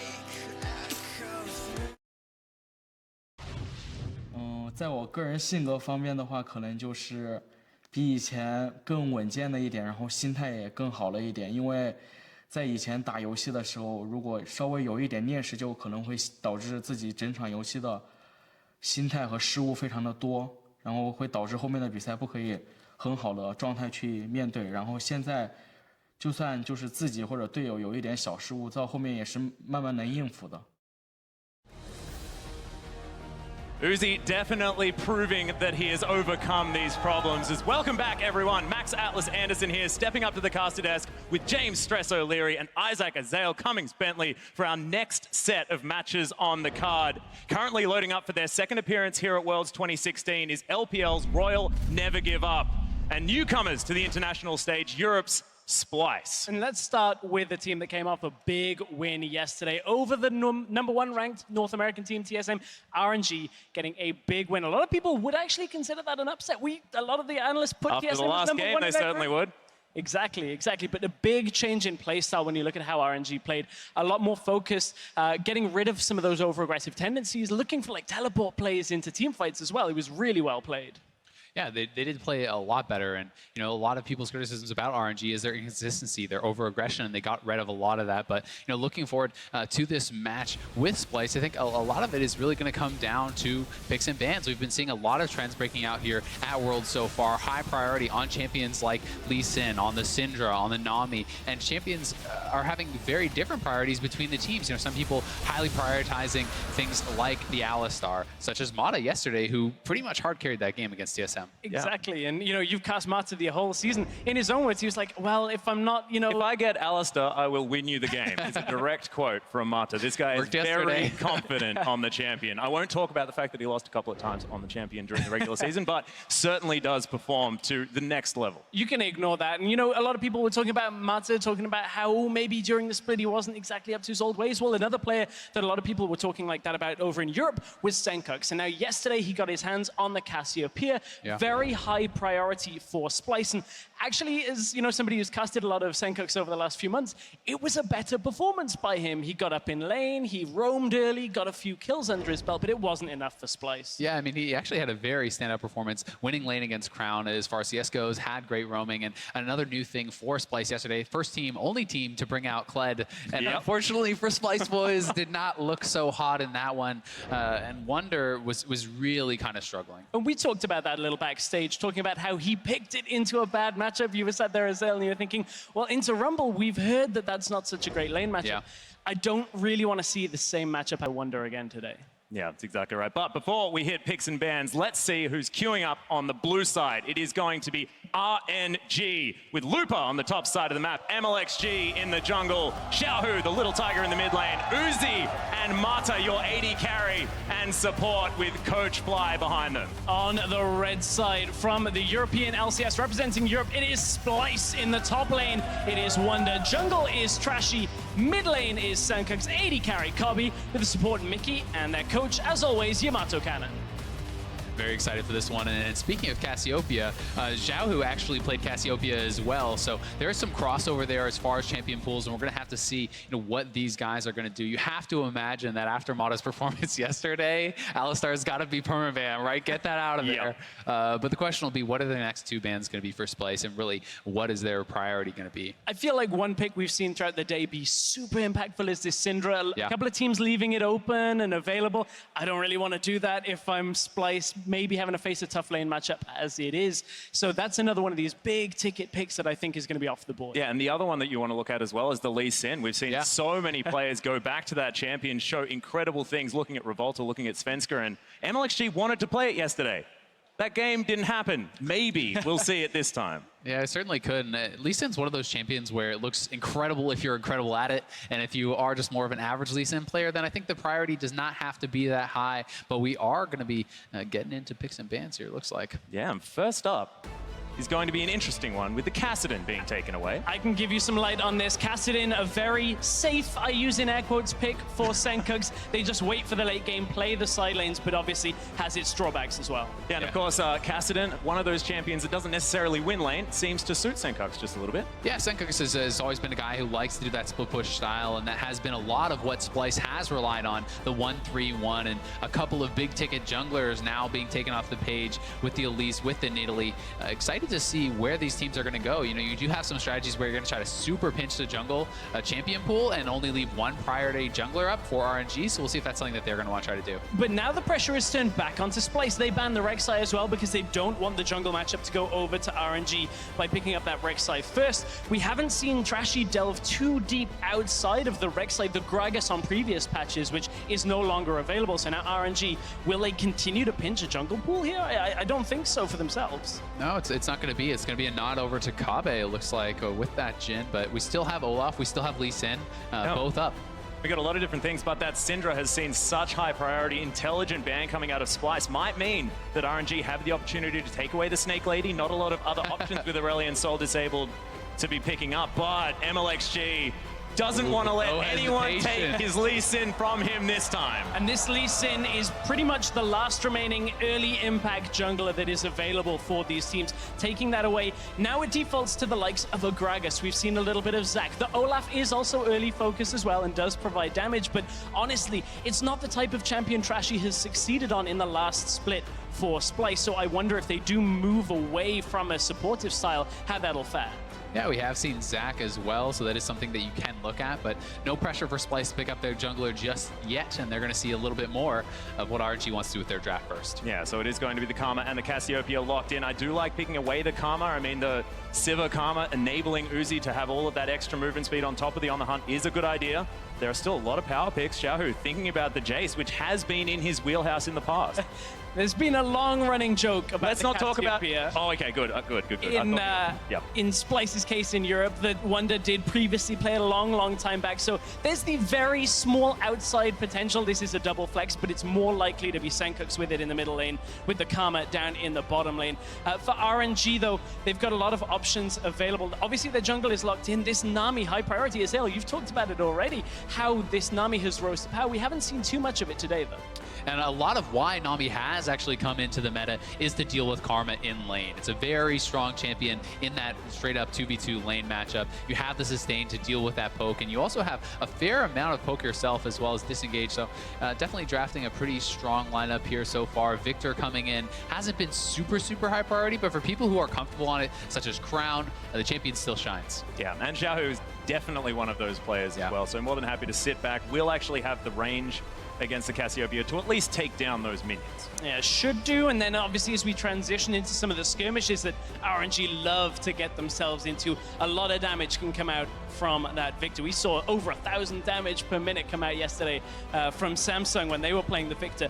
For Splyce, they're taking it a little bit slower, and it is a change-up from Trashy. We haven't seen this all that much from him, but going for more damage out of the jungle on that Olaf. Yeah, and a lot of power in these two picks as well, as the Nara is going to be picked up alongside him.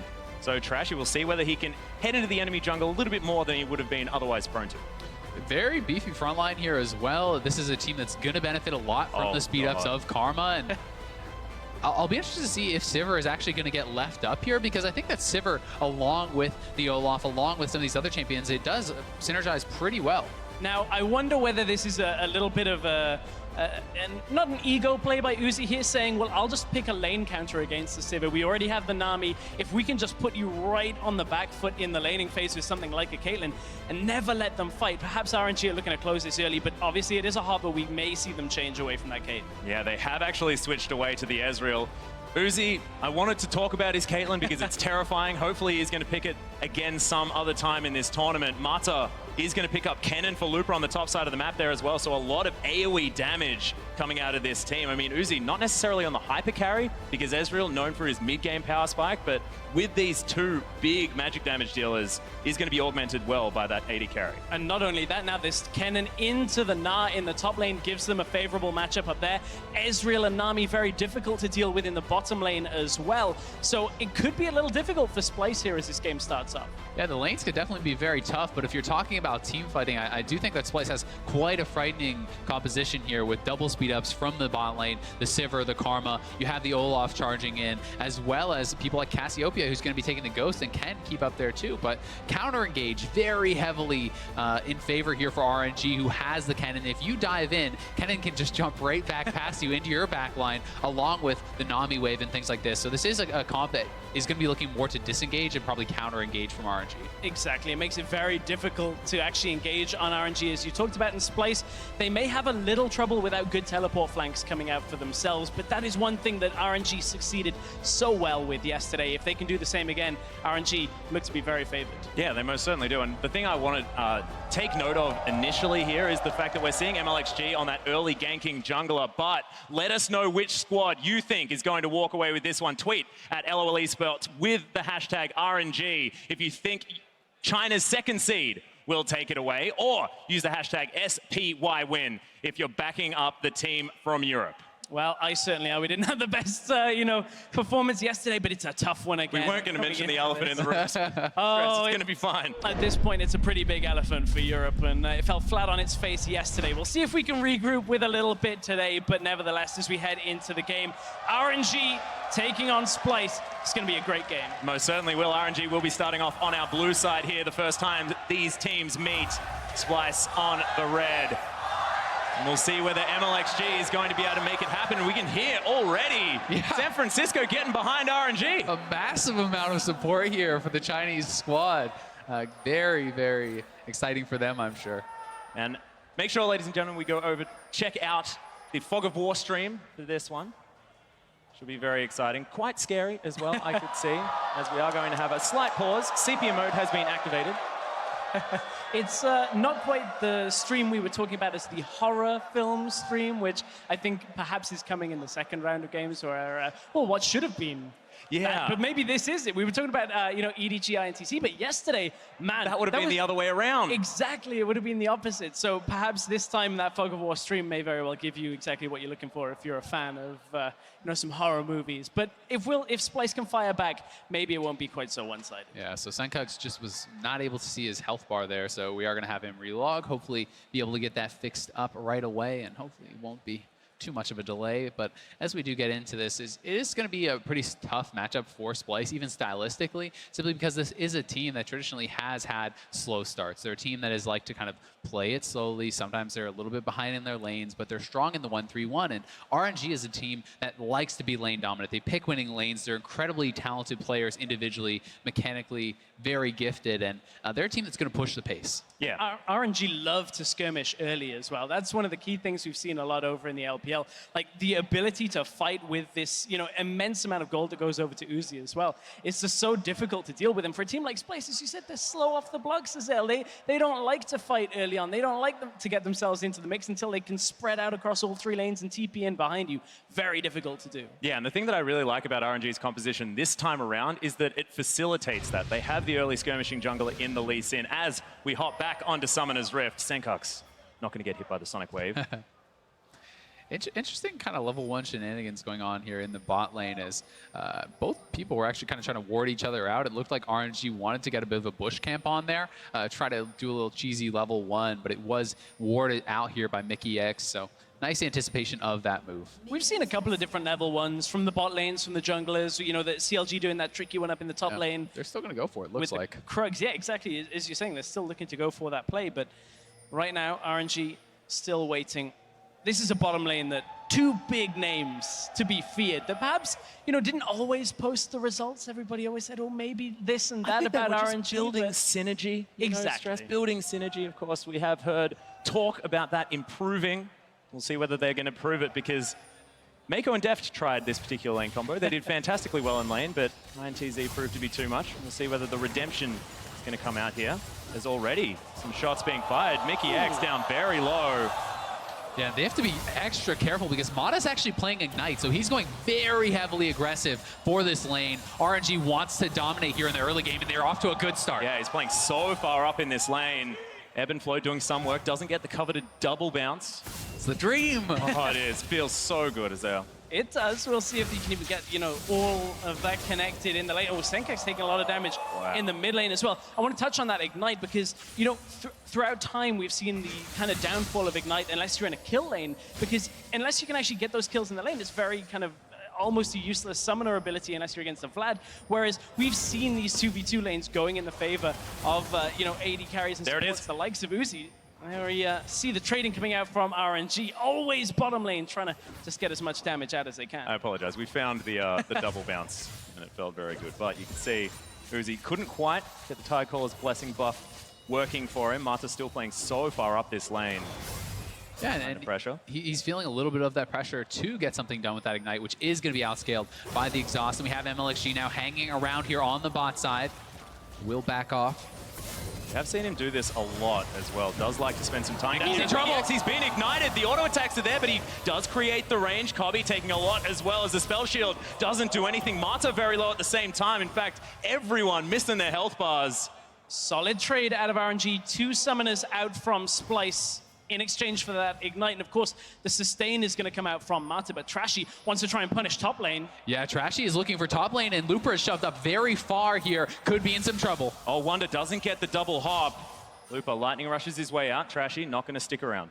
Little bit of miscommunication perhaps out of the Splyce duo up on that top side. Trashy was still waiting. Bottom lane, spell shield used already. Fair amount of action down in that bottom lane, but look at the difference up in top. There was a big CS lead that was opened up by Looper. It's closed from Wonder now. Mata has to be careful at this point. He has no more potions. He's actually very low here as well. This bot lane is getting very, very tight. As a lot of low health bars here. Heal bait right now. You can feel it. Mata knows there's a ward in there. Knows there's a ward. Is the poke coming out though? Kobbe doesn't quite connect with that first Q. Whew. Very dangerous as Trashy looking for Xiaohu. Lands the undertow actually. Xiaohu's over to the side. MLXG's going to turn out just in time. Trashy loses half of his health bar, but just trading blows for now. Yeah, Trashy's just trying to help Sencux push this out. Sencux was getting low. They're feeling a little bit of danger. Sencux in trouble. MLXG safeguards his way out. Sencux has to go back to base. Doesn't quite have the damage this early on. Of course, only level 4, so gets into the lane. Gets the Ghost and the Flash from Splyce. Ghost from Trashy was used a little earlier there. And Sencux is actually trying to hang around a little bit. He doesn't necessarily want to lose this full wave. You can see MLXG moving around the side, and this is a very tense early game here. Yeah, another bounce. Uzi, he's going to got him! Blood for Uzi! As Kobbe's taking damage as well. No Mystic shot, but that was huge. This is Uzi and Mata straight They're up not done yet. outlaning Cobby. He's got to be careful. He's so low. MLXG's look just gonna walk at him. There's the flash. A good spell shield from Cobby. Saves his life. Saves his life, but RNG a crippling Splyce in the bottom lane right now. Look at that CS advantage. Yeah, the CS plus the first blood, the gold lead is astronomical, and here it is again. Uzi sees the opportunity, goes for it, no hesitation at all. And Mikyx, not respecting that Tidecaller's blessing damage there, That is was able to take him last down. second from Mata as well. Just came off cooldown and got it while that was in the air. Oh, looking rough for Splyce already, and with summoners down on Kobe here too, it's something where they can look to repeat gank. They can look to go down for another set of kills down there. And of course, at this point, you're looking at RNG with a bot lane that is difficult to deal with, but theoretically, Ezreal should be, waiting a little bit on that tier, should be perhaps behind the curve when it comes to damage. With that first blood, massive CS advantage. This Civ is going to take a long time to get into this game, if Cobby can, before RNG look to really put the pressure down. Yeah, they got a big wave to clean up here. Goes back, grabs the tier as well as the Cull and a longsword. So theoretically, as far as battle stats are concerned here towards the bottom side of the map, will still go in favor of Cobby, raw damage. It certainly will, but if you look across the map, it's hard to find the bright point for Splyce right now. They're losing CS in the top lane. They're losing very heavily in the mid lane, 49 to 34 there, down about 10 in the top lane, down 16 in the bot lane. Across the board, they are falling dangerously behind. I found it, Azael. I'm going to go for any win to win. Jungle CS. There you Got go. 6 Nailed CS it. There you up. go. You got those lucidity boots as well. Europe's winning at something, I guess, at this point. And the Lucidity boots, I actually really like as a purchase because with the Ghost, with the Insight, you're going to have such a low cooldown on that you can aggressively trade out your Ghost, hopefully to get a flash or a summoner from your opponents, and you're going to have that up much more often than they are. You can see some farming here towards the bottom side. Uzi doesn't like that. He's going to get the Tidecaller's blessing damage. Mikyx does at least tether him up for the moment. Uzi taking damage. Cobby, no, not quite enough. Doesn't have the flash to follow up as Mata takes matters into his own hands. Ebb and Flow is going to keep Uzi topped up, but man, that was dangerous, and Splyce looking good. Trashy's here. Trashy is here. They want to try to get something done. Uzi holding on to his heal that entire time, and Kobe really smart to actually respect that. Had he gone forward, the heal would have come out. He probably would have given his life there, even though it looked really close. You can see those Splyce are getting kind of almost baited into these fights time and time again in this bottom lane, and what it means is RNG. Ooh, Yeah, Chaos Storm in the mid lane. Ultimate's traded as Senkok's just petrifying gazes Xiaohu. And this is Xiaohu basically saying, get out of my lane right now. I want to push this wave under the tower. I want to get damage down. You are not getting any of this farm or experience, and I'm going to move away. Yeah, it's like, I have the money for my Hex Core. I want to go back and pick it up. Exactly. He just wants to be able to dominate from that mid lane, push Senkok's back as often as he can. Remember, Senkok's still has no flash or ghost available, so he is a bit of a sitting duck if he ever tries to make a play. And because there's summoners down there, there's summoners down in the bot lane, and MLXG is level 6, and RNG are camping this out. They're looking for some cheese. There's the tidal wave. Mickey taking a lot of damage, but there's the heal out. He's going to keep him alive for the moment, but Uzi just launches his way in. That's another kill. Trashy going trying to get people out of his jungle, but he's not going to be able to. MLXG gets that one. Xiaohu now possibly in trouble, but in comes Lupa, slicing Maelstrom. Xiaohu in trouble. Wonder he can't do it. He can. Gets the last auto. Lupa grabs the kill, and Senkox should clean this one up. Senkox gets to. He knows MLXG is around. Can he actually find him? Looks like he won't be able to, but at least Splyce is able to pick something up on the back there. Can't quite find for another kill, but at least picks up the one kill, as you were saying. This is what Senkox did a little yesterday that was working well for Splyce. The problem is this time he's down in lane at the same time, so it's not enough to recoup. And this jungle fight was all over the red buff. Xiaohu was first out of the lane. He had the dominance, and that's where they go aggressive onto MLXG. Trashy, 1 versus 2 cannot do enough. Sure, Wonder makes it here first, but from there, RNG are able to output the damage to inevitably take him down, and Senkox thankfully is able to come up to the top side and clean this fight up. Yeah, really good spacing as well from Splyce, making sure that Slicing Maelstrom wasn't hitting 2 members. Meant that Lupa wasn't able to get too much work done with that ultimate, which could have been very important. Almost has his Proto Belt completed, as well as that double Doran's Blade, and that Hex Core that we were talking about has been upgraded for Xiaohu, so a little bit augmented is the wave clear for the victor. makes a big difference. Once you hit that threshold, it's very hard to keep that wave pushed out, even as the Cassiopeia. So this is going to give Xiaohu the advantage of being able to shove in first, roam around, help to do things like get vision in the river. And that is one of the big weaknesses of Splyce when you look at how their early game kind of plays into a mid game, is if they can at least hold themselves fairly even, they can drag out a game, draw it out into the side lanes. This time, they don't have anything like a teleport coming from Senkux. They do obviously have Wonder for a side lane, but it's difficult for them to play the style that they had been famous for in summer. Oh, there's a Chaos Storm though. Trashy takes half of his health out. Ragnarok gonna keep him safe. And you know, Trashy was one of the big proponents of this. On the Rek'Sai, on the Gragas, he would be able to help his lanes, help the side lanes either disengaging or coming across as the Rek'Sai to give them a little extra support with warding in the jungle. But on this Olaf, it's such a different role. Yeah, he is having a tough time so far, but looking to ways that Splyce can kind of get back into this. You have to think Wonder with his TP, having that TP advantage is something that he needs to look to do, but Splyce is really struggling to even get out from under their turret in the bot lane, so they're not really able to get these deep wards to allow him to try to go for a play like this. And not only is Uzi getting massively ahead in the farm, he has 2 kills, and he's working heavily on that bot lane turret. Trashy's on a ward here. He's going to get hit by the Sonic Wave as MLXG is going to follow up. Should be able to get it up, and there's the kick flash. Tidal Wave comes in, there's the knockup into the Aqua Prison. See you later, Trashy, and MLXG safeguards out. Just beautiful play there from MLXG and Mata. Taking him off the Alistar, he's still making plays up at Nami. The kick flash into the Tidal Wave, into the bubble. Perfect CC chain. They knew that Trashy had no Ragnarok from that earlier play in mid lane, and RNG are just capitalizing on every single moment of weakness that Splyce shows. Well, Azael, earlier you were asking what would have happened if we'd have seen MLXG on the Lee Sin, what would have been yesterday of his performance, and he's showing us a little bit today of what Svenska brought yesterday, but RNG in full control of this game. It's going to be a Dragon going over to them as well here, and honestly, they've won pretty much every lane. They've won all the early skirmishes as well. There's not a lot stopping them from looking to turn to objectives in the form of towers next. Yeah, MLXG, of course, able to solo that one out. No vision available for Splyce, and if we're going to have a look at that, I mean, the map is lit up with blue wards here for RNG. Yeah. They know exactly what's going on. Splyce seem to be reeling here at 12.5 minutes. It is only 3,000 gold. We'll see who's going to be able to pick it up here for the European team.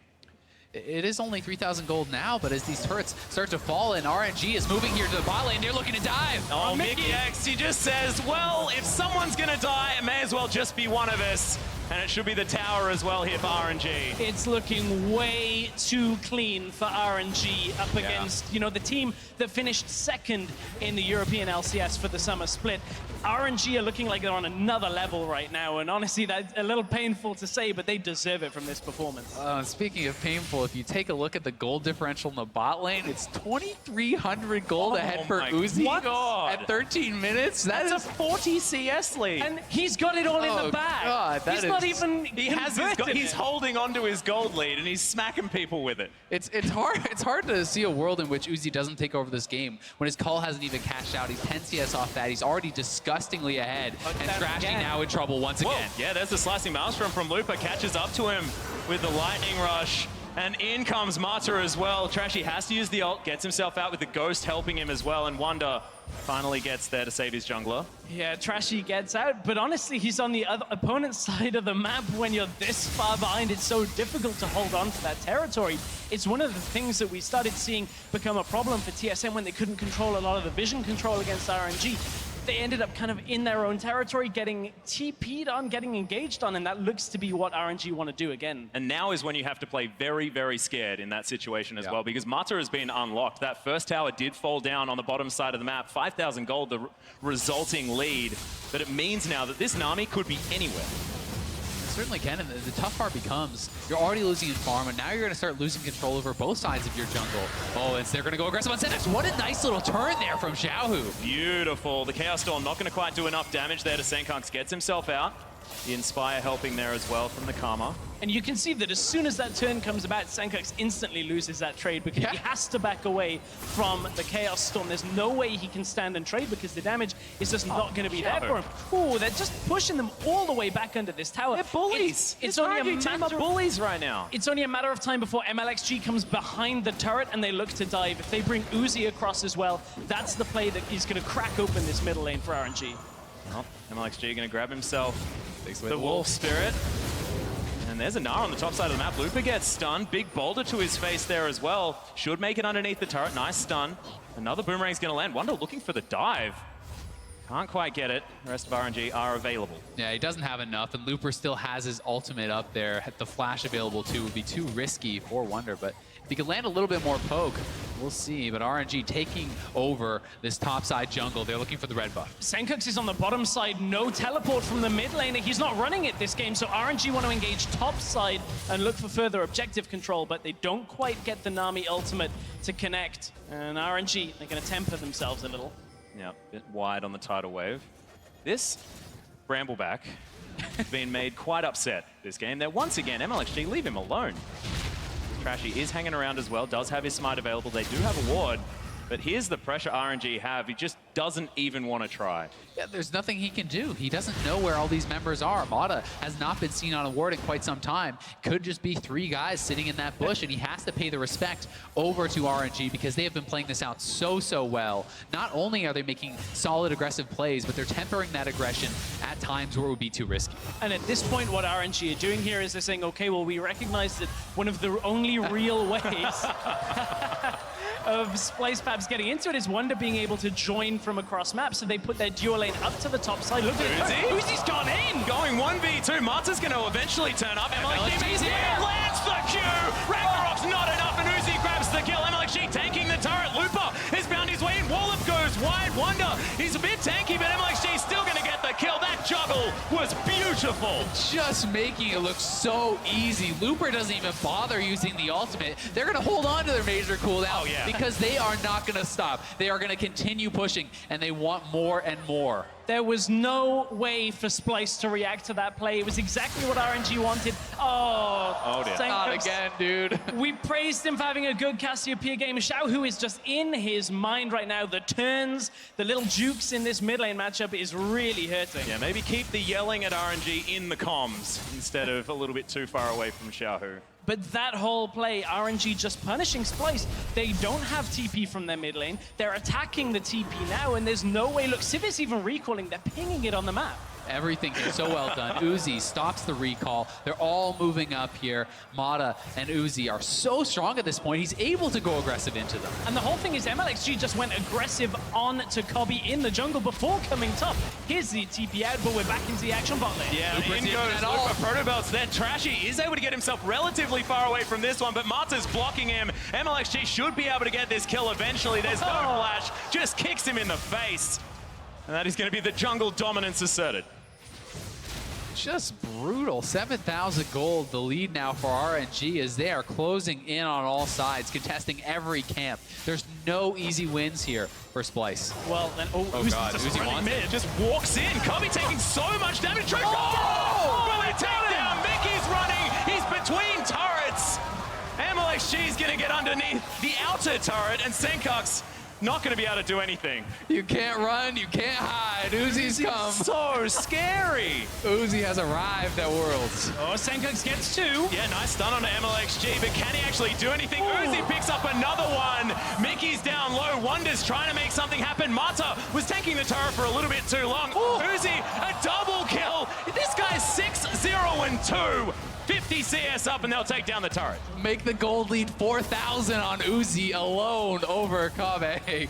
Just brutal, as Uzi is just, he is so strong. He's unkillable almost. He's a man on a mission. If Uzi continues at this pace, he's going to double the gold earned of Kobbe. Like, very quickly if he continues this pace. But RNG have got so much damage from this Lee Sin, the Ezreal, the Kennen, the Victor. Everything is just instantly blowing up Splice. And, you know, this was after Uzi had just walked in mid lane and killed Kobbe.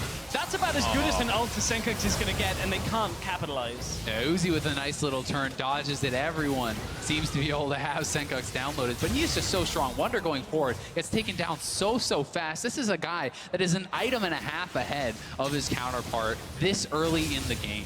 insane performance out by Uzi to be that far ahead. And as Baron is about to spawn in 15 seconds, what that means is RNG are going to play the game of get all of the vision control on the top side and then look to push Splyce back, maybe try and catch him out in the jungle, get a kill or two, take the Baron, and set their eyes on the base. Yeah, and they'll grab Dragon number 2 here as well in the meantime. Ocean and Cloud now picked up. Bit of regen, bit of movement speed.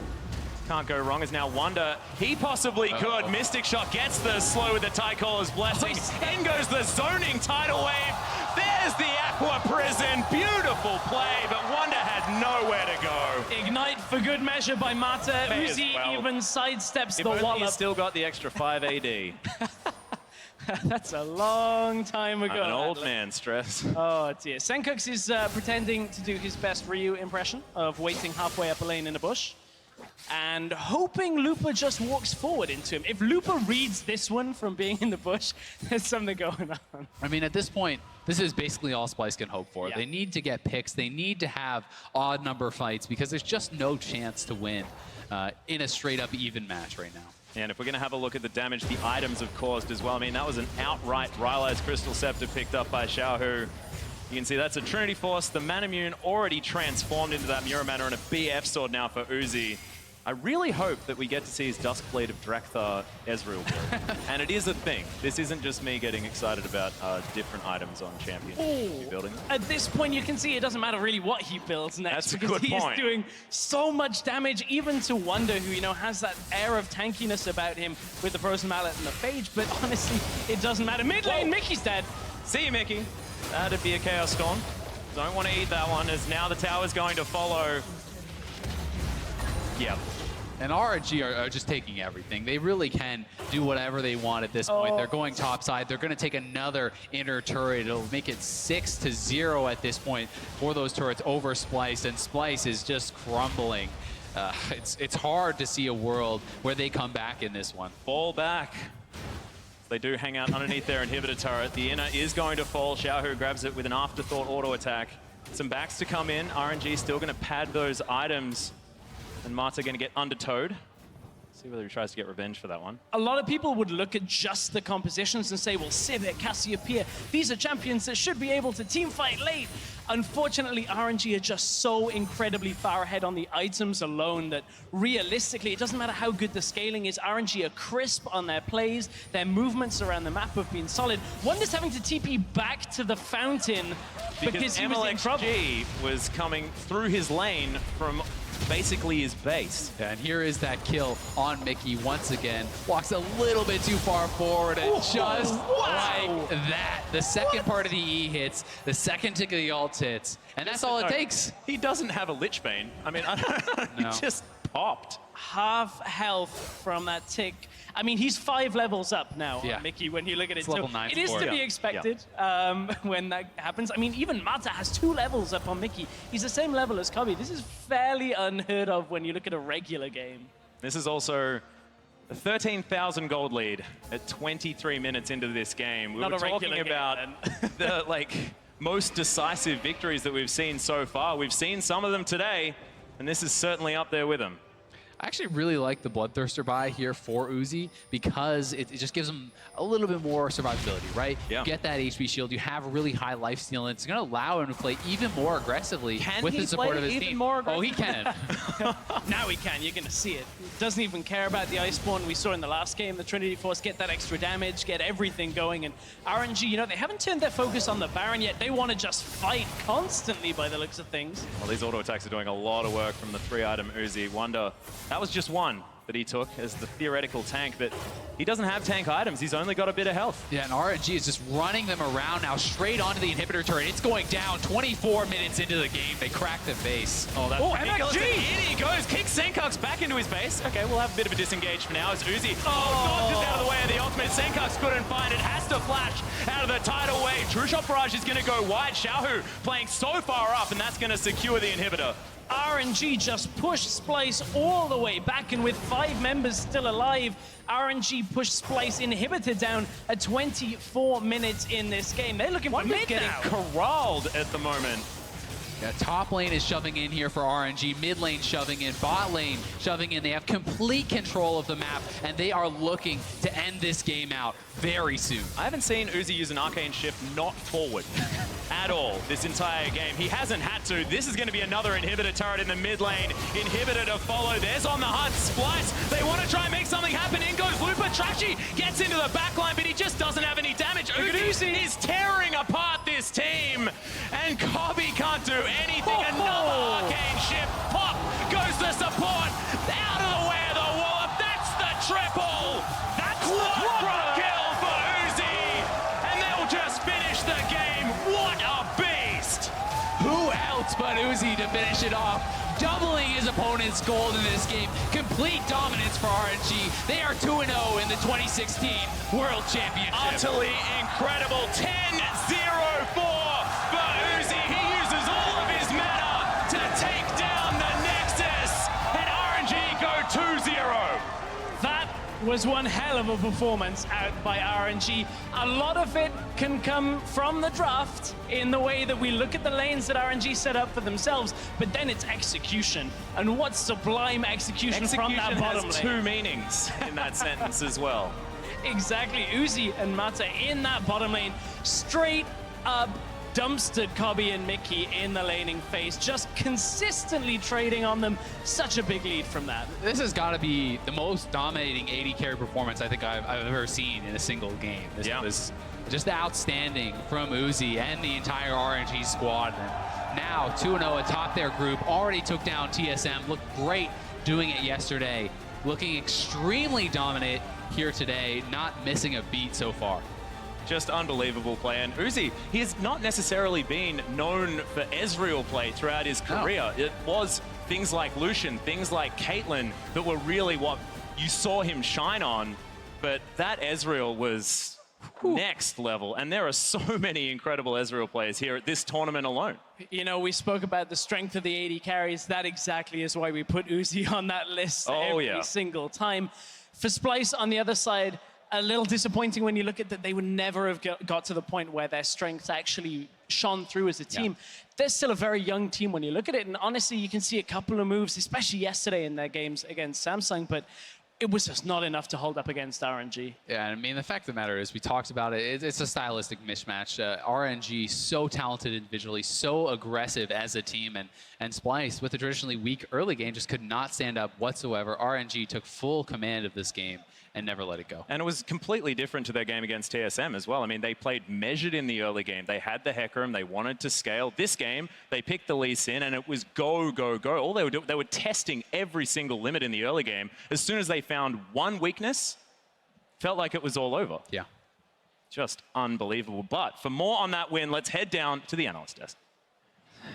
Thank you very much, gentlemen. Now, before we get into the game itself, I've got to welcome to the desk, Spawn and Deficio joining us here. But RNG, oh my goodness. I mean, you heard it from the crowd. They're excited. LPL team, by the way. So I'll just hold you up there. But yeah, that's another great performance out of Royal Never Give Up. And I mean, we knew that this team had such good individual talent, but when you had a look at their form coming into the tournament, I think how well and how polished they have played has just blown everyone out of the water. Oh yeah, they showed up here today and yesterday against TSM. Now, Deficio, I've got to ask you, what exactly is the diagnosis here for the struggles that Splyce has seen so far this tournament? Well, I think one of the things we feared the most when it came to Splyce and their performance in this group was like the individual talent compared to a team like RNG. And I think we saw it in this game here. The comp from Splyce were not supposed to fall really far behind early on. They had a good mid lane pick, fine bot lane, strong early jungler. Problem is when your mid laner messes up level 1, when your bot lane messes up level 2 and just start dying and dying 2v2 to Uzi and Mata, very quickly the game just snowballs out of control. So honestly, it comes down to individual mechanics on Splyce side, just losing the lanes. I mean, we had here what you were talking about, some of those early troubles in the lane phase, both in the mid and bot lane. I mean, Uzi and Mata putting on a clinic here. Yeah, they certainly were. And Uzi always steps forward to challenge CS, so it's very difficult to tell when he is going to go for these all-in players. Once again, targeting out Mickey here, making sure that they've got the person without the spell shield. And it's just Uzi stepping forward, being able to Arcane Shift aggressively and take down the support. Yeah, I just want to give some context on Uzi's performance today. Usually he's up 18 CS at 20 minutes in the LPL LPL. He was up 18 CSs 5 minutes in this game. And when he got the kill, he went back and got a cull, didn't go for the Iceborne Gauntlet, finished on a Triforce and a Bloodthirster. And he also finished the game with a quadra kill and doubled the amount of gold than the enemy AD carry. I mean, we're looking at this gold graph right here, and it just tells the story. Close game. Yeah, very close game. You know, but and this is where I now want to kind of exactly zoom out and look at this RNG roster after these 2 performances that they've put up here in Group D, what was called the Group of Death. They're looking pretty dominant. Obviously, they haven't played Samsung Galaxy just yet. Yeah, exactly right. And they've done it in 2 different ways. I mean, they were very patient and methodical against TSM and picked a scaling comp. This time it's MLXG running around on Lee Sin. And the follow-up was there. Mata was able to follow him into the jungle after mid and bottom had been won. So I think that even though they're 2 very convincing victories, both are done in different fashion, which is a very good sign.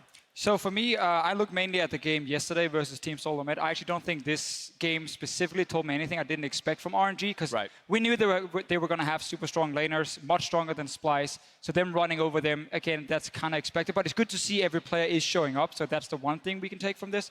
The game yesterday, I mainly just look at Mata. Like when this guy shows up, RNG just has another playmaker on their team, and he's such a massive carry as a support. So when he's able to show up on Alistar and other picks, I think RNG looks strong. So I actually think that was a really good sign for them. But here's the thing, then he plays Nami, he's landing every single bubble there. So, I mean, we talk about, hey, give me Alistar and I'll win you the game. Apparently, give him Nami, will win the game too. But the player that I'm looking at in this game is Uzi, player of the game here. We mentioned already with those crazy laning statistics, but this man led the charge today. 10-0 and 4 KDA. You hear it from the crowd, too. They loved watching this one. And statistically, he is the best laner in the world, I think it is fair to say. And when he does challenge CS the way he does, especially against a younger player like Kobe, like Mickey there, it's like a pressure cooker. Eventually, you are going to crack and you're going to see a mistake come out. And Uzi is very good at punishing that. So I think that was all this game was. Very inexperienced opponents coming in here, and Uzi was able to take advantage. All right, well, then let's leave it at that with RNG on top of Group D for now. It's time for us to step away, and we'll be back in just a few minutes with Europe's H2K squaring off against CBLOL's INTZ. So don't touch that dial. Today, boys, is about showing up. We have the tools to play at the highest level.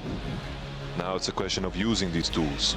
This is a very tense early game here. Yeah, another bounce. Uzi, he's getting locked out. Blood for Uzi, as Kobe's taking damage as well. In comes Lupa, slicing Maelstrom. Xiaohu in trouble. Wonder, he can't do it. He can't get the last auto. Lupa grabs the kill, and Senkox should clean this one up. And Mata was taking the turret for a little bit too long. Uzi, a double kill. This guy's 6-0 and 2, and Kobe can't do anything. Another arcane ship. Pop goes the support. Out of the way of the wallop. That's the triple. That's quadra kill for Uzi. 10-0-4 for Uzi. He uses all of his mana to take down the Nexus.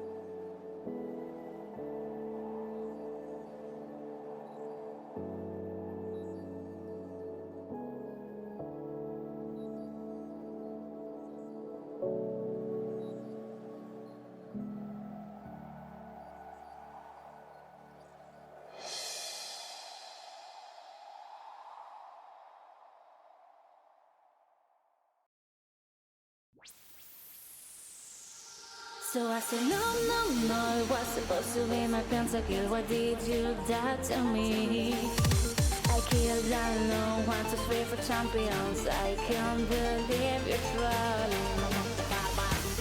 No, it was supposed to be my pentakill. Why did you die to me? I killed alone, 1, 2, 3 for champions. I can't believe you're trolling. Wait a minute!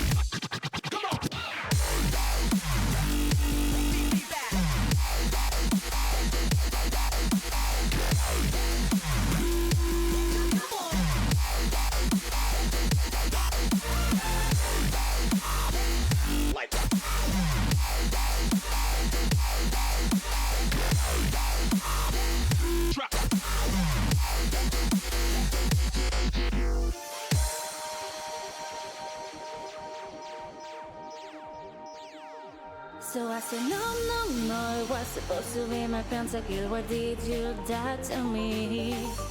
I killed alone, 1, 2, 3 for champions. I can't believe you're trolling. No, it was supposed to be my pentakill. Why did you die to me? I killed alone, 1, 2, 3 for champions. I can't believe you're trolling.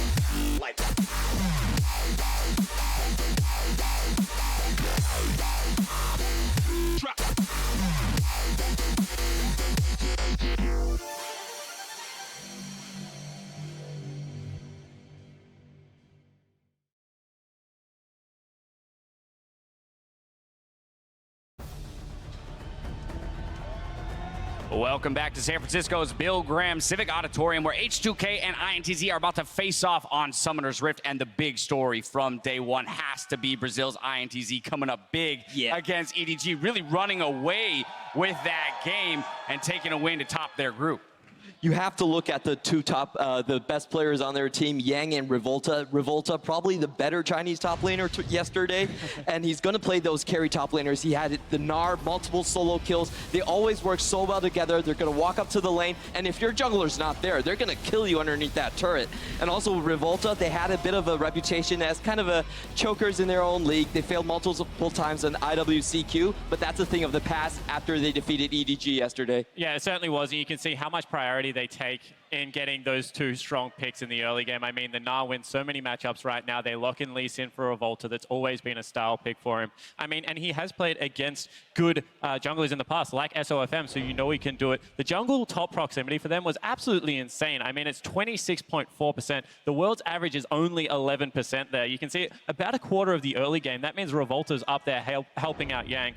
And I think that that's actually a little bit of an issue, because if there's a team I think that can deal with that, it is actually H2K. Jankos and Odo Omne should be much more prepared to deal with that strategy, where Clear Love and Mouse obviously failed in the early game. Yeah, I do agree that H2K should now be prepared. You've kind of seen some of the cards from INTZ, you know, Yang getting Gnar, Revolta on Lee Sin, and kind of camping that top lane.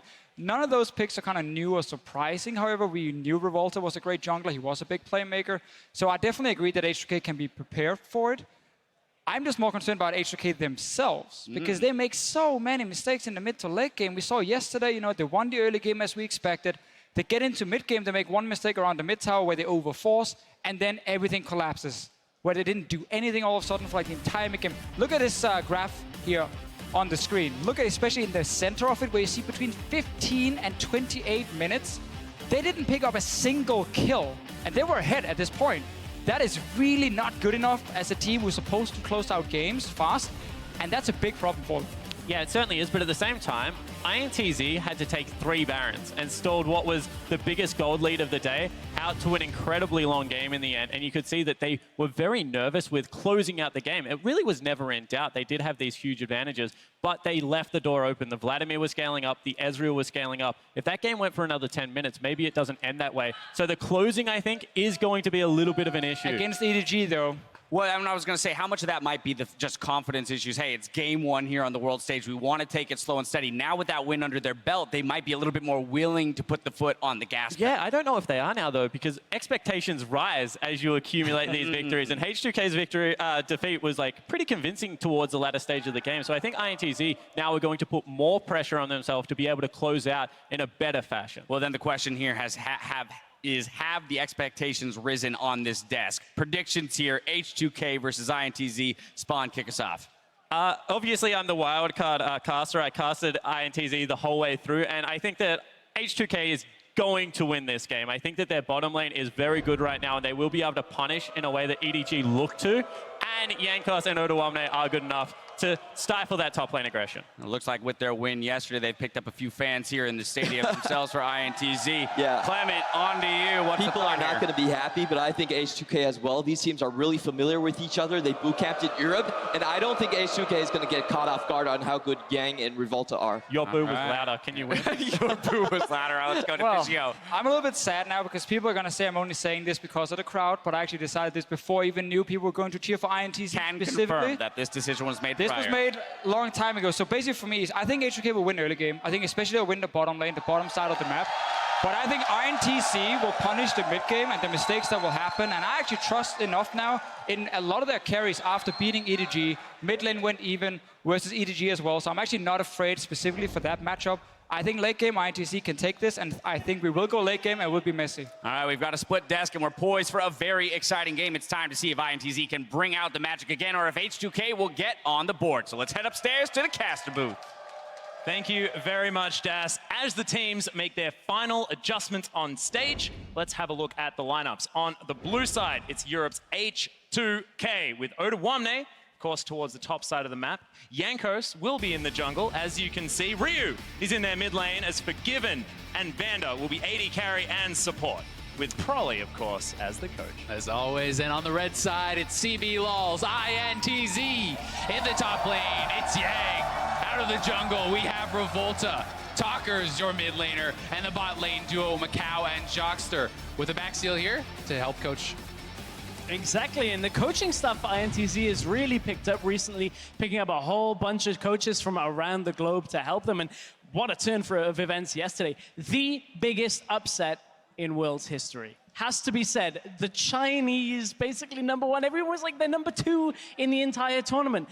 INTZ come in and look really strong against them, taking that win. And I think the most impressive part about it was not some like cheesy level 1 strat, some like crazy thing. They played normal. They just actually played a lot better. Yeah, and I actually got very confused when I was watching the game because I cast both the LPL and IWC, and I didn't know whether to be heartbroken or heartwarmed during that game. And Revolta, honestly, by himself, just made me feel so good because that Lee Sin play was beautiful. We've been seeing so many this tournament so far do incredible things, and we'll see whether that one's going to hit the bench, because I have a feeling it might. I have a feeling it might, unless Jankos wants to test him and they pinch the pool and get the Lee Sin for Jankos themselves for H2K. That's one option. Yeah, H2K does have the option of trying to first pick that away. We'll see if INTZ's even going to leave it up, but this is a very different two teams stylistically. When you look yesterday at jungle proximity in the top lane, it was actually insane. 26% of the time for Revolta spent in the top lane versus only 3% of Jankos' time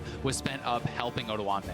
Yeah, interestingly enough, it takes 4 bans before the first jungler comes in this time. Bit of a change as far as that draft, but Syndra has been seeing a lot of bans. H2K prioritizing the Vladimir ban, which I find quite interesting. And interestingly, alongside that Vladimir, the Gnar is now not available for Yang for that top lane. We saw how comfortable a pick that was for them yesterday. No longer the case. With the Nidalee already out, Elise or Rek'Sai, if banned now from H2K, would signal a jungle first pick, almost certainly. Well, the Jace is going to come in as the final ban for H2K. A lot of solo lane preference as INTZ think about their final ban. Is there anything standing out to you? Of course, we have seen things like the Rumble see a lot of success. The Karma as well has been banned away a lot. Well, now if INTZ take away the Rek'Sai, what it leaves is a Lee Sin, Elise jungle matchup, and you're happy to trade either. So with the Syndra gone here as well, it actually opens us up to a fair few picks available for that first spot, but they don't pinch the jungle pool, they go to the bot lane. Yeah, the Lucian is going to be banned away. Of course, Forgiven had a fantastic game against AHQ on the Caitlyn. They didn't win, right? But he still had a 40 CS lead. He still was doing ridiculous things down there. And that's why I feel like it's a little bit strange, because in recent times, Forgiven really has been prioritizing champions like the Caitlyn a lot more. And unless INTZ is willing to take that Caitlyn away here, I don't really understand that Lucian ban. And you can see now how H2K are going to prioritize. No rush on the jungle pick for them. Not even concerned about that Lee Sin. They're going to flex the Karma to start. Does give them the option of taking the better bottom lane that we know Forgiven and Vander love to try and get the advantage from down there. So if they pair that with something like a Sivir, very difficult to break. Definitely a lot of options. They could also take the CLG approach here with Karma already locked in. You can do something like the Nami Caitlyn. That first round draft I think is pretty powerful, especially if you want to try to deny the Caitlyn from Forgiven, but there's a lot of power picks still on the table. Yeah, we actually saw Revolta actually animatedly talking to his team saying, can I please just pick the Lee Sin? Yang still hasn't even hovered anything just yet. We'll see what INTZ decide to do. Only 10 seconds to go. Very concerned looks on the faces here, as that is a power pick. Baxiel has a very intense focus, and intensely focused on the top side of the jungle. It's not the Lee Sin, but I was talking, I ran into Brokenshard, who's coaching with INTZ. He was saying that, Revolta didn't even practice the Lee Sin. It was just like riding a bike for him, but, Rek'Sai... historically an incredible Lee Sin player. He has, but Rek'Sai has been a champion recently that he's done very well on with that early pressure. Yeah, and although Lee Sin has been having a lot of power in these games, it's actually Rek'Sai that's drawing a lot more of the bans. That is Teams are still certainly highly prioritizing this champion, and it actually matches up fairly well against the Lee Sin, simply because you can power farm like that, you can donate over your blue just like Lee Sin, and when he Qs you, you right-click on him, you unburrow and interrupt that Q damage. The jungle matchup, though, isn't the only one that matches up very well, because INTZ right now, they've picked themselves up the Rumble, H2K banned the Gnar. That's one of the matchups that we've seen do well into the Rumble, so what is available for that top lane matchup? It's going to be the Kennen that remains. In fact, both of the solo lanes now being locked in, confirming that Karma will be heading into the support position as Ryu grabs the Cassiopeia as well. Tokkers now has to try and figure out what he wants to take into the Snake, and, Victor has proven to be an okay choice. Another pick that has worked out pretty well against this is actually the Varus. Varus is something that we've been seeing in Syndra where it actually kind of struggles more, but against Cassiopeia, you can outrange this guy. You have strong lane wave clear, and it is an option. Azir is not something we've seen a lot of lately. Yeah, it's a historic pick for Tokkers, who of course did help win CBLOL with that champion. Of course, it was played on a very early patch, and not one where we have seen the likes of the Cassiopeias, the Vladimirs, and the Malzahars. The thing for Ryu, though, is this is something H2K have shown a lot of comfort on. Yesterday, they did exactly the same thing, picking the Cassiopeia second rotation on blue side, and just picking it blind, able to play comfortably into whatever INTZ picked. The response is going to be a mage that plays for later into the game as well. A lot more team fight focus, perhaps, off a wombo combo. You've got the Equalizer coming out already, now Shockwave on top of it. Yeah, and actually, that Orianna. I really like it paired up with the Rek'Sai as well. I mean, it's an old ball carrying method, just tunneling yourself in there, delivering a ball to the backline and spinning people around. See whether it's going to work here for Tokkers, who is more than happy to sit there and farm in lane. I do have a bit of concern about the Ezreal, though. I do think that Caitlyn here is looking like a pretty obvious pick, and it's going to be locked there by Forgiven. So to me, it's just something where I feel like INTZ really wasted their Lucian ban. Could have been used to take away something like the Kennen, to take away something like the Cassiopeia, maybe create a little bit of a better pick ban for them. The other side of this, though, for INTZ is they have given themselves a little bit of comfort in that they're last picking their support, actually picking in order across the map here. So if the Nami comes out, they might be able to play for a safe lane. Is he really locking that? Oh, we got it. Oh my goodness. Okay, Skarner on the Rift. He misses his kind. We almost had one yesterday. Yeah, no, I'm so excited. We finally got the Skarner. So Skarner is a champion heavily pick-oriented. You have the speed-ups here from the Karma. And similar to Malzahar, it actually warps a lot of your opponent's builds. QSS can become extremely important when dealing with someone like this. So it is that kind of hard initiation. You can grab someone like that Ezreal. If they don't have the QSS, no chance to really react. Same thing with champions like the Rumble and the Orianna, who are going to be relatively squishy early on. And could we see something like maybe a Janna picked up here? I mean, we have seen it as one of these picks in the past. Possibly. I think if it's a range support, the Nami is coming through here potentially. Yeah, Nami is good for lane. Another champion that matches up really well specifically against the Skarner, though, is actually Morgana. Black Shield, very powerful against this. They're not going to elect to go that route. Are going to be picking heavily for lane.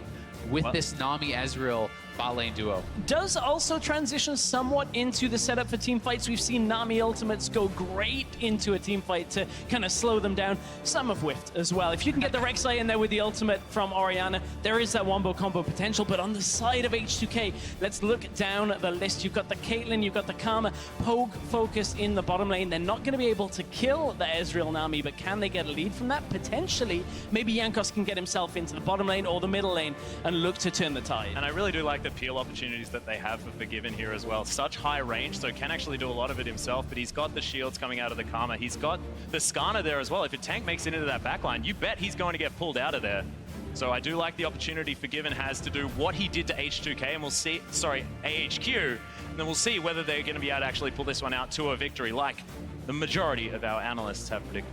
The H2K composition is very similar to the actual remade game that we had yesterday from TSM. It was the Skarner, you had the Kennen coming through, and you know, we were talking backstage about that defensive capability, and I want to see whether it comes into effect now with Forgiven there, as the Caitlyn this time, not the Ezreal that was available there.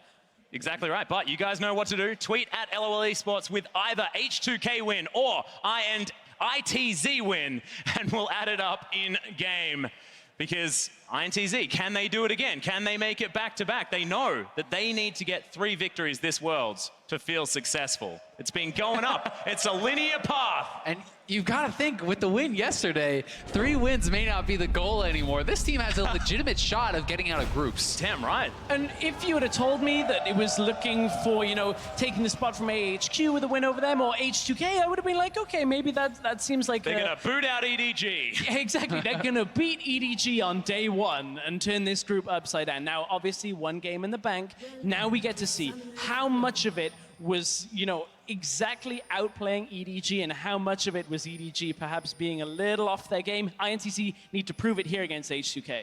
We also have to see how is H2K going to be able to improve from some of their errors yesterday. Yeah. You know, we can't forget they won the early game pretty heavily, but it has been their mid game which has really plagued them. They look indecisive. They're not sure what to do, how to extend leads, and a lot of that also came down to a lack of proper vision. Them getting caught out by AHQ, and we'll see if that problem does show its ugly head here again against INTZ. Yeah, and INTZ, of course, if you look back at their last game against EDG, it was methodical, it was powerful. This is not sort of a shock level 1 where someone immediately gets 6 kills and then everything's just a nightmare. This was INTZ taking EDG completely by surprise and capitalizing to see whether they can do it again. And it has a lot to do with this top lane jungle matchup that we have been harping on about. And I really want to see what Jankos can do against Revolta, because Jankos in Europe, we call him the First Blood King. Yesterday, he didn't get it for H2K, wasn't even involved. It was the top side of the map that gave away that First Blood. So honestly, that is where our eyes have to be focused somewhat.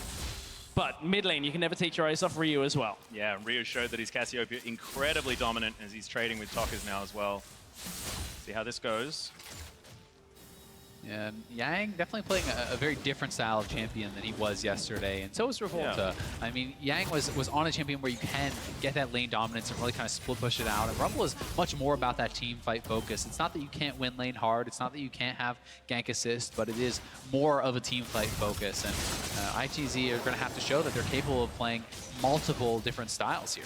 You can see a nice sidestep there from Forgiven on the bottom side of the map as they're already shoving INTZ underneath this turret. Cute little Mystic shot. Let's see whether they are going to be able to weather the storm down here on the side of INTZ. And this was the one lane that didn't go so well for INTZ in yesterday's game. You know, they were heavily punished in the bottom lane, losing 2 versus 2 trades. It went 2 for 1. And what should really have been almost a game-winning play in a 2v2 setup, we never see it anymore. But INTZ, you know, they bounced back, brought Revolta down to that lane, and actually capitalized on it very, very well in the following play. They certainly did, and Ryu pushed up very far here against Talkers, and I don't think they can even go for the skank with Talkers that low on HP. Yeah, and Jankos now considering that First Blood opportunity up here as Yang is pushed up very, very far. High health bar. Can he actually get this one done? Of course, there's a heck of a lot of CP on offer. In he goes. There's the flash from Odoamne. Needs another Mark of the Storm and finds it onto Yang. The flash has already been used, but he gets it safely under the turret. May have to go back. Revolta at least getting something from this is going to be stealing away that red buff. Could look bot side as well, because H2K's bot lane is pushed up. and could be vulnerable. We'll see if they're going to play around this. Ryu kind of suspects something. He drops down into the bottom side jungle, drops a ward, but it's not going to spot Revolta as Revolta is heading away from it. Now they're going to meet. That ward should be able to, give them the information, but Revolta has found Jankos anyway. Yeah, he has. Not going to poke his head too far in. Actually decided to not take the crystal as well. I do like that sort of mind games you can have. You always want to grab it, because that's 10 gold. I mean, that could be the difference. But decides to leave it there. Now going to head back into his jungle as well. Looks like first blue to go over to Tockers at the same time. So an Orianna always happy to have more mana, especially in this laning situation where he's already down 13 CS. I must admit, Atlas, perhaps you, more than the two of us, might be the more expert on the Skarner. We haven't seen it too much in Europe, all that much. I used to play a play it lot from of time Skarner. to time. We did see it, of course, throughout their playoffs, but certainly didn't have the impact on its own that we were expecting. Did very well with its lanes winning, just kind of went around the map. So we'll see whether Jankos has a bit more impact than some of the LPL junglers had with it when you look at it in a vacuum chamber. In fact, the first time we saw it this season was Clearlove playing it in a series against OMG, the team that was actually last in that group. Oh, Revolta. There There you go. Best in goes Revolta. Nice Inspire from Vander, gets himself the shield. Doesn't get the tether. Yeah, Rek'Sai takes a lot of damage. Yeah, a bit of a forced gank there, as unless Jockster can land a bubble or something, it's probably not going to work out. But Talkers really is struggling so heavily. Ryu has a bit of a freeze here on the mid lane. Talkers just wants to get it shoved in, but Ryu refusing to let him do so. And 39 CS to 21 is a big problem in the mid lane. Massive problem with a massive CS difference, however. Toggers has to be careful because it's more about territory. He's got the ward down to stop Jankos getting into the lane easily here, but he's already there. Revolta looking for the counter gank here. Nice miasma goes down. Tockers wasn't going to flash, so everything's going to be fine for the moment. Bot lane. Jockster, though, Ooh, he's Jockster. been stunned up. The Ignite's going to go down. Nice heal. The flash, the counter flash. Macau is going to be fine underneath this turret. INTZ hanging on by the skin of their teeth. They're hanging on, but the gold lead is opening up. 500 just off farm. Almost 6 minutes into the game is very problematic. These guys need to stem the bleeding. They need to hang on and start just doing better in these lanes. I mean, mid lane is really getting out of hand. From this point, it's got to be Revolta that's assisting here because straight up, it doesn't look like INTZ are able to hold against H2K. Forgiven is known for his dominant laning phase, his oppressive laning phase, where he just wants to take you on 2 versus 2 time and time again, and he's getting this time bubble. Yeah, Aqua Prison is going to go down. Macau trying to get the follow-up damage, but Vander needs to be respected as well. Jockster is one Peacemaker away from death. 9TZ will probably have to go back here.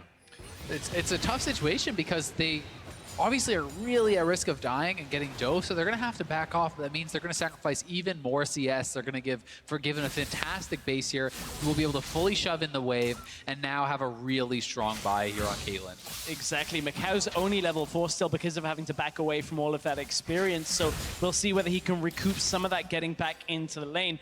So Forgiven historically has been a Caitlyn player for a fair amount of time, and Forgiven's also a player that sometimes gets a little stuck in his ways on a few things. He's one of the last proponents of the Q-Max on Caitlyn, which we do still see from time to time, all about shoving out, get that lane presence when it comes to the minion wave being under the enemy's doesn't do tower. damage, Stress. But I can I've understand spoken to a lot of AD carries like Reckless over in Europe, who he kind of was a proponent of Trap Max for a very long time Most other recently. people are. Because the thing is, you get to like level 9, you have so many traps around the lane, and you just hold one that it's impossible for the enemy AD carry and support to push forward. And as soon as you do, you hit them with some crowd control, combo it with that last remaining trap, and you're just able to take full control of the area in the lane rather than just have straight up more damage and push. Yeah, I feel like Trap Max is for the team players, and Q Max is for people that just want to kill their opponents. It's very much a stylistic difference, right? He loves to be lane dominant. Ryu, one of the most lane aggressive players, always shoving in his opponents.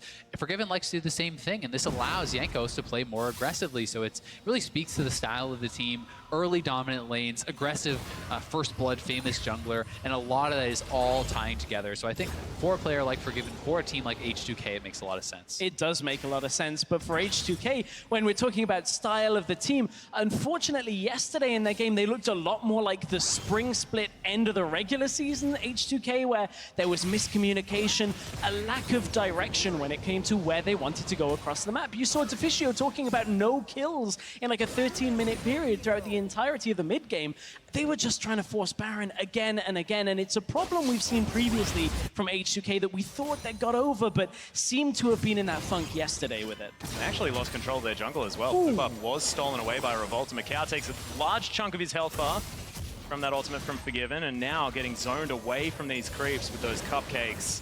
Acro Prison goes out just to try and get Macau some farm. He finds a few of them, but that gap is only widening here. Certainly is, but critically, INTZ has not given up any kills just yet. And they do have some very strong team play that we've talked about with that Rumble ultimate, with the Orianna ultimate. And they have a strong combo there. So if they can look to try to get some fights, take some objectives, they don't necessarily find themselves yet in a position where they're too far behind. Good vision control out from H2K, spots Revolta on this bottom side as well. So no way for Revolta to get into the lane unseen as yet for INTZ. But it's a bit more of a tempered start to this game. Slower pace than we saw from yesterday's game from INTZ, and we'll see whether that actually favors them, because a lot of the IWC analysts and CBLOL analysts were talking about how Brazil typically is a bit of a slower region, a little bit more macro focused on map plays rather than just skirmishing. So this might be INTZ in their element, and we just haven't seen that from only one game. It certainly can be, but generally speaking, when we come to Worlds, these teams, whether they favor macro or not, oftentimes are just individually outclassed. They have to change their style. They have to go for aggressive plays. And after yesterday's game, INTZ may have shown that they don't actually need to play that way. And if you look across the board, a lot of these guys are doing pretty well. Yang is holding okay in the top lane, definitely down on CS, but still relevant. Yeah, well, we'll see what they can get done. Of course, we did actually explain INTZ sort of as a little European team. They do like that heavy macro play. That was how it all sort of worked out, because they did boot camp in Europe before they came to the IWC Q tournament. Got themselves here, so we'll see whether the mid-game / late game is where they're going to be able to get things done. Because at the moment, that's a 1,000 gold lead purely from the laning phase. Yeah, it's a good lead, and they're already pushing up the tower. Jankos coming around here as well, looking for first blood. Well, we'll see whether he can find it. The Impale, of course, at the ready. Yeah, Ryu did roam there as well, so there's a little bit of cost to that. Talker's going to be able to push out the lane and try to recoup some of the CS that he has lost, but it's Forgiven that's going to get the first tower of the game, uncontested. All that gold going over to him is really going to spring him forward to his first items. And it's H2K just moving across the map saying, okay, well, we'll give some mid lane farm back over to Talkers, but we're already getting tower first blood in this game. Big lead for them. So for H2K, they didn't actually need kills from that. They just move over, get themselves a lead, and go, okay, well, I guess we'll move back across the lane. And H2K have this kind of, a play that is synonymous with them. As soon as they get that, Forgiven just loves to move to the mid lane. He just says, I'm just going to sit there. It works very well with Caitlyn, with the traps Yeah, I was as going to well. say, he's playing the champion for them. Talkers, he's going to get impaled. The ultimate's available. No, doesn't land. Talkers just launches his way out of there with the ghost. Such a good job there by Talkers. Ryu actually flashed the Orianna ultimate, so it looked like it was going to be a kill. But Jockster there with the save keeps his mid laner alive. But as Stress pointed out, H2K loves to move this mid lane move, and they are sieging very heavily here, looking to get another turret. It's not about getting the tower on this minion wave, but over time, this is going to get chipped down further and further. And as for 80 carries that can repel this kind of push, Ezreal is not one of them. Not particularly good at actually pushing back a whole wave at a time. So Talkers should be able to do that when he gets into the lane. Ezreal will bounce back to the bottom lane for Macau so he can accrue some farm. Yeah, thankfully Talkers has made his way back to the lane, so that Morellonomicon almost completed, but he does have some AP on his belt. And that Dissonance should help him with that wave clear. Nice from Vander, the empowered Q onto Macau, but able to weather it for the moment. Of course, support Karma not doing more and more damage as that build gets completed. Jockster regroups in the bottom side, but you know, for as much as H2K committed to that play in the middle lane, that was the Impale used for the first time this game. Ryu committed his flash and the ult. Not getting the kill there, yes, it'll be nice if they can convert that into a subsequent kill on Talkers, having both of those summoners down. But right now, it wasn't quite enough, and great by Talkers to get himself out. Yeah, it was a good job. You have to feel like INTZ needs to start looking for plays, though. They are steadily falling more and more behind. They either need to keep this more even, be able to stop falling behind in these lanes, or they need to look for some aggressive plays. They need to kind of make a call and be decisive about it. They can, for now, you know, stick to the wave clear, and clearly that has been the game plan. As you know, even Yang on the Rumble has been dropping ultimate after ultimate just to clear waves, just to try to deny turret damage here on the top side and to really just stay relevant in the farm game. Yeah, and I do want to throw a shout out here to Tockers. He has closed that gap just a little bit in the mid lane, now down to about 19, so is at least still able to hang around. Jankos looking for some blood here in the jungle. Revolta is hanging around. Joxt is down here as well as Mikau is in so much danger. I mean, he doesn't have a turret anymore. Everywhere feels dangerous on this bottom side of the map. Certainly does, but this is actually pretty crazy. The previous longest first blood at Worlds was 5:27 into the game. Oh so my God. We're 14 minutes in. Not many kills have been coming through. Obviously, no kills just yet. When those fights do start to actually happen, they can be very explosive. When you get more and more items, you have these people powering up, and it tends to be very big. Nearly had one on Tockers, Azael. Nearly had that first blood, but he got himself out. I echo your sentiments to Atlas about giving him a bit of a shout out yesterday. Didn't get a whole lot of love for his performance, but he was instrumental in setting Yang up in that first roam he made up to the top side. You know, one of the things that a lot of the analysts have talked about is those early ghost plays out from some of the European mid laners. Tockers seemed to have picked that up himself. Headed top side, got Yang ahead. Hasn't been able to in this game, but certainly as somebody that seemingly a lot of people are sleeping on. This game, maybe not so great. Ryu's up in CS fairly heavily. Oh, we scale and Stress. Yeah. We scaling. Orianna still will be able to get things done if he gets the farm. Trying to get what he can. Still, you know, 20 CS behind. Just play it for the late game, boys. Yeah, and they do definitely have a pretty strong late game here. Revolta has been very heavily farming as well. He picked up that Tiamat early on the Rek'Sai and really has kept himself ahead of his opponent as far as that goes, but Dragon gonna go away of H2K uncontested. Yeah, just for free there for H2K. And this makes me a happy man. Yesterday, H2K just backed away from Dragon, gave all of the early ones over to AHQ. And from there, they kind of fell behind, but now maybe looking to fight. They pick up the first straight. We'll see where they can build off from that. H2K with a bit of a turnaround from yesterday's performance. Niantic actually looking like they do want to answer this aggressive movement from H2K in their jungle. Can't quite find any of the skill shots here, but still able to lock down their own Crystal Spire. H2K do back away. You can see Yang up towards the top side, having a very quiet early start to this game, is behind quite a considerable margin now against Odoamne. Has overheated. Odoamne taking a lot of damage, but not going to find too much more. Yang just asserting some dominance. It'll be interesting to see if INTZ is actually going to go for a fight around some of their item completions, because if not, H2K's game plan is pretty clear. They want a siege, they have the Caitlyn, the Karma, and they have a lot of zone control you know, with picks like the Kennen, so they definitely can aggressively siege onto these turrets. And mid lane turret down below half HP is looking like it's going to be the next target here for H2K, unless INTZ can do something about it. Likely will be. Here's the preemptive ultimate comes out from the Caitlyn. Unfortunately, not so great against a champion that has a shield for themselves. Good move. Kind of just eat that up, and Orianna may not be the safest of wave clears when you look at mid lane, not quite comparable to a Victor, but if nobody's pressuring you away from the wave, one Q, one e, W and an E, and the wave is gone. That is basically everything. The pressure has been released, and without a full commit from H2K, it's going to be difficult to take down that tower. That would be Jankos, you know, having to go back in behind the tower, looking for it, a very aggressive play, which H2K are only known to do if they absolutely are guaranteed a success in their minds. Lions are actually able to get some form of control here in the mid lane, shove that wave out. They're buying a back here for Tockers, who wants to complete that Morellonomicon. 20 CS, still the gap, but that gap is only widening for Forgiven. 50 it is approaching here at 17.5 minutes. Yeah, that is becoming very problematic. And one of the other big problems here is actually that Mikau and Talkers have been both sat mid lane for so much of the time that they're actually kind of splitting farm in a lot of these cases. And now it's Talkers moving over to that side lane, which is going to leave that mid lane turret pretty exposed, because he is a lot of their wave clear, and the Ezreal alone may not be enough to actually keep this clear. So Talkers will have to move right back to mid, and they'll just be in that position where they're sharing farm again. And this is something H2K will actually be familiar playing against. Believe it or not, this is something Fnatic did a lot in the early 2016 season.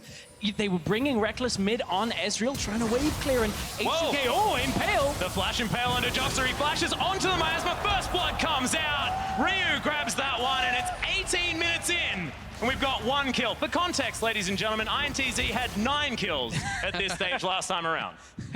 Oh dear, at that point it was just Jankos finding Jugster in the, in his own jungle, I suppose, at that point for Jugster. Jankos just put the vision down, they managed to get the first kill.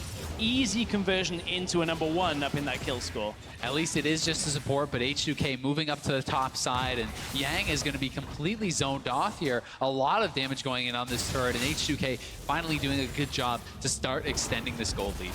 Yeah, Revolta down here with his AD carry and mid laner, seeing if they can get something done, but I mean, that is a Runan's Hurricane on Forgiven, and he can clear out a wave like anyone else. He can. Clears that out real quick, stacks up that headshot quickly as well. You just kind of push the wave back away. Ryu gets tagged. Here comes Revolta. Yeah, gets the knock up onto Ryu there as well. Flashes out of the way. Good tidal wave, but flashes it. God tier plays as Jankos picks up the second kill. It's 3 now on the board for H2K. Massive play there from Odoamne, just absolutely destroying them, but more fights breaking out in the mid lane. Yeah, Forgiven lands the Peacemaker, just the tip onto Talkers. Macau continuing to push forward. But this has all of a sudden exploded. Basically 1 versus 2 for Forgiven in that situation. Gets the net, lands the damage. At this point, Macau doesn't really have enough to trade. Jankos still in INTZ's jungle. Here comes Macau. Yeah, looking to try and take this one down. The Skarner slowed. There's another Harpoon. He's looking to dodge, but Macau gets it with the auto. Ryu almost soloed out by Talkers. Uses the last of his mana, and Forgiven should be able to take down the turret. Was that a bait stress? Is that how that one's supposed to work? All of your mana now used, trying to take down the mid laner, and then we're going to be able to get your mid lane turret. The problem is there was just enough for Talkers to take out the couple of minions. I don't know whether European mind games are quite that next level, Atlas. Oh, no, I was talking about yours. Giving you a lot of credit. Well, we'll give a lot of credit over here to Odoamne for that play. Right onto Jugster and Revolta. Jankos picks up the second kill from that. Not a whole lot to write home about. In mid lane, we're still seeing the siege. Yeah, Forgiven dodges out of the way of the Aqua Prison. There's another couple of auto attacks in that turret, but Fortification will make it about 3, and Forgiven doesn't want to be tanking this one up. Stand up moving in here as well, and that will be outer ring threatened. Top lane has taken a fair bit of damage as well, and H2K just slow and steady taking this one over. It's 4,000 gold now at 20 minutes. Of course, not a massive one. Still, INTZ feeling the pressure from every angle. It's not out of reach, but it really is just tough. You need to have the Ezreal getting farm. He needs to be scaling up. He's falling further and further behind. And you can see the H2K is just doing a better job splitting up their farm. Ryu's on the bot side now picking up waves, and they're doing a better job of just lane assignments here, spreading their players out, getting a lot more farm than INTZ is at this point. The thing is, H2K, they're getting, a lot of farmers you're talking about, they're getting some vision control, but it's enough so that INTZ can't get any control for themselves over the river, over the enemy jungle. Forgiven's going to have to back away from the Mountain Dragon here. Yeah, a lot of damage actually down onto the Caitlyn. Half health now as Revolta's going to take away the Crystal Spire. INTZ do not want to see 2 Mountain Drakes. Careful of the TP flank, though. Odoamne has a lot of wards to TP into if INTZ commit to this. Looks like H2K are going to back away, though. They're behind the Dragon Pit. Yeah, INTZ wants this as Yang has actually just walked down, and H2K seems pretty happy to just give it up. It's mid tower. That's what they're looking to go for. They're pinging on it already. They're trying to get Forgiven in place just to hit it. Jankos wants to go himself. He gets it. Just tanks up the turret. Well, Crystalline Exoskeleton able to shield him for the moment. Gets out of the way of that turret. That's one way to do it, as Odoamne gets a top lane outer turret as well. So 2 turrets for a Dragon. I'll take that trade. Overall, H2K will take that trade anyway, because this now unlocks the jungle of INTZ. What were previously shallow wards out from H2K around the entrances to the jungle will now turn into deeper wards. And this is going to really prevent... Did he get that? Was a scuttle He skill. stole it. 10 out of 10. Macau getting the game back for INTZ. It's a moral victory. There it is. Nice little snipe there by Macau, but this is now the stage where we have to see H2K improve on their previous performances from yesterday. They had a good lead yesterday, and then this is where they really started to kind of stall it out. They weren't sure exactly how to win the game. They kept moving back and back to Baron. I'd like to see them extend that vision, get control over the pit, and start to be able to extend this lead further and further, because if they do play it slowly, if they do just default to that, oh, well, I guess we got to go to Baron, there's a massive amount of AoE damage that comes out from INTZ's composition, and they could challenge them in a fight where H2K gets humped up. One thing I really do like about the Skarner pick here as well, considering that... Oh, here goes Yanko. Oh, he's all the way in there. Tokka's going to be pulled into his death as Ryu locks down another one. That So miasma scary. combo was so good with the Skarner ulti. He pulls him into it, so even when you come out, you can't actually flash away. There's almost no escaping that unless you do have that QSS. Oh, he's going to find Revolta here as well. Twin Fans aiding in to the Rek'Sai, of course, does have to tunnel. Oh, Yang in the bottom lane. Work. Odawane looking for the solo kill. Yang gets, with a flash, gets him out of there. I thought the stun might be enough, but no, Yang survives. Just holds his flash for long enough, but as you're saying, that combination with the grounded Azael is so punishing. I was looking at it thinking, oh, well, Tokka's hasn't got a QSS yet. He's not able to get out of that ult, but that's exactly the reason. Even if he had one, getting that flash away just wouldn't really have been too possible, and he was dead as it was. So Tokka's really doesn't have too many options when it comes to this middle lane play. No, it's really tough when you're already behind. You need to be building enough damage to be relevant, right? So even if he did go for that QSS at this point, it's going to delay his Rylai's quite a lot. And past that, it'll delay his Void Staff. So he needs to be building damage for them to have a chance in these team fights, but it's kind of a no-win situation. Yeah, and Orianna has always been that 3-item carry as well. I mean, you don't necessarily do all that much on 1.5, and it's unfortunately where he's at right now, going for that Rylai's. Yang looking to shove out this bottom wave. Odawane waiting for him to turn up. Protobelt there. Abyssal Scepter as well. Almost has his Void Staff. He's going to look for the soul kill. He knows. Oh, wow. Queued the first minion accidentally. I don't know whether he was looking for the minion or just didn't quite hit Yang with it, but at that point, didn't want to follow up. Yeah, I thought with just Yang having no flash, he might have actually tried to go for that, but is going to play it safe and probably very smart with H2K extending that vision. No reason to take that risky play. And with H2K having Cassiopeia and that Mountain Dragon, they are going to be able to take down Baron quite quickly. Is that a warrior enchantment on Yankos? Yeah. Interesting. It is. He just wants more damage, and H2K have got a lot of damage, but speaking of the lack thereof, Revolta gets himself out. I've been pinged by our stats guys that Vander is out-damaging Macau and has been for the whole game. I mean, yes, Karma, Poke Champion, does have the damage, but certainly compare that to the Israel game we just saw from Uzi, from the damage that came out. A little bit of a worlds of difference, if you will. But we'll see whether Tokka's can get more damage out of the mid lane at the same time, but building that Giant's Belt, you mentioned it, Rylai's historically not an item we see out of Orianna. Typically doesn't really struggle with crowd control after Dissonance and Shockwave come through, but certainly needs the extra health because he is struggling against this Skarner. Yeah, and it is seeming to be that new popular build. We saw Bjergsen building it yesterday in their loss, and people are just really loving the Rylai slow, but Macau making a call here. He closed the gap. Macau's going to be pulled in and destroyed. Ryu sets up the Miasma one more time, and this just looks like they can do it over and over again. Rinse and repeat. Jankos is showing off the strength of the Skarner pick, and it looks like finally they will move to Baron. Well, Ryu, of course, can take this one down very, very quickly. They're actually deciding to bait it for the moment. Cute little Prey Seeker from Revolta starts it up for Jankos, but he says, well, I'll take this fight.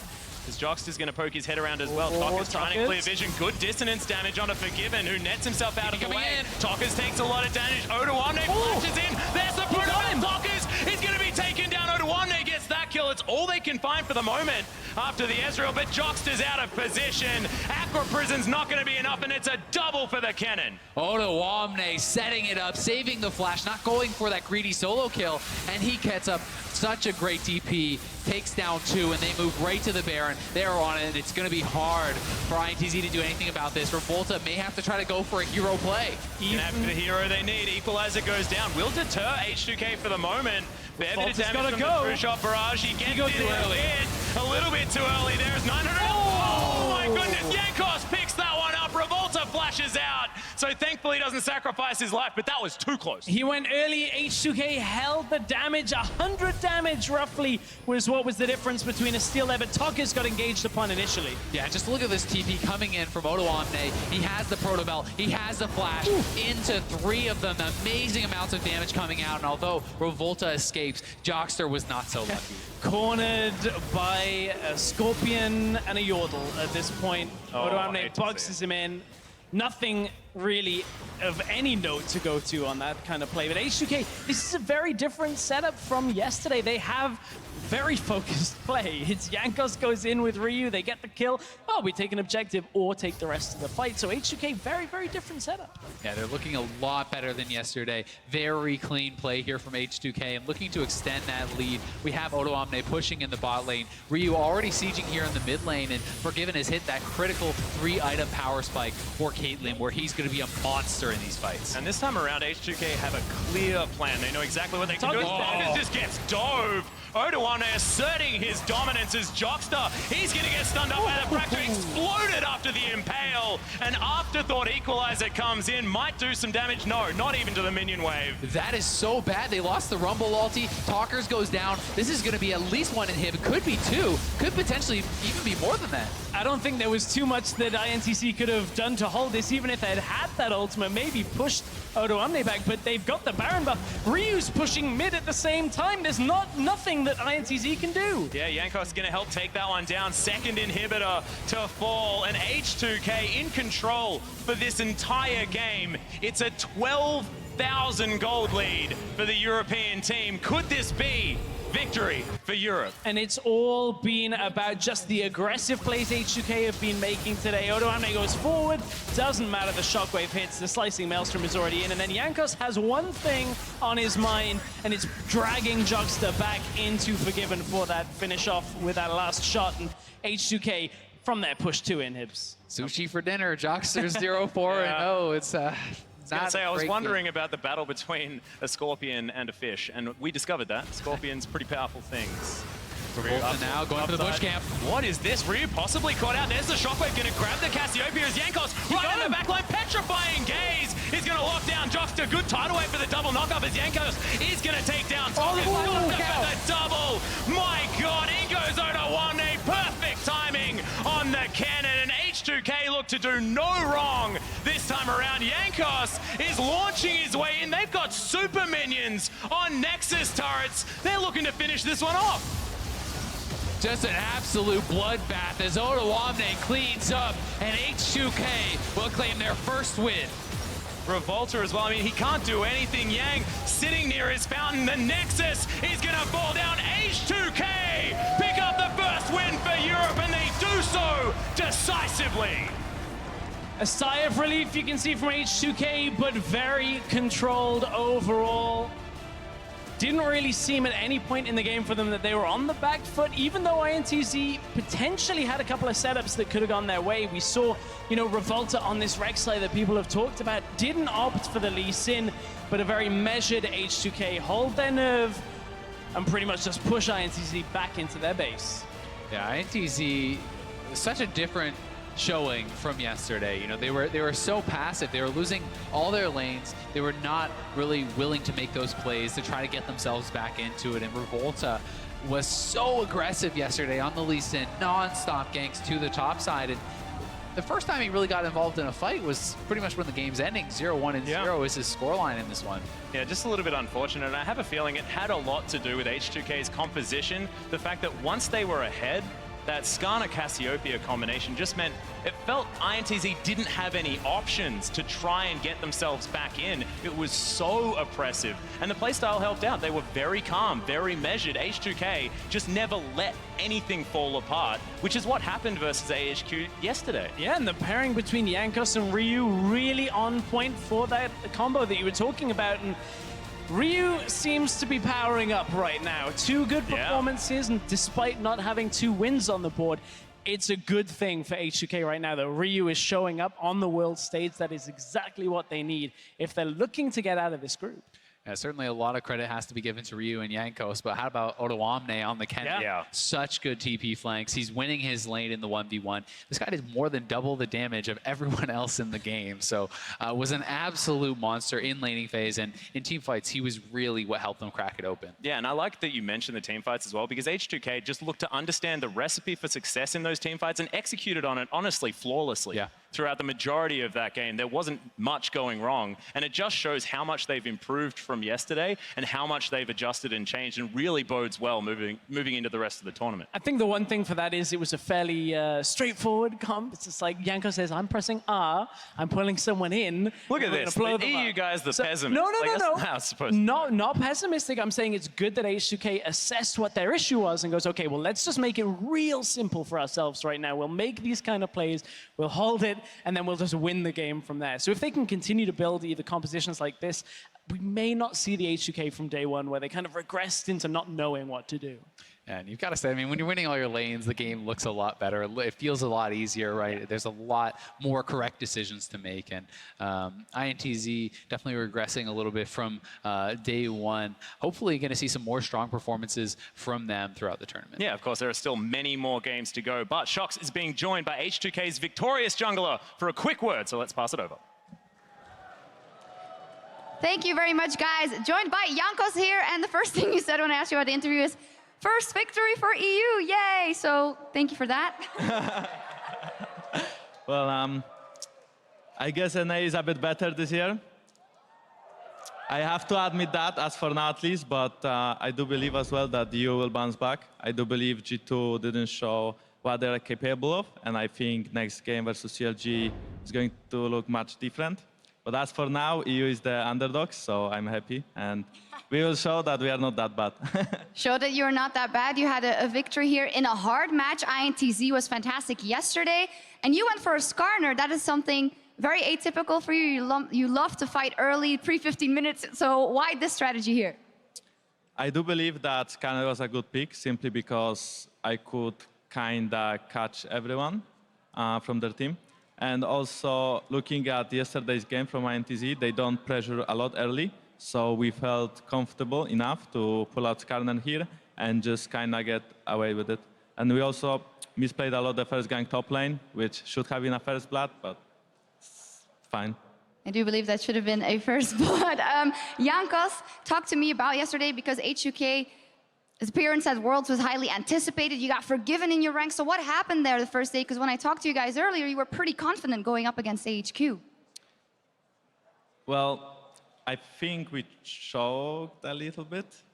It's kind of known for H2K, where when it's high stakes, I guess, we don't play that good. I think the mistakes that we did, though, were really, really small, and there is not a lot of improvement needed for us to be first seed or second seed in this group. I think we can pull it off still. I think being so ahead against AHQ and then getting caught 10, 15 times is pretty sad. And then at the same moment, our mid-late game wasn't that good. But I think we will improve a lot for next game against them. And then on Sunday, we face EDG, which could be kind of interesting, seeing Forgiven lane against, yeah. Do you want to have a prediction about how that will go? I think it hardly depends on the matchup, but I think Forgiven should be ahead in CS. All right, well, we'll see what happens. Thank you very much. Congratulations. First victory for H2K and for EU here at Worlds. So, Analyst Desk, take it away. Thank you very much, Shox. H2K and Europe going to be happy to have picked up the first victory for the region against INTZ here. And now I have to say that this did follow very much the pattern that was kind of predicted here on the analyst desk. Very strong lanes out of H2K, winning across the board in the early game. And it really just seemed that INTZ did struggle at times to find their way back into it. But I want to go to you first, Official, because you talked about this is an expected thing for INTZ, that they would get behind in that early game. Then let's take a look at Champion Select through that lens. What did you think about their picks, given the fact that they were or should be expected to be weaker laners? Right. I mean, judging from the lanes, expected again they fall behind. Judging from the players, expected they fall behind. I think it's very risky to draft these two scaling carries. We've seen it quite a bit here at Worlds already, and every time a team has like things like an Orianna who needs a few items to be very good, and an Ezreal who needs 2 items to be very strong, we tend to see them fall very far behind, and it's hard to come back. You know, in this meta, talked about how H2K would win early game, expected. they actually managed to close out the game, which was kind of the surprise, I guess, in a sense. Yeah, on top of that, I also think that H2K looked at yesterday's footage very closely because they were willing to topside clear only on Skarner and then go for a top lane gank and give away pretty much all of bottom lane control just to stall out Yang getting that advantage. So that really was an all-in on, securing Odo Omne's laning matchup just so it didn't get out of control as the mid-game progressed. Yeah, I think if you look at the composition, what H2K did was they put the onus on INTZ to engage on them. They had 3 lanes that were all pushing at the same time, took all 3 outer turrets 22 minutes in.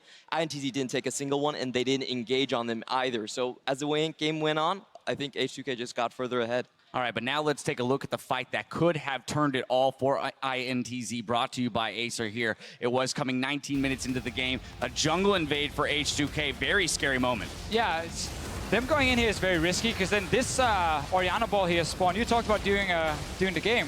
Yeah, so Revolta actually tunnels in, and halfway through the tunnel, the ball snaps back, and because they didn't buffer the Orianna ult, that would have been 2 members caught out, and potentially a dead Ryu at the very start of that team fight, and it looks completely different. So they took their one chance, but unfortunately an execution issue, which we see a lot in the IWC regions, not able to get it done. Exactly. I think this was kind of what INTZ were drafting towards, get out of the laning phase, get 1 to 2 items fully completed, and then try and look for a team fight. Had they won that team fight, it could have been a different game, but H2K actually managed to outplay them here. Obviously, the ball falling off was a little bit unlucky. We got to highlight Odo Omne in that fight. You saw him just blast in there on the cannon. He played a fantastic game, and I'm so happy Odo Omne is now getting the spotlight because so often you talk about other carries on H2K back in Europe, but Odo Omne is just this underrated top laner who's consistently playing extremely well. He showed it this game. He actually played really well yesterday as well, despite being under pressure. So I'm happy to see he kind of becomes the big carry in some of these fights here. Player of the game here, Odo Omne, dealt 24k damage to champions. Clement, we had talked about the importance of the top side of the map for INTZ, but if you're going to put performances up like that against Yang and Revolta, it doesn't matter what you do to Odo Omne, he's going to come out on top. Yeah, exactly. I think that Odo Omne really defended that very well. He's like this absorption top laner, but in this game, he also got solo kills right underneath the enemy turret. So I think this is a player that a lot of people have very, very high praise for,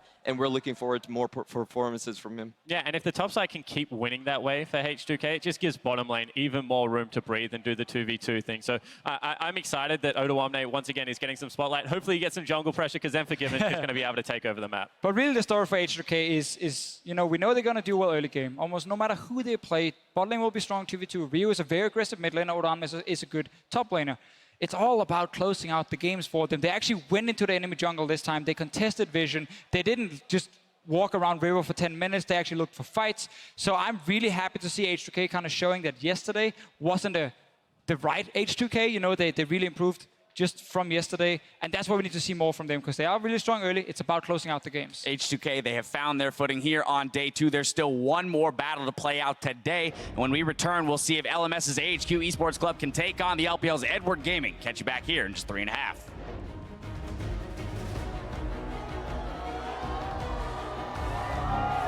You gotta think, with the win yesterday, 3 wins may not be the goal anymore. This team has a legitimate shot of getting out of groups. Damn right.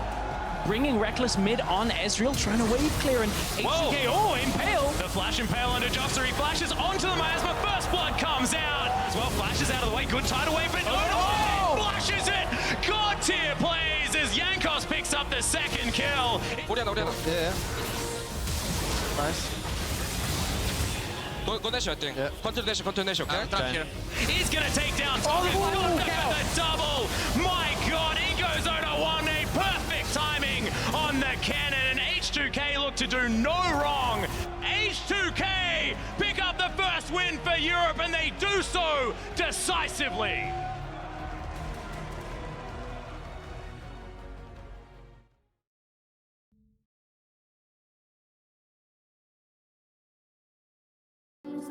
Just stay tight, we have to go. Stay with me while we leave. Don't worry, just believe me. This journey will relieve us. Stay with me while we leave. Stay with me while we leave. Don't worry, just believe me. This journey will relieve us. Stay with me.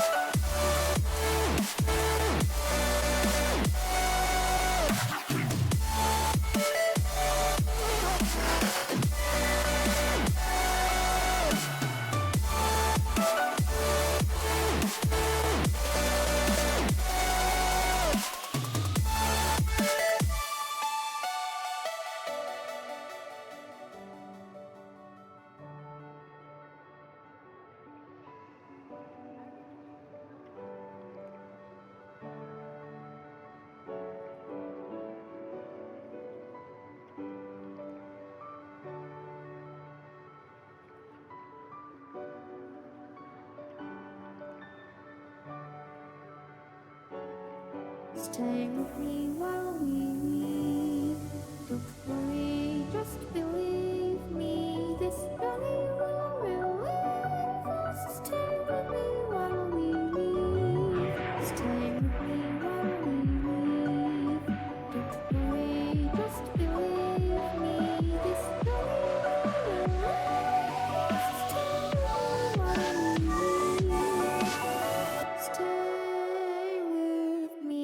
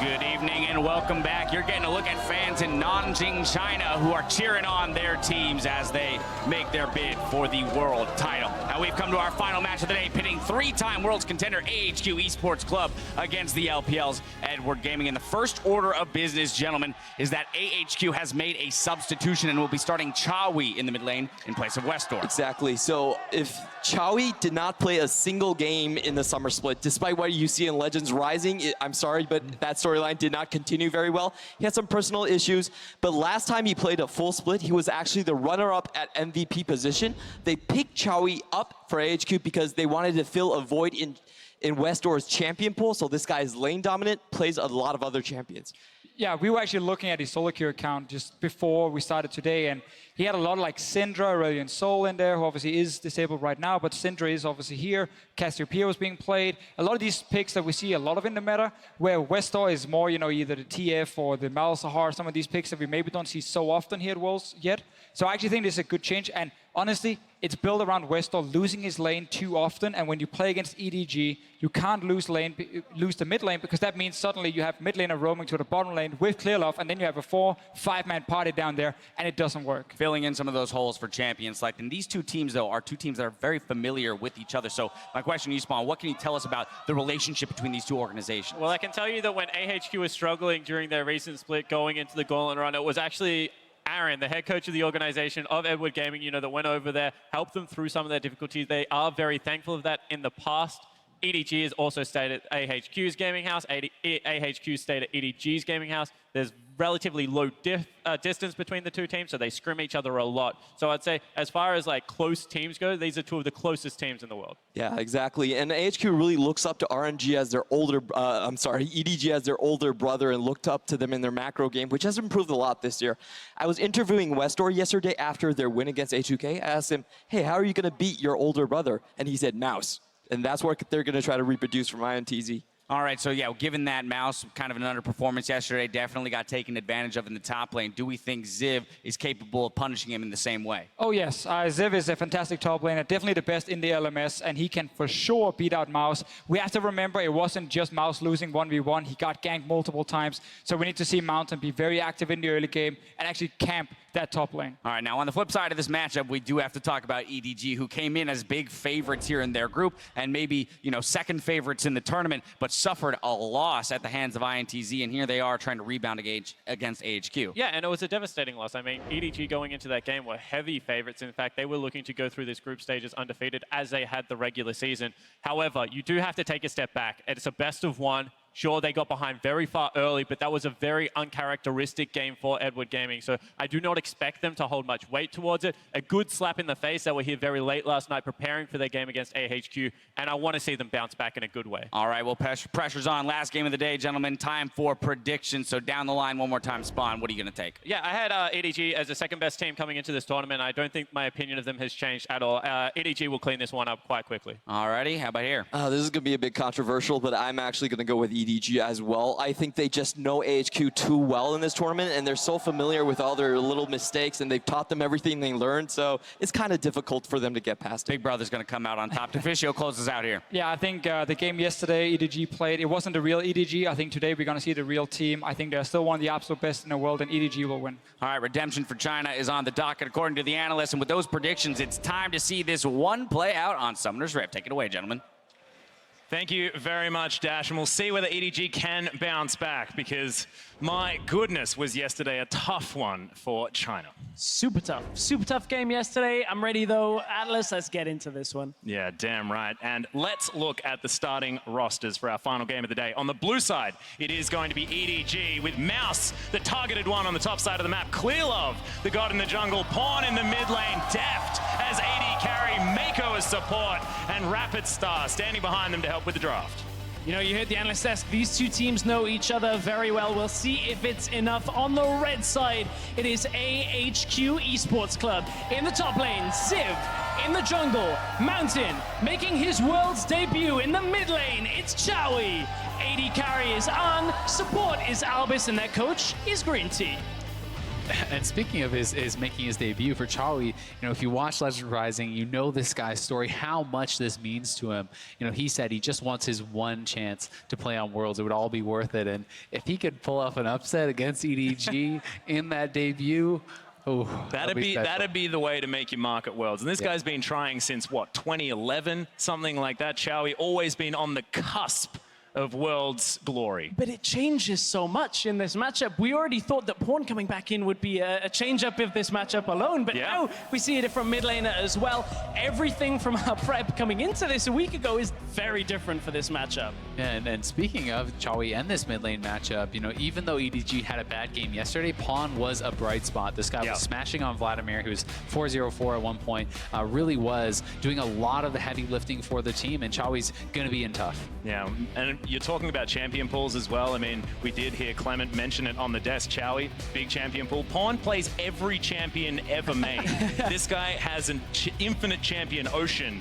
We are seeing the bans coming through. Tahm-Kench and Bard. Albus heavily targeted already from EDG, and the Rek'Sai Twisted Fate to come out from AHQ. Taking away so much away from Albus. You can see that Deft and Mako obviously just don't want any kind of advantage for AHQ when it comes to familiar champions. Yeah, and Albus, these two champions have been big for him because he's a fantastic roamer. He loves to work with Mountain, to move around the map, and to have big impact with that Tahm-Kench ultimate, with that Bard ultimate. They're two of his best playmakers. Syndra blue side ban. Wow. Is it going to be jungle priority? Elise, like finally AHQ, banned, yeah. AHQ basically are forcing the Elise pick here, otherwise they should take it on their rotation. The Lee Sin is available, again, as we've seen previously, but a little bit of a change up here. We don't often see Twisted Fate banned by AHQ because all of the time Westor just wants it for himself. Yeah, and the Karma is going to be locked in here for EDG. I hope that goes to Mako, because I'd prefer to see Pawn on something like Pantheon that he's, you know, been playing us a little bit secretly, things like that. The exciting picks, but we'll see. Very flexible pick, however, and now AHQ to make their first couple.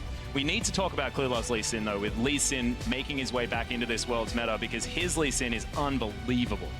Certainly is very strong, but I actually do like this pick if Mountain is going to go with the Elise. If their game plan is to attack top, I think there's no better jungler to do it with than Elise. This champion excels at turret diving, it excels at ganking early and often, but there are a lot of options. You know, Olaf, very high in the jungle priority, Lee Sin, Elise. They have a number of different choices here. Ooh, Ashe actually locked in for AHQ. We saw one instance of Ashe yesterday. Ashe has a 100% win rate here at Worlds, despite the nerf. Versus EDG. Versus EDG. Could be the bane. But I was not expecting it in the first rotation on red side either. The Rumble is very expected at this point. We're now 12 games in, and unanimously this has been one of the biggest picks. But this Ashe, a lot of people thought had fallen off. A fair amount of nerfs came through and hit a lot of what Ashe wanted to do in lane. And I think it's simply something where they're trying to hide some of their other picks. They want to have more flexibility, with their mid lane, with their jungle, with their support, more of their playmaking champions, and they're comfortable just kind of blind picking this, knowing that they're going to be going up against Deft and Mako. They want to try to play it pretty safe here, I'd imagine, but Ashe is definitely not nearly as strong as it was in the past, and we could see On and Albus get abused with already 2 support bans and him on a lower tier ADC. Exactly. Now the question is, where does Albus go on this? It has to be pretty much the last pick here unless EDG, choose to lock in early. We already know the Karma could be down in that support role with that Lucian already. And if it is, then that's going to be paired up with the Lucian in the hands of Deft. That is so much early dominance from both of these champions. EDG, we know that they want to make a statement in this game. We'll see whether this is the start of that.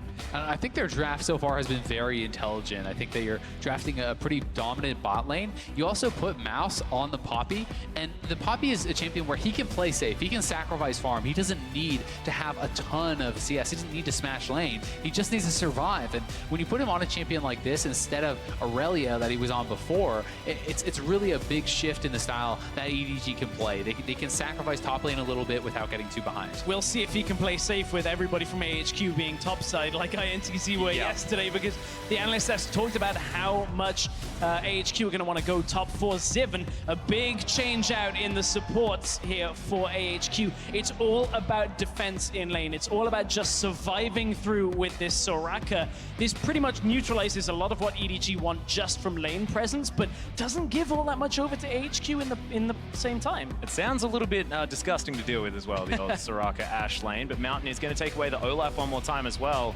We'll see whether the Undertow Harpoon combination is going to be enough to keep down this Poppy.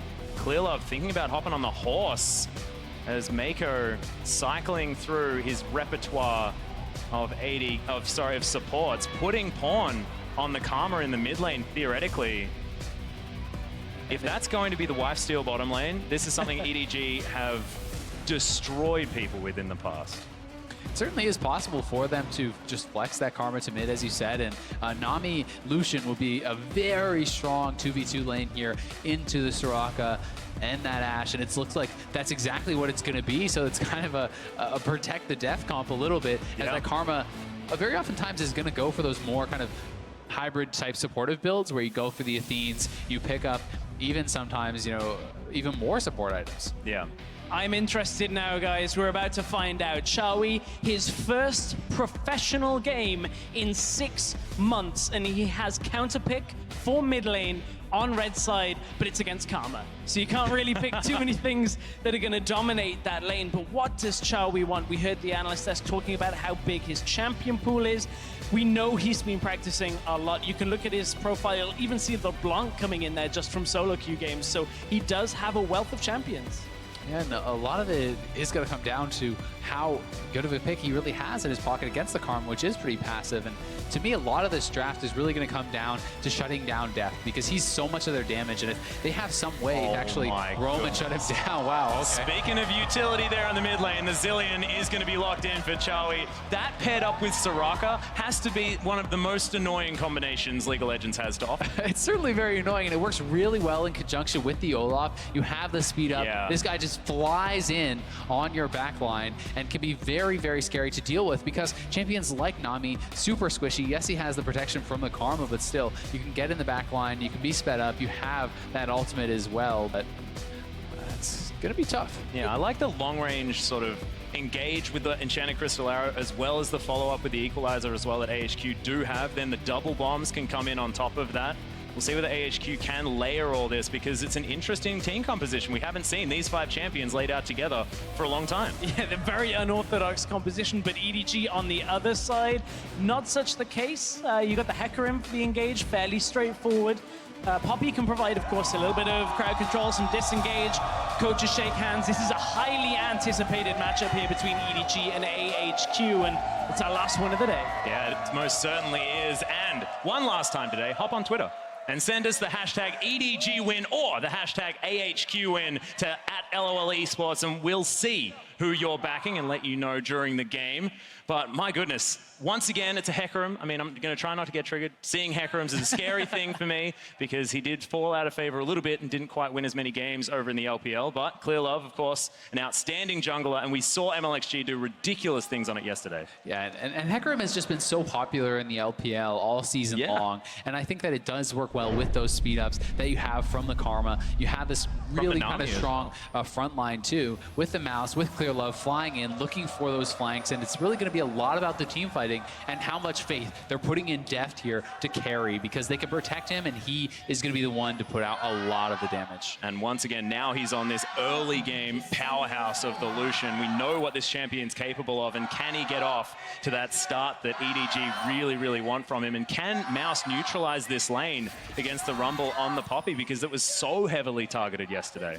And I've got to say, I think he can. I just don't see, you know, Mountain on this Olaf and Ziv on the Rumble as super lane dominant, super heavy ganking champions. Unless Mouse is playing too aggressive, unless he's playing far up, he's not really going to be super susceptible to these ganks. That's a lot about the top side. If you want to check out more about the bottom side, you can see it Mako versus Albis. You can check that over out on the player experience streams, but we're here in the whole game. We've got Deft Mako, they spot the ward, and they get the kill.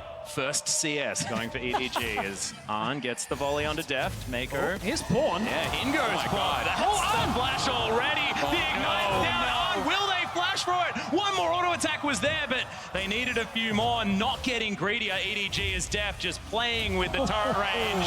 Oh my goodness. They got something to prove today. This basically just won EDG the laning phase. Like, they pushed them back at level 1 to the point where Ann has to flash. The exhaust is gone, and Albis is stuck around on low health. But Mako's in trouble. Yeah, flash. Oh, There's he a catches big the axe. flash, and there's the Undertow Mountain. Looking for Mako. There's, of course, no flash here. Pawn, does he have to take care of everyone? As this is taking some time. Another ebb and flow. Deft down there. There's the hit down. Albis has to run.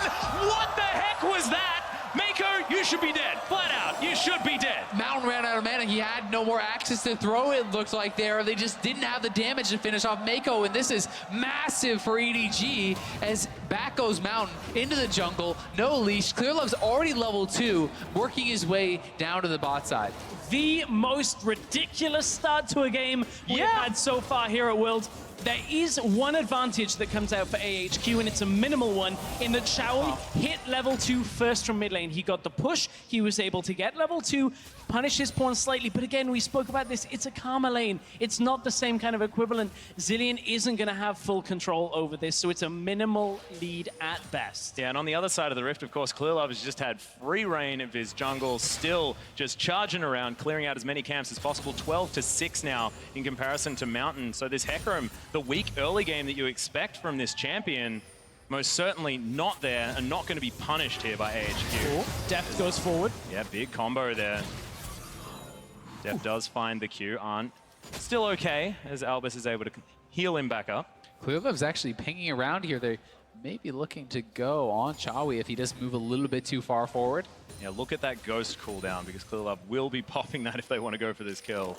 Here they go. There it is. The Ghost has been popped. There's a flash by Pawn. They do want to get it. Clearlove knocks him back. Xiaoyi is dead, and Pawn gets first blood. Beautiful play there by Pawn. He flashes forward with the tether immediately. So even though Xiaoyi reactively flashed, he could not get out of range of the tether. They lock him down, and Clearlove knocks him back in for an easy first blood. Welcome to the World Championships. Xiaoyi gets first blooded for AHQ, couldn't stay alive. He didn't have a lot of options in his defense. That's fair. I was going to say he actually had put 2 points in Q, which is fairly standard for Zilean players, which means he had no hope. Despite having the flash available, couldn't maneuver away fast enough as soon as it comes up. There was no real one. So well played. He knew that Xiaoyi would flash away. He speeds himself up, is right on top of him. So even though Xiaoyi flashed away, he could not get out of range of the tether. And once he's locked in for that, Clearlove pushes him back in with his E. And just so well coordinated there, but you have to say, top lane looking pretty rough already. Again, he's not bad. Arn's in trouble, destroyed as Deft grabs another one, and Clearlove, this guy, here to to prove that yesterday is something that we should just not be talking about at all. Easy play onto the flashless Ashe in the bottom lane. Clearlove is making his mark on this game so quickly, and at this point, EDG may even be looking to run away with this very early on. Yeah, and I mean, I take back everything I said about Hecarim not being an early game jungler. That's 2 successful ganks, didn't look too bad. We have to keep in mind, though, AHQ is actually winning out in farm very heavily in topside and in the mid lane, even despite that first blood. So this is not that massive of a gold lead just yet. There is a reason for that in the middle lane, and that's that Chowie expended his teleport, whereas Pawn did not off that trade in the middle lane. So Pawn just kind of recalled, bought up, ran back to lane. So he's okay sacrificing some of that CS difference in order to become involved in fights. Maybe he'll be able to bail out Mouse if he ends up in a tough situation here. An has come up to the top side. Kind of a delayed lane swap coming out from AHQ from being so far behind. We've seen this after the first back timings from AD carries in winning top lane matchups, but AHQ, they haven't got enough pace here to take the tower. That was very close, the undertow steal, as Clearlove looking to try and defend for his top lane. Is AHQ well and truly committed to this lane swap? And I mean, Ziv needs to get down to the bot side because otherwise they're just going to give up this turn. He gets stopped again, I guess, decides to cancel that base, but it's going to be able to give Deft a lot of free time on the bot side, and they're moving 5 top. They want to commit to this. Yeah, Charlie wants to take that one down. Mountain here clearing out the pink ward that was put down. Mouse and Clearlove get themselves to safety. As you can see, Mako and Deft already at work trying to take down that turret. It's a race for first blood turret. It's going to AHQ. Yeah, it's going to AHQ, and this is actually going to even out that gold almost completely. Massive, massive commitment up into that top side. They had the Rumble ultimate available as well. Now, Ziv goes to the bottom side to defend. Pawn is going to come in here. They're going to look to dive Ziv, but there goes the minion wave. Cancel on the TP out by Pawn. This is brilliant by AHQ. This was actually such a good move. They timed it out very well. Ziv gets level 6, so he's able to respond. Bot side, TP's back. Pawn has to waste his TP because the Rumble ult just clears that out. So really nice adaptation. And AHQ, yes, they're down 2 kills, and the level 1 was horrible. They're up gold. They're doing great. Yeah. Got to keep everything. You know, you got to make sure you can see the forest for the trees at that point. The actual advantage that is there. So at this point, Ziv has such a big advantage over Mouse as well. We can see the CS difference. This time, Mouse has only really had 1 play go against him and kind of is in the same spot. Admittedly, you were talking about the Poppy Rumble matchup, Azael. Maybe not exactly the most Poppy favored. No, definitely not, but I did not expect it to look like this. And to be fair, there was 5 AHQ members in the top lane at like 6 minutes, right? So that it might be one play, but a pretty significant play. And I think that as long as he doesn't bleed out too much CS, they're definitely fine. They are down a little bit of gold, but they can recoup that later on. Still, I think it was an intelligent move, and one that had to be made because Ashe was at such a disadvantage to the solution at this point in the game. They were just trying to stay away. Oh, blue steal from Clearlove. Just pops in, says thanks for the leash, and wanders on out. Almost too easy there. And that's where Mountain just needs to smite it. When you see Clearlove coming in, yes, you want to give that over to Chowie, but it's much better to just take it for your own team. Oh, you can see Chowie now back to try and throw some bombs at this minion wave. EDG looking to take down this bot lane outer turret. Mountain's waiting in the wings to try and find his way through. Albus, decent silence field. As he lands some star calls there as well. And just look at the level difference here between Deft and On. Because of that roam, he's down 2 levels. So calling is available for Deft, and because of that, Mountain has to be down here helping to protect them because they are definitely in a lot of trouble right now just off the XP disadvantage. And with that tower so low already in EDG's favor, the culling can come out on the next minion wave that comes through, push it back. They're going to be able to take it down. You can see AHQ going to bail out of that situation as quickly as possible because Ziv is on the top side. He can't help out down there with the equalizer to push it back like he did last time either. So AHQ will inevitably give up the lead over to EDG from that tower going down, but EDG at least are able to secure as well their own jungle from this too. Yeah, very cute was Mouse coming down, leashing for Pawn, making sure that Clearlove didn't have to show himself around anywhere as Ziv was trying to poke his head in. Deft continues to farm here as well, but EDG have done well to try and neutralize, and they will be able to get that outer turret on the bottom side of the map, get ahead in gold once again. But AHQ, I mean, it's once again just a square game after what was a nightmare start. So we were talking about Deft pushing this out with the culling. What he's doing is punishing AHQ a little bit longer because Arn can't come to this bot side to farm. There's almost no point until it pushes past the turret. And Rumble is so far pushed up top that there's no wave to secure there either. So it's a dangerous game for AHQ to try and farm this one out. If EDG actually go aggressive on the tower here, Deft can push up, just trying to push him back. And EDG will get the tower in eventually. Yeah, trying to deny as many minions as possible. And of course, AHQ knew that there was no vision available for EDG. They do have very good bot side vision control. You can see those 4 pink wards sort of lining the river and up towards their blue buff. So defensive play out of AHQ, but EDG just look to be playing their game, and they know that they just have so much control in a micro setting in this game. They've already demonstrated that. Yeah, they certainly do, and also the importance of Deft getting ahead. He is the guy where all this gold is actually focused for EDG. He's a lot up, and it's okay that Poppy is behind as long as Deft is going to be strong, because he's the guy that a lot of the damage has to come out of. They have this pawn playing Karma in the mid lane. They have the Nami, so they have people to buff up and protect the Lucian. And if Deft gets strong enough, he can just go nuts in these team fights, and he's still 2 levels up on, which is pretty incredible 10 minutes in. Almost has his Ghostblade completed as well, as those Berserker's Greaves look to be coming in next. That is a 20 CS lead, but Arn looks to be trying to close it, holding that wave over his side of the map, and Mountain waiting in this Dragon Pit. See what AHQ are thinking of. It's a really good thing for EDG, to have this Lucian so far ahead, in the sense that post 30 minutes, they're going to rely on him for a lot of the damages you're talking about. Oh, has to use the Ragnarok, but good timing to make sure that Aqua Prison didn't get any stun time. Well, that's a big cooldown, and now EDG with an option for heading towards that dragon. Oh, they're heading for Arn right now. You can see how far Deft and Mako are going aggressive. Ziv takes a cue from Mouse, but Mouse is more than fine. I mean, this is a wave pushing towards him. We'll just be able to hang out underneath this turret. Vaughn tethers up Chowie one more time. Ooh. Man, that Mantrid Q damage is dumb. Unable to get the kill though. It definitely does. It is. It's really dumb. But he has Soraka, can heal him right back up. Oh, no. So the mobile Speaking ambulance. of dumb.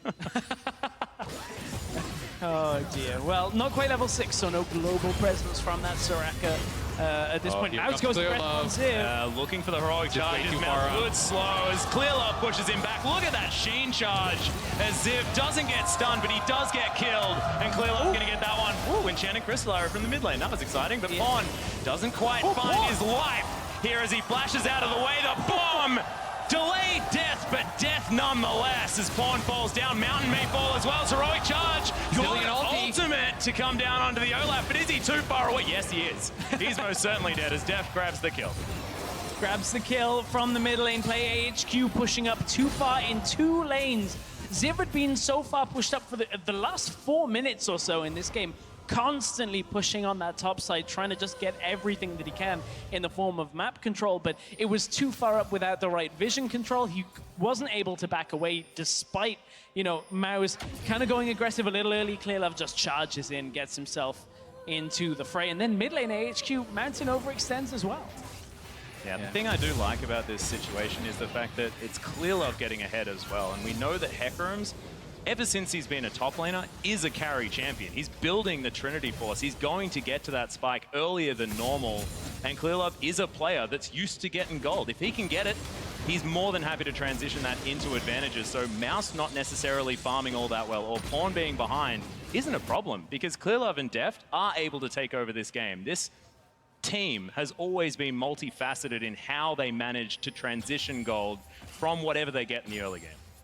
Yeah, and then nice little freeze kind of set up here by Deft. He's just trying to starve as much farm away from On as he can, because this Ashe is already behind and is going to be working towards that Essence Reaver. When he just has those components and Deft has that Ghostblade, he's so much stronger at this point. So flaunting it on the bottom side of the map right now. Leandri's Torment is done by Ziv in response to the Spirit Visage that Mouse has been able to complete those. So first items coming in for the top laners. On's actually looking for Pawn here in the mid lane. Let's see if he can hit the arrow. There goes. The Inspire's there for the shield, but look at the bomb damage. The silence field from Albus as well. I mean, there was no flash, but he's definitely not getting out of that one. And that's exactly what you need to do as On in this situation. He can't match up against the Deft, but he's a playmaking AD carry. Goes mid lane, gets a second kill onto Pawn. Really well done. Beautiful, you know, balancing of the crowd control there, gets the silence at the end of it as well, just to be able to make sure Pawn can't get himself away, can't survive for long enough. So AHQ, good playmaking from the middle lane. Bot lane was shoved up in response from EDG, which now Arn is going to go over and absorb for himself. But look at that CS difference. 40 CS down already. And unfortunately, the wave had already bounced, so we already missed out on a lot of that farm, and it is going to push right back to Deft, which means Deft is going to get even farther behind. But AHQ, honestly, a pretty good early game here. It's 15 minutes in. The game is incredibly close. Yeah, exactly right. There's nothing really that's a problem for AHQ if you're looking for definitive leads. And EDG, they do have the tools to create a victory, but we saw yesterday that this is their statement game. They need to get themselves back into the right headspace right here. The only problem really is just On. He needs to be able to catch up because this guy needs to be relevant. I don't think that the Rumble and the Olaf later in the game are going to be able to take down Deft very easily with the protection that he has from Nami, the shields from Pawn and Mouse even. So he has a lot of peel, and if they don't have high physical damage coming in from On as well, I'm not sure that they're going to be able to deal well with Deft in the team fighting stage. Going to be real tough. Yeah, and having to deal with Clearlove at the same time as well, the helicopter horse flying in over the top. Well, it is amazing at this point. I guess it's not, Certainly is. unfortunately, not at this World Championship, but for AHQ, they are looking with a drone, just gets it over there. Counts it in, Deft throws out the culling like you were talking about before, deals with that minion wave. Tycaller's Blessing helps out as well, as Mountain is hanging around but can't really break anything open. Chowi's roaming down, or at least was starting to, but was spotted on a ward. Top side though, Clearlove goes aggressive into the enemy jungle as well, pushing Ziv back. But AHQ, heavy focus on this bottom lane tower. They know exactly what they want. Down to half health already, as Deft and Mako still thinking about trying to get something done. Mountain tanks up a couple of the turret shots. I mean, Mouse is almost here as well, so they could look to try to have a fight. Speaking of Mouse, he really has kind of kept pretty close as far as the CS lead. Yes, it is 20 plus, but it's not a devastating lead. It's not like anything like what happened yesterday for them. So he has kind of done his job. He's in a bit of a rough matchup. He's playing a defensive champion, and he's going to be more than strong enough to be relevant in these team fights. He just wants to be a linebacker, right? So Poppy is always going to do Poppy things no matter what you do. So Mouse, thankfully, not too worried. We saw Darshan do a very similar thing day one in the first game. That Poppy was fantastic, and we'll see whether Mouse is going to be able to live up to that. Don't remind me. Day one, I want out of my memory. HQ, though, going to grab that first dragon of the game, and we'll be able to have that working for them. It's going to be really nice, especially for a champion like Soraka, who can stand super far back and sometimes avoid getting hit by those enemy champions. Keep that regen coming, especially it's extra nice for Soraka because you're spending both health and mana all the time, so you're able to kind of double dip on that dragon. Yeah, one thing I do like about EDG's composition, I guess, against Albus on this Soraka is the fact that they have heaps of commit. Like, if they want to go in, they are going to go in, and they ain't coming out until they've killed everyone or died. So with Poppy and the Hecarim there, we'll see whether that's going to be enough to nullify all of that staying power that Soraka provides. Clearlove's going to grab the Rift Herald buff then. Not one we often see, but obviously will charge up and give him that extra damage that he's going to want. Chinese thing as well. I mean, giving the Rift Herald over to the jungler is something that RNG is definitely proponent of. I was going to say, typically MLXG just goes no mine a third of the time. Most things, I think. To most things around the map. Well, I guess Uzi's the one going mine with all the support, with all the gold on that team. But at this point, AHQ wants to say mine to all of the territory around the river, but EDG are there, taking control of it. There's 3 pink wards, good surround around that top side, keeping Deft safe. Yeah, exactly. They're setting up such good vision control on this top side. Definitely makes it a scary world out there for AHQ, as On's just trying his best to wave clear. He knows he has no business in a straight-up fight at this point against Lucian, so he's really relegated to wave clear duty. But we are going to see Mountain and Chowi cheating up towards that top side a little bit, and we'll see if they can clear out some of this vision. Yeah, they're right on top of all of that vision. On's as coming well down as too, though. Yeah, exactly right. We've got to collapse. As you know, the speed coming out of Clearlove is something that they really have to stay aware of, because he can cover so much distance, especially with Inspire help out of Pawn. Clears out those minion waves. You can see it's a Merc Treads coming out of the Karma. I like that, because he doesn't have cleanse. He's getting arrows to the head. Just wants to stay a little safer with that arrow flying across the map. And from what was a game that started with a trade at level 1, with everybody blowing summoners, we have slowed down a little on the pacing here. AHQ have been making perhaps the smarter moves when you look at the objective plays that they've made, the few kills that have happened since from that arrow setup, and a couple of the plays onto the dragon as well. So AHQ favor this slower pace. We saw that in their series against the Flash Wolves. We've seen it multiple times out of AHQ. Really creative as well, like out of what they decided to do in order to deal with EDG's strength. And LMS as a region is generally pretty happy playing it slow, but ooh, with Dalty there. Yeah, not a great one as Mouse just moves casually to the side. Mountain and Ziv say, I hope they weren't watching. And it's not really the best feeling when you're Rumble, who you put all this emphasis on getting ahead, is actually starting to lose out on these trades against the Poppy, and that's the stage that we have kind of gotten to. And at this point, you can see the topside Deft hasn't been able to get too much more. I mean, if we're, shouting out about something, there's a 10 CS lead that's been closed, or at least by 10. It's now only 30 in the 80 carry, so more small victories. Yeah, well, every closing of the gap is a good one, Stress. But Trinity Force is done for Clear Love, so that is a big deal. Big power spike for the Hecarim. Oh dear.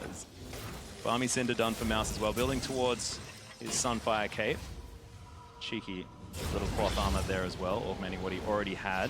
You can see Pon looks like he's going towards the Rylai's Crystal Scepter, just all, unless it's a Death Cap. I would guess a Death Cap. Death Cap so second on the Karma is just very so used common. to Morellonomicon Rylai's. Just you see those items, you're like, yep, this is an easy one. Yeah, and it's just something that works very well with the supportive style because it's buffing up your shields, and the pure AP that you're getting from that is really, really strong. That's part of the strength of this mid lane Karma because the shields are just absolutely massive. You have high amounts of CDR, and it allows a champion like Deft on this Lucian to be even more aggressive and more agile than he would otherwise be. But at the same time as Hale, it's not pure utility. It's not the Ardent Sensor build that we've seen, which is just, I don't want to do anything in this game. This is Pawn saying, I want a little more damage from Accuse as well, trying to get anything that he can. So EDG certainly wanting to get more damage, different sources coming out here, but they haven't got too much in the last few minutes. Still farming up, still keeping themselves ahead in CS when it comes to the 80 carry, but they're behind in the other lanes. Oh, there's another attack from Mouse, trying to throw down with Ziv. Nice overpower as he Ooh. goes down. Chrysadara. Mako just sidesteps it, utilizing his passive for the extra movement speed. Nicely done. Really nicely done there by Mako, avoiding what probably would have been a sure death on that squishy Nami. But both these teams, obviously, with a lot of confidence moving forward in this game, no one feeling any pressure, any rush to try to get into these team fights, to try to force anything. And they're both really confident. They're controlling vision. And that's mostly what this is a battle of at this point. Moving up your ward lines, denying your opponent's vision, and trying to look for these picks, especially for AHQ on Wet Essence Reaver. He's going to be building into quite a bit of CDR, and he's going to be looking for these picks. Oh, he's going to eat a calling as well as the flash, heal, and run towards Albus. The ambulance eventually gets there, but Mountain's burning down. He goes Clear Love. The exhaust is there. Mountain dies. Death grabs the kill, and EDG turn it on. EDG pull the trigger. They see an opportunity, and Deft pounces on. He forces him back. The TP comes in. They're going to get a turret, a couple kills, and will they look towards Baron? It looks like they might just go straight forward and try to at least bait here. No, they want to go for it. TP coming in. Mouse is going to be here. The Baron has been started. EDG, very famous for this, do like to go for the very early Barons, but Shawi, he knows exactly what's going on. Ziv's making his way over. Equalizer could be huge at the 22-minute mark, but this Baron's falling lower and lower. Aqua Prison goes white. Good placement on the equalizer. There's the man. Oh my goodness, the ultimate gets Joey out of there. Can they actually secure it? And they do. Clear Love grabs the Baron, and now they're looking to get themselves out. EDG, decisive play. Mouse tanks himself up the arrow, but Murph treads and a flash will get him out of there. Joey, he's so aggressive, but he can't find it. Picks up his own bomb, throws another one because he's upset, and AHQ cannot find a thing. Just beautiful by EDG. They all stay alive, all are able to escape as a team, and they pick up the Baron, which is going to be massive for them in taking out some of these extra turrets. I was about to draw comparisons between this game and H2K versus AHQ, where there was no pressure coming out from AHQ's opponents, but AHQ now are able to take the retreat here, but the Baron buff is on EDG. They make the explosive play up in the top lane, all from that culling, and EDG are in full control. Yeah, Rumble ulti is down. Some of the key ultimates are missing for AHQ, so I don't know if they even dare to try to defend this turret. EDG is pushing very aggressively here. They can't get very close to this turret as well. They know the range that EDG have if they do want to pull the trigger, the speed that Clearlove can come at them with. And EDG now own this bottom side jungle. It looks like they were just warming up for 20 minutes. Now they take a Baron and take over the game. Yeah, they're just going to go right around the horn, now down to the bot lane. They had the minion waves prepped, going to be able to pick up a couple turrets here, and really such an explosion of gold. Compare the items on the AD carries here. Death is going to be a monster. And we were right, Azael. It was Arala's Crystal Scepter that Pawn picked up, so we should have committed to it. Unfortunately, we didn't. But still there. At least we mentioned the option. But now EDG moving themselves forward. Deft relentlessly pursues into an undertow, which ain't great. EDG are not about to sit back, and that is the struggle for AHQ. They do have the ultimates available, but not if they whiff. Could be a go button. Both bombs are down here as well. Mouse soaks up one of them. One thing going for AHQ, top lane is building up a very big wave and is going to be pushing towards them. Looks like EDG is content with what they've gotten, at least so far. Will move back, pick up the dragon. Yeah, grab themselves that dragon. We'll see who EDG sends to the top lane to soak up that minion wave. You can see Mouse has actually pulled himself back in this matchup as well. And now, Pawn throwing out more poke onto Ziv. Has to get out of the Mantrid section. Oh, Mountain looking to go in. Yeah, can he actually get the flank is the question though, as Clearlove Mountain just facing off 1v1. Another culling is Deft. Gets all of the shields, all of the heals from that ebb and flow as well out of Mako. Clearlove trying to bait AHQ in with a bit of flair there. Again, EDG just keeping the pressure up with this Baron buff. Mouse winds up the hammer, but gets silenced. Rumble going down. The equalizer. Mountain finds his way back in. Mako's the focus as Mountain will go down. The shot down comes in onto Deft, and now EDG have to run away. The speed up from Pawn, but can Ziv get the slowdown? Ash ult is coming back up. They could look to chase this if they can close the gap, but doesn't look like it. Mountain wants to go. He speeds up. Clearlove. He was trying to empower recall. There's the arrow. Clearlove. Buddy. The max range undertow. Clearlove still pretty fast. The undertow is skirted by Clearlove. The last one can't find it. You do not deserve to live there, buddy. That was so well played by AHQ, though. Watch them. They pull the trigger here. The silence field goes down. Beautiful Rumble ulti. Deft way too far up there. Everyone pounces. Ziv flashes forward onto him. Total commitment to take down the ED carry, as they know that it's the linchpin of the EDG squad. And the second phase of this may not have resulted in further kills for AHQ, but it's pushing EDG so far back, burning the time on that Baron buff. You saw Clearlove trying to take a risky recall, ends up getting caught by Mountain. EDG now have had their Baron buff expired, and we're back into a phase where EDG are going to have to look to make a play if they want to try and close this one out. The gap is not too far between EDG and AHQ right now that they can just look to close it out in a linear fashion. Yeah, and the thing is as well is that you might look at this and say AHQ weren't able to pick anything up off the back of that, but you have to remember the momentum that EDG had moving into that. Of course, the Baron buff was going to expire anyway, but now as well, EDG know that they cannot make a greedy play like that one on the bottom side of the map. And AHQ, they only lost one turret to that Baron, so that was honestly really well done. Even just defending those objectives very aggressively, knowing their limits. Very impressive stuff from AHQ, and Zilean is really going to be strong with this composition, with the speed ups, with that revive, and Mouse. EDG's Mouse pretty far up. In a lot of trouble. That flash was so well placed. His equalizer maybe a little bit too early, as now EDG looking for more pressure in the mid lane. Chowie gets culled. But Deft can't find him with the last few bullets. Mountain, wants to find something, but doesn't get the undertow. EDG just getting shields out of everywhere, on mostly.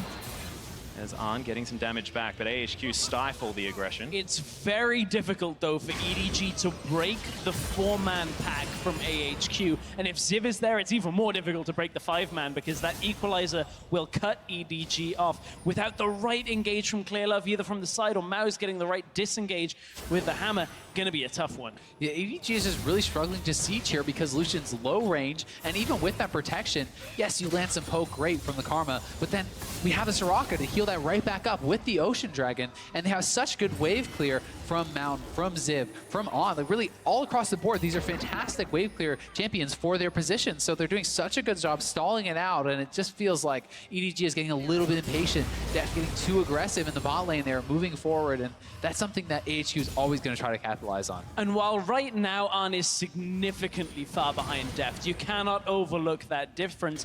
It is going to kind of tilt away from EDG when it comes to the AD carry differences, because Arn should get a lot of farm. This build Deft is going for, the Black Leader build, isn't a particularly strong late game build against tanks, and there's a lot of regenerative healing coming out from Albus as well. So if Deft falls like we saw earlier, there's going to be a lack of damage coming out from EDG. And I'd also say, yes, he is still far ahead, but at this point in the game, proportionally, he's not nearly as ahead as he was in the early game. Yes, he's up 1,000 gold or a little bit over that, but it's not the end of the world here because Ana is getting to a point where he's getting pretty relevant. He's picked up his second item, has the Hurricane finally, which is going to mean he's going to get a lot of CDR from that Essence Reaver, and he's working towards his third item. Deft is obviously stronger at this point in the game, but Ana is playing and embracing a supportive role, and he's doing it well. And that's the bit we can't overlook. The engages that are coming out from Arn as well. Yeah. Hasn't it been 100%, but you know, you miss every arrow you don't shoot out. Exactly and, right. Certainly has hit a couple that have been real pivotal. So for Arn, it's actually been a pretty solid performance considering how the laning phase went. And a lot of it comes down to where EDG are picking fights as well. I mean, if they pick a fight in a corridor, it doesn't matter how far behind Arn is, because Deft will get killed. If he's trying to do damage, he's going to be caught by either a double bomb, stand in an equalizer, something like that. AHQ have so many tools in these tight choke points. EDG need to start respecting it. They definitely do, but at the same time, you know, one bad engage here by AHQ, and Deft will be able to tear them apart because he has so much support from his team. And it's really a delicate balance here, which is leading me to believe that a lot of the game may end up being decided around Baron because EDG is just struggling to actually finish this out. There's the ultimate as Ziv has to flash himself out. The ult comes in from Clearlove, and Ziv gets healed. Oh my goodness, can they turn this one around? The Wish really turning it on its head. EDG transition it into an inner turret, but they can't get the kill. Finally cracked that tower. Keep in mind, that was the tower that EDG were trying to push with the Baron buff. They made the play onto Dragon while holding Pawn up in the bot lane, trying to hold the tower with the Baroned up minions for a long time, nearly 6 minutes ago. There are a lot of oceans this game. Finally get it, yeah, exactly. Just third one coming in. Now going to take it down, EDG. Take that one up. Elder Dragon is going to be the next one, so not going to see anything but ocean this time around.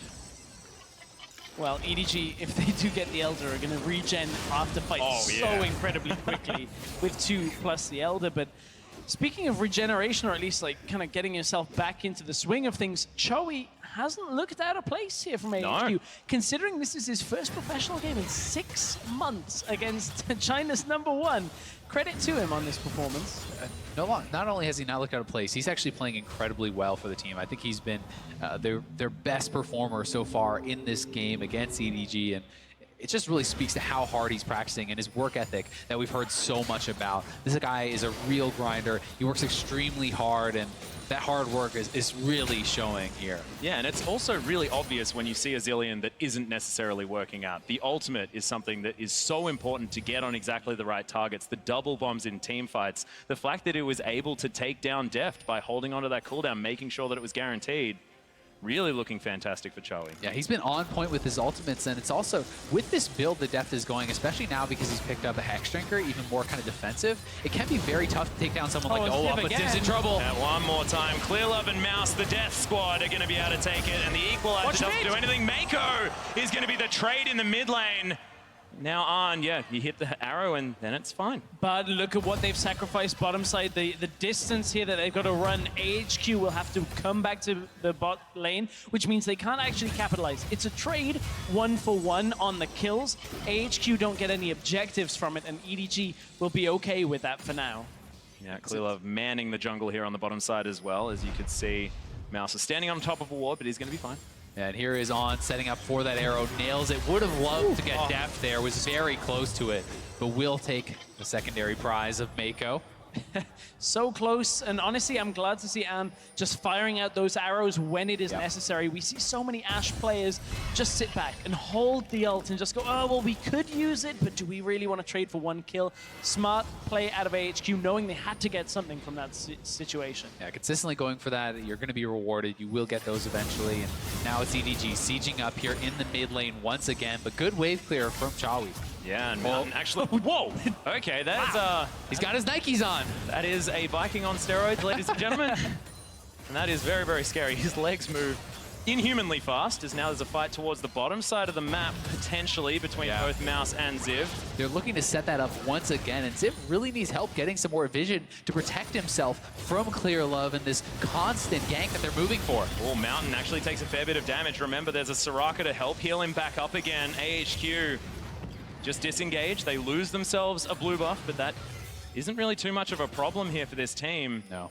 Areas like that, though, in the jungle, the small choke points favor AHQ in these fights. The equalizer, the double bomb that can come out from Chawi, the arrow, all of these are so much easier to hit, but EDG want to draw this down into the bottom lane, into the open ground where Ziv doesn't have the comfort of being able to land a perfect equalizer every single time, but he's not falling for it this time, Azael. He's backed away to his tower. And that's what he needs to do. He just needs to wave clear at his turret because there's not really any reason for him to be out there. He's not going to be able to bully the Poppy in that 1v1 matchup, and just needs to kind of respect that. Oh, Mountain trying to clear out vision. Pink Ward will go, though. Deft and Mako secure themselves that. Ziv hanging around, does, of course, have the equalizer back up. Enchanted Crystal Arrow back up as well.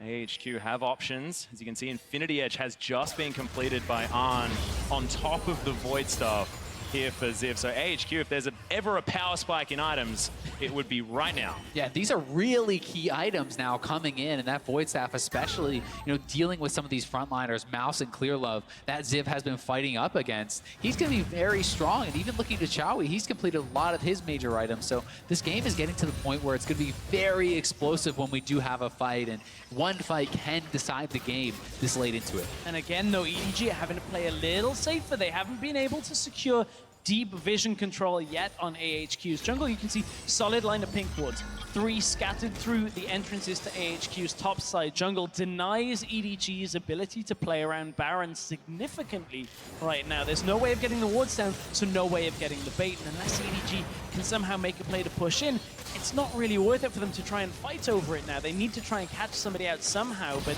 the tools just aren't there without going all in. And On hanging around here constantly, has that rank 3 ultimate now, can be looking for that. The cooldown is going to be very short at this point, and he will keep fishing for these arrows. We'll see if he can come up with a key target, because even looking at someone like Deft, he doesn't have a QSS, and he's very likely not ever going to be building one. Well, we'll see whether he decides to omit extra armor penetration from the build. But it just looks like AHQ, I mean, they have the Enchanted Crystal Arrow. They have a lot of opportunities to catch EDG out. What is EDG's method? How do they go about cracking AHQ right now? Because it looks like they're searching and can't find anything. To me, they're just not really doing the due diligence on setting up vision. They need to look for fights around objectives, around the Baron, because they're struggling. On. That Culling can't be healed that quickly, but misses a couple of the bullets. And this is exactly what EDG just did as you were talking about it, Azael. They're going straight on the Baron. They finally get some of those pink wards away, but they haven't secured the vision. All they know is that AHQ can't control it for themselves. They back away from it. But again, now we're in a situation where EDG have to do exactly the same thing for a second time. They have to remove those pink wards, get wards of their own, and get that territorial line pushed all the way back in AHQ's jungle. And speaking of vision, I mean, that Hawkshot will always be there for Arn. So it's not like you can just clear out vision and then they'll have no idea with no option. I mean, you can't count the blue trinkets because Arn will always have that one. It's like you have to count drones as well that are skirting over the top of you. Yeah, you certainly do, but with the Elder Dragon spawning, this does open up a secondary major objective, right? You can split the map, there can be trades, and obviously On is worried about that, shooting over his E, checking out, making sure that that Elder was not being taken. And there's the last Whisper picked up as well, so Arn very strong on this Ashe, despite being 100 CS down. I was going to say, very rarely does somebody who's getting Flame Horizon have impact in a game. Generally not the case. Very close to it. Hasn't ticked over 100. I've been keeping my eyes on it, trying to just see when it goes. But still, with the engage, with the vision control, it's enough to slow EDG down, and they're not able to capitalize. Arrow comes out again. Yeah, Pawn's going to sidestep. The immediate culling in response. R buttons exchanged as Deft going very far forward, but does dodge all of the abilities. EDG, we know that they are hungry. They are champing at the bit to try and kill AHQ, but they're just playing so protective, so safe. Non-committal CC flying out. Yeah, a bit of a poor shot there, though, by On. He could have just shot it straight down the corridor and probably at least got someone. But EDG is on the Elder, and it does not seem to get there. Aware of drone. 3,000 health now. Yeah, this is just going to go down. The Baron is looking to be traded, but can they actually kill it in time is the question. No, this is way too dangerous, especially with the Elder buff on their opponents. If they take a fight now, it could be devastating for them. The HQ needs to avoid a fight at this point. Clearlove is going to be super fast. There's the tidal wave. Everyone's trying to flush, but there are the knockups. In goes the horse. Albus is going to get targeted. The Soraka trying to be dealt with. The ultimate has been used on him, but he's out of position. Pawn will grab the kill now. AHQ, they're going to get chased down. They're going to get corralled, or can they turn it around is the question. Looks like EDG not going to fully commit. AHQ got up and out of the danger zone for that fight. And EDG, they're going for Baron. They are fairly low here, but no ultimates are available that are significant. Apart from Arns, he has the arrow available. The health bars are too high now, though. EDG needs to land that some bombs. regeneration from the Ocean Drake as well here. If Chowie can get a good stun, maybe it's enough. Yep, Deft is going to secure it. Mountain now in trouble. He gets stunned up, Bubble destroyed. Arrow's going to go wide. Ziv trying to deal with Deft, but he can't. As now Mountain is going to get taken down. There's no ultimate from Chowie. On and the man himself are going to just try and run towards the base with Albus just respawning. HQ had done such a good job the whole game, and then they take a fight into the Elder. Complete lapse of judgment. And look at the res timers, over 40 seconds on Ziv and Mount. This is so dangerous. Buddies, they're looking for Chowie. Another ultimate destroyed as the Zillion. Pop goes the Ash, and Albus is running away. EDG using their Baron, take down an inner turret, inhibitor turret going to fall. And that was the decisive play we were looking for. Chowie didn't have his ultimate available for either himself or on, and EDG are going to look to take this game. And looking so much better while they do it as well. Stresses Deft, flashes the flare. They'll take down the second Nexus turret. EDG want to dive some fountains as the Nexus falls. And that is going to be that. EDG now 1-1 here at Worlds 2016. And what a must-win game this was for EDG. Only 2 games in. A bit of an embarrassing performance yesterday, but firing right back with a great start in this game. It slowed down against AHQ, but enough in the end was there for EDG to be able to close it out and pick up their first win at Worlds. And that big grin on Mouse's face is the most important part about this as well, because he can't have been feeling good after their game 1, but now the confidence could be coming back. Clearlove as well, big grin on his face as these two very close teams are going to shake hands. And EDG, you can see the relief in the eyes of these players. And EDG does deserve the credit for capitalizing on AHQ's mistake, but what a mistake it was. Such a long game, so patient from AHQ the whole way through, and then just the lapse in judgment to fight into a team that has the Elder Dragon was what completely cost them the game, and it's a little bit tough to swallow, I'm sure, for AHQ. Exactly. At first, it didn't look all that bad for AHQ. They only lost 1, but the continuing fight really ended up going against them. You know, we were talking to Clement a lot about these two teams, the history between each other. In AHQ's words, they feel like they're only 10 steps behind now. Previously, it was 20 steps behind EDG. And I think you have to say the same thing. You look at this group, AHQ still are showing that they're contenders here. A good performance yesterday.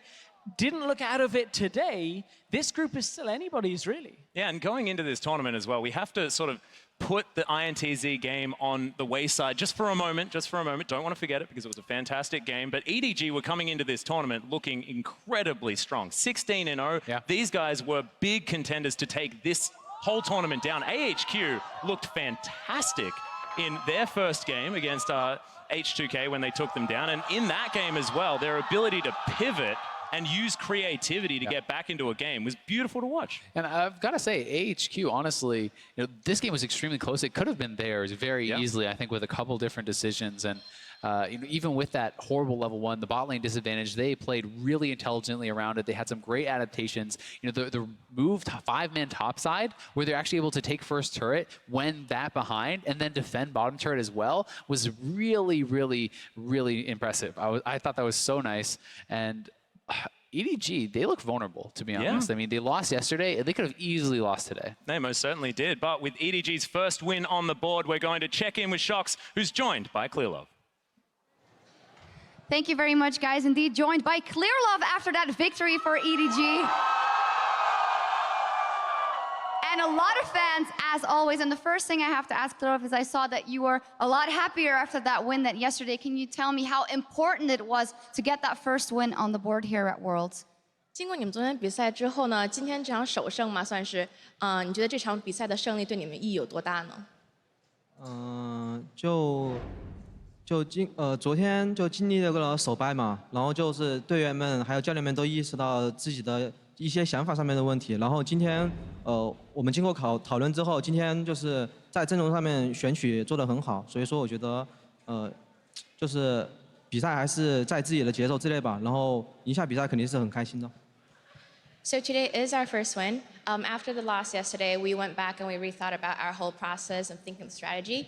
And we came up with a better team comp today and also a better strategy today. And everyone really played to their own rhythm. That's how we won today.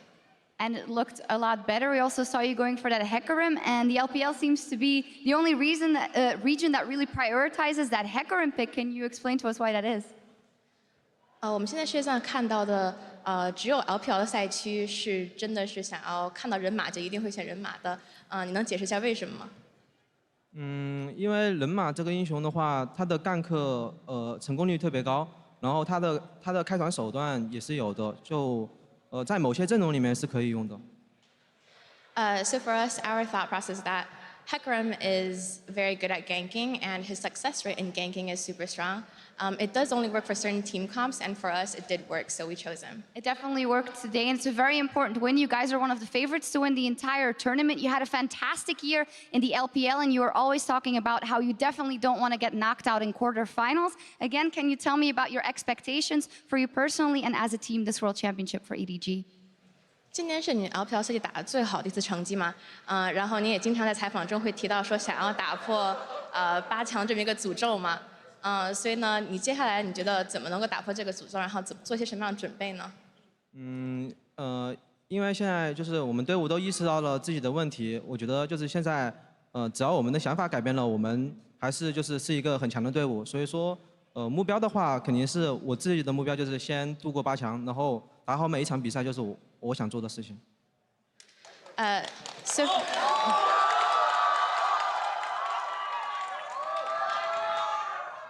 So for us, our main goal right now is to definitely go past quarterfinals this time.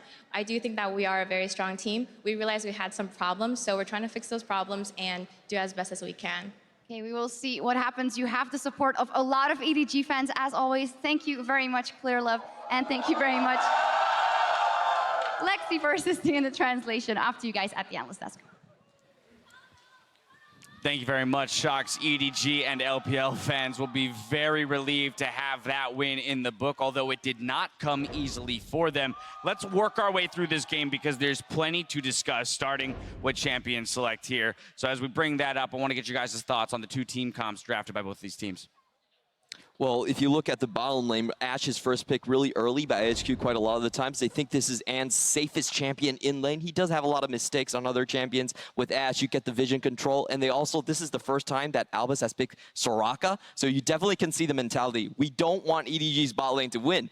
Now, that was a good thought, but the level 1 definitely just threw that out the window. We had some real level 1 craziness, but with these team comps that were locked in by both teams, talk to me stylistically how we expect them to play within the game. Right, so we have on one side with EDG a composition that is very, very strong in the mid game. You know, you hit 24s on Hecarim, you get 1 or 2 items on Lucian, the armor penetration items, Ghost Blade and Black Cleaver, and you just buff up this Lucian and you send him in with the Hecarim, and you actually have like an insanely strong composition that can take down almost everything in the mid game, where on the side of AHQ you have much more late game focus. You know, Soraka is a great late game teamfighter, Zilean protecting the AD carry, Ashe just stacking up multiple items.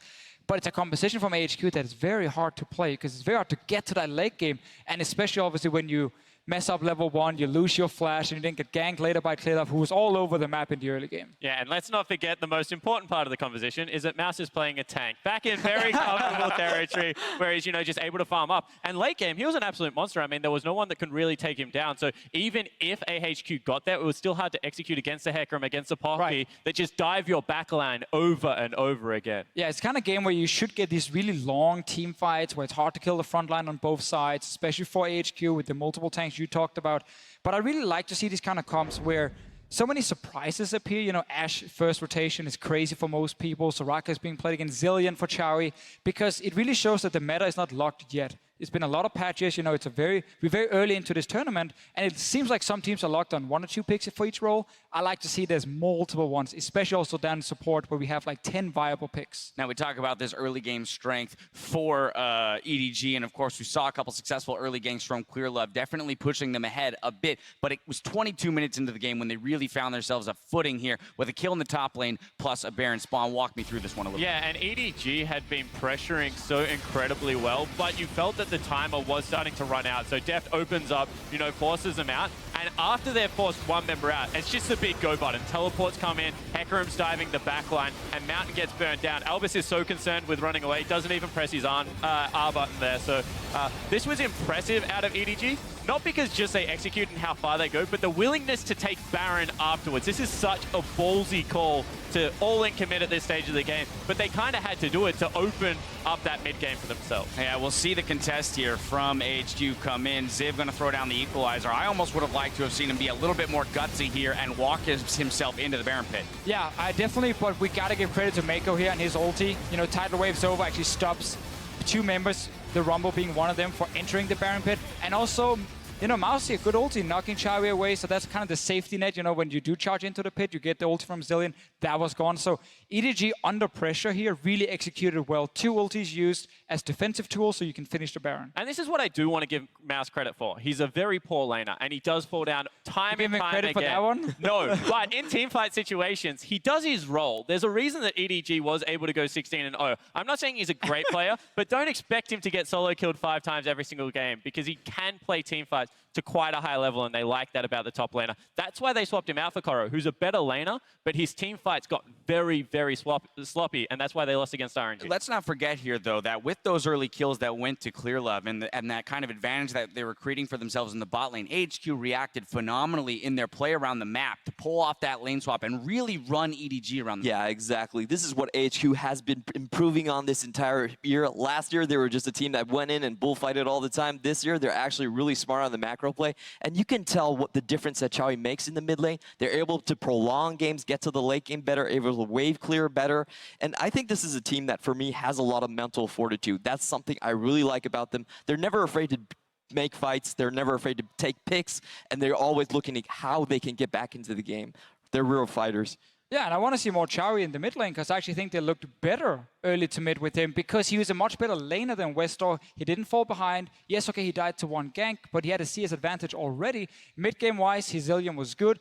A lot of double bombs coming, actually creating a few picks, as you talked about, you know, near the tower, which gave them a bit of a, not an advantage, but at least slowed down EDG. So I actually think he played better than Westor did yesterday, and I want to see more Chowy. And were it not for that Baron, I really do think that it could have been a very different game for AHQ. I mean, we saw it just a few minutes later, a small stumble by EDG. We've got to call this one into question. 25-30 into the game. Deficio, walk me through the mechanics of this as EDG is attempting to siege the inner turret bot lane. Yeah, we're only looking at Deft in this team fight here, because after Mouse got interrupted, what you need to look at now is how Mouse wants to leave the fight, but Deft then says, you know what, I'm going to step in and hit this tower. And that is a massive mistake because you can see Mountain on your left with the red arrow here. He's already in a good position to flank, and Deft is the main damage dealer. So when he steps forward and gets caught here by the members of AHQ and the Equalizer, he's now not really able to do anything because now we pause it again, and you can see how Deft is making so many mistakes. 1, he's now dashing in with a Zilean bomb on his head near multiple members, and 2, he can only really hit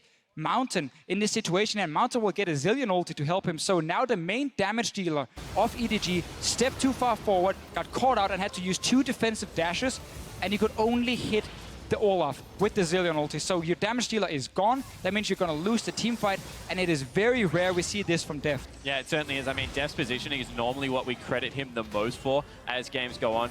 And it's an uncharacteristic mistake. However, you can understand with the amount of pressure on a single carry comp playing around a Karma that, you know, he felt like he had to step up and challenge. Maybe it was just Mouse not on the same page, but this definitely prolonged the game for so long. Axes were definitely a problem for him tonight.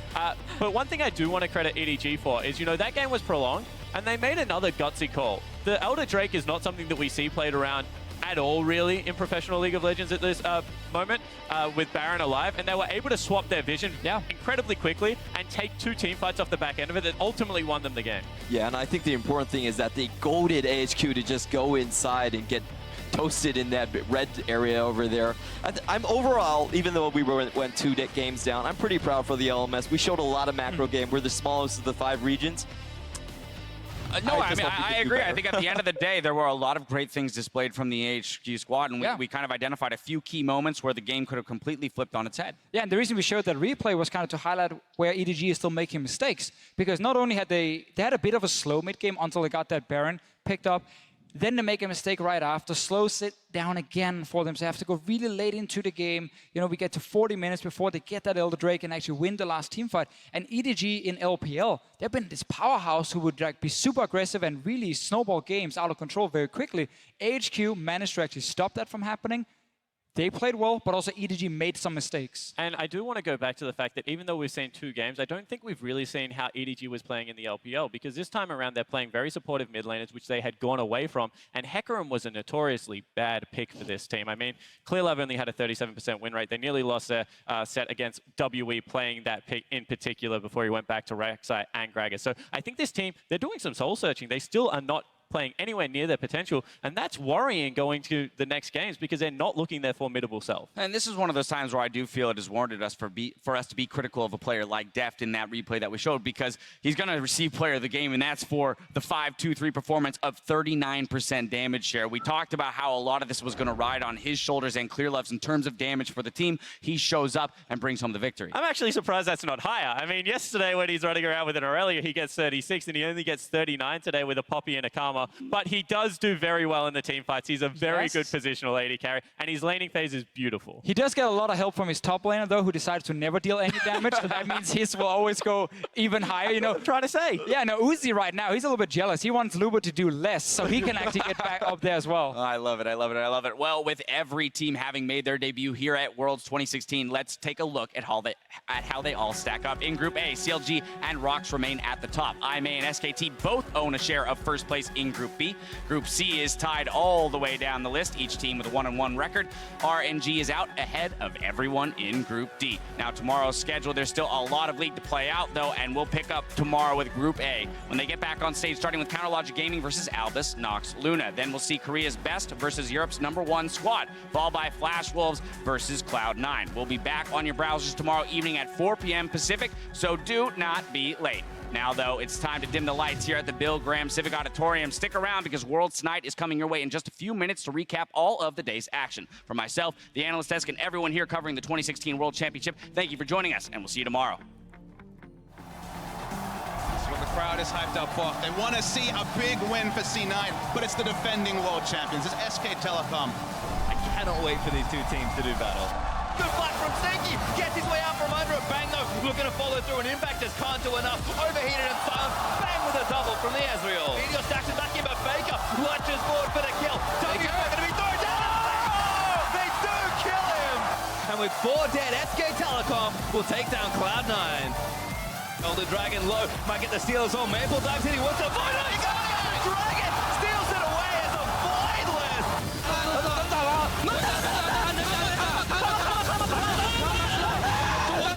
We have the tools to play at the highest level. Now it's a question of using these tools. So boys, open up your eyes. Let's do this shit. Uzi, a double kill. This guy's 6-0-2. 나루 유지 나루 나루야 나루야 나루 메이차 나루 메이차 나이스! Svenskera, can he do it again? Right to the Q. Walk up over. They've got Cube. First blood. TSM. Ambition. Starts him over the wall. Ambition repels down to his death. 1, 2, 3. What the? You guys went on. You guys suck. You guys went on 2. TSM going to win their first game at Worlds. Yeah, gets the knock up on Aria there as well. Flashes out of the way. Good tidal wave, but oh! Flashes it. God tier plays. Jankos is going to take down Thomas. With the double. My God, he goes over 1A. Perfect timing. This is a highly anticipated matchup here between EDG and AHQ. Mountain now in trouble. He gets stunned up. Bubble destroyed. Arrow's going to go wide. Ziv trying to deal with Death, but he can't. As now Mountain is going to get taken down. And that is going to be that. EDG now 1-1.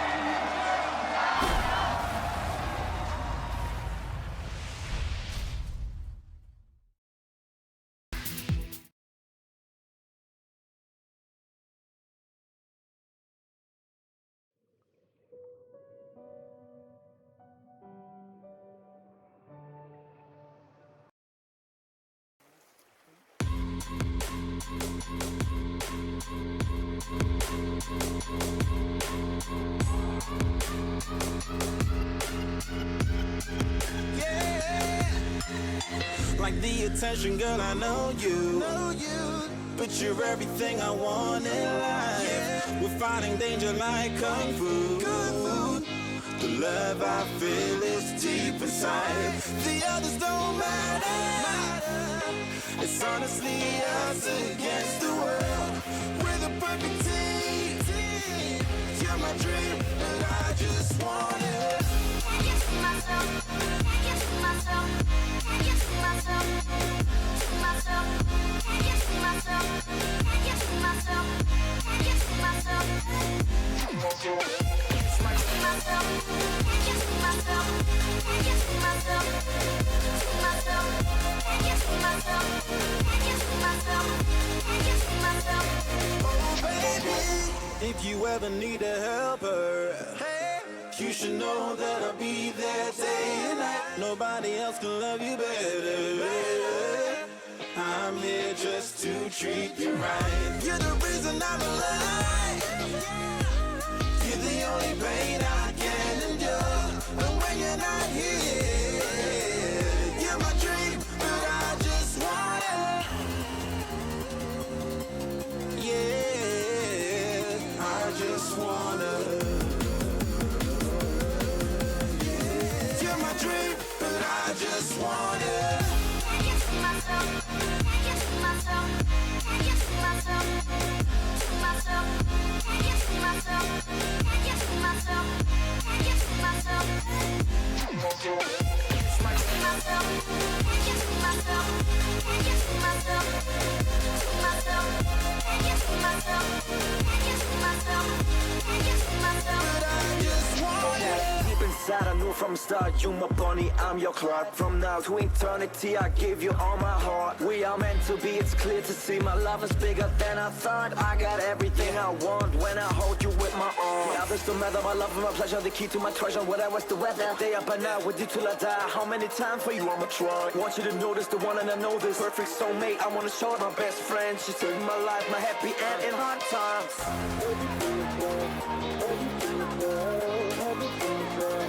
Oh baby, hug it to myself, hug it to myself, hug it to myself. I just want it. Can't get to myself, can't get to myself, can't get to myself, to myself, can't get to myself, can't get to myself, can't get to myself. I just want it. Can't get to myself, can't get to myself, can't get to myself, to myself, can't get to myself, can't get to myself, can't get to myself. Oh baby.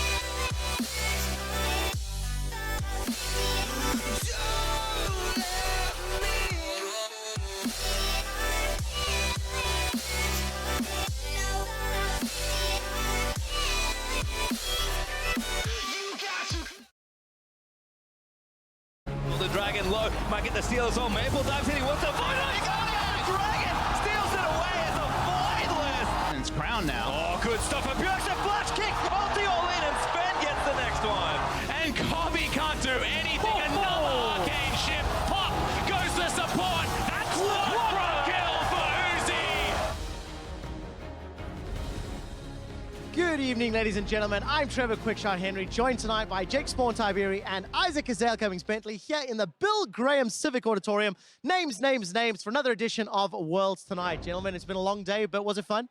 Yeah, it certainly was. I mean, those last couple of games had me sweating, actually, but another day over of Worlds and more surprises to come.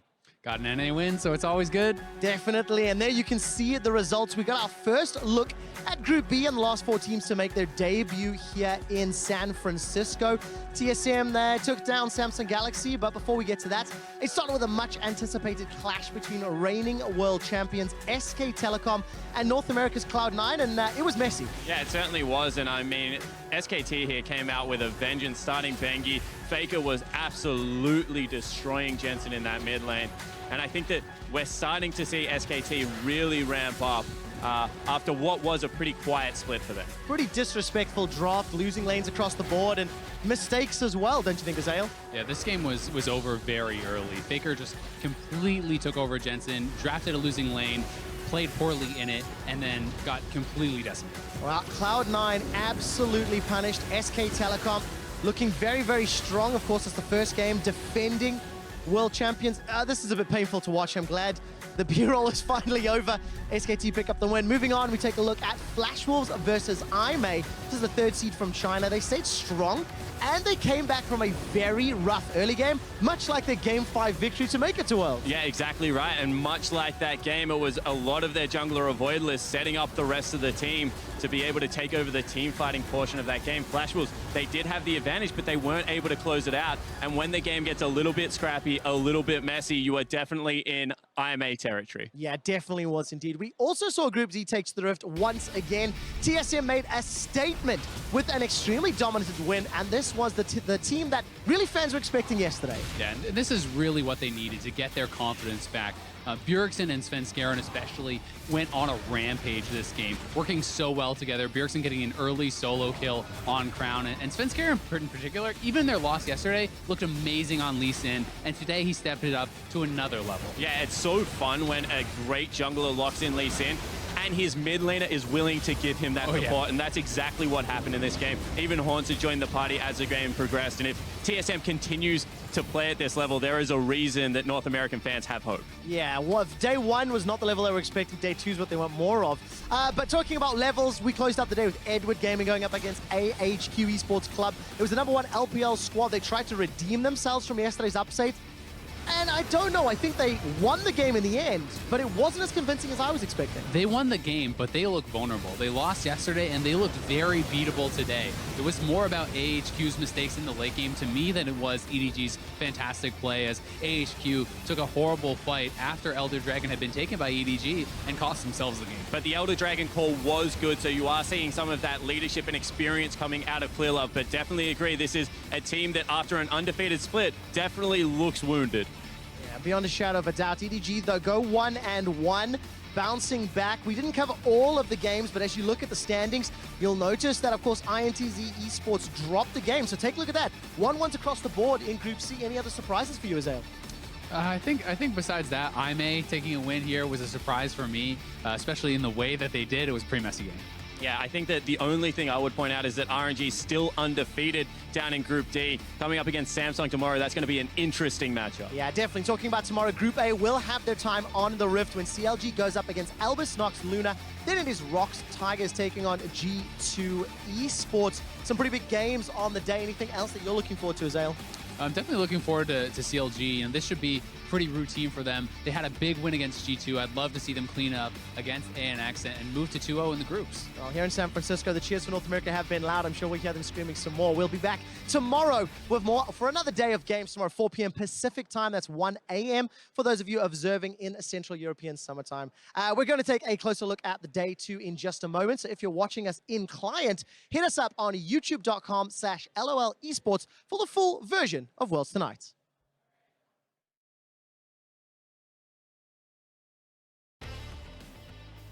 And the full version is bringing it back.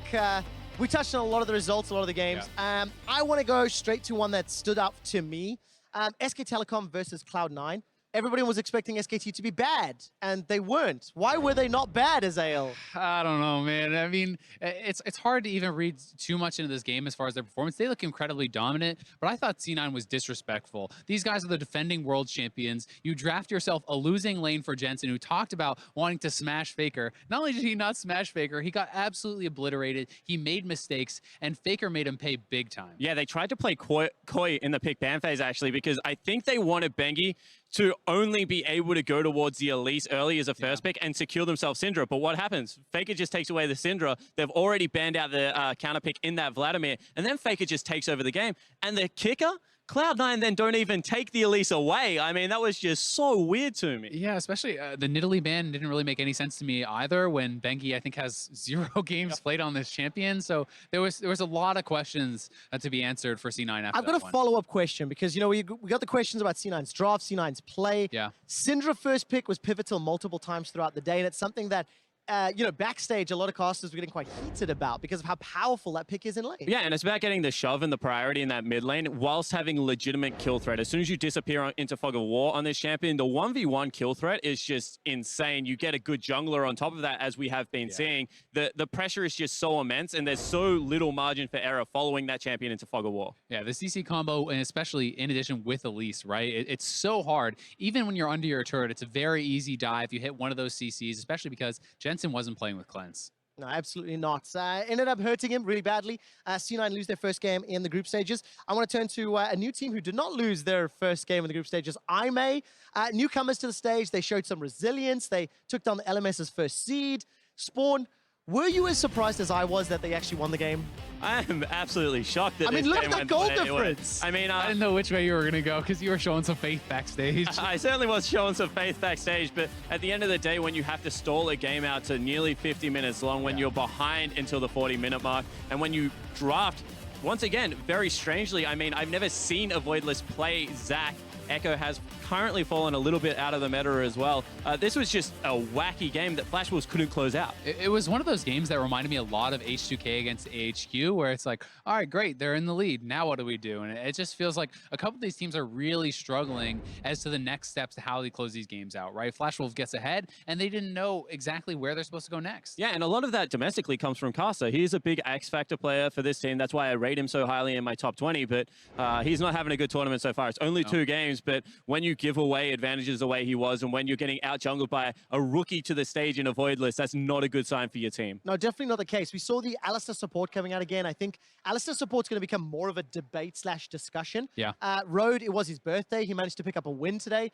But he ain't no Mata, at least in terms of performance. Is that a little unfair? Is anybody Mata? I mean, I don't think it's unfair when you look at the outstanding performance he had against TSM. Mata basically put the team on his back, and he was making play after play after play. And while I don't think this champion is a permaban for against all teams, I think against the incredible players, kind of similar to Lee Sin, when you have an amazing playmaker on this champion like Mata, you cannot give it to them. Yeah, I completely agree. I also think you have to look at the context in which the champion's picked. Mata was pretty much solo initiate for his team and was going off, whereas you got a Zac flying in if you're IMEI this time around. All Road nearly really had to do was, I mean, keep people off the backline and follow up with some CC. So different context playing the champion, but definitely ain't no Mata in my opinion. All right, ain't no Mata, but Mata did get himself another win today. Royal never give up. The only team to have a 2-0 record.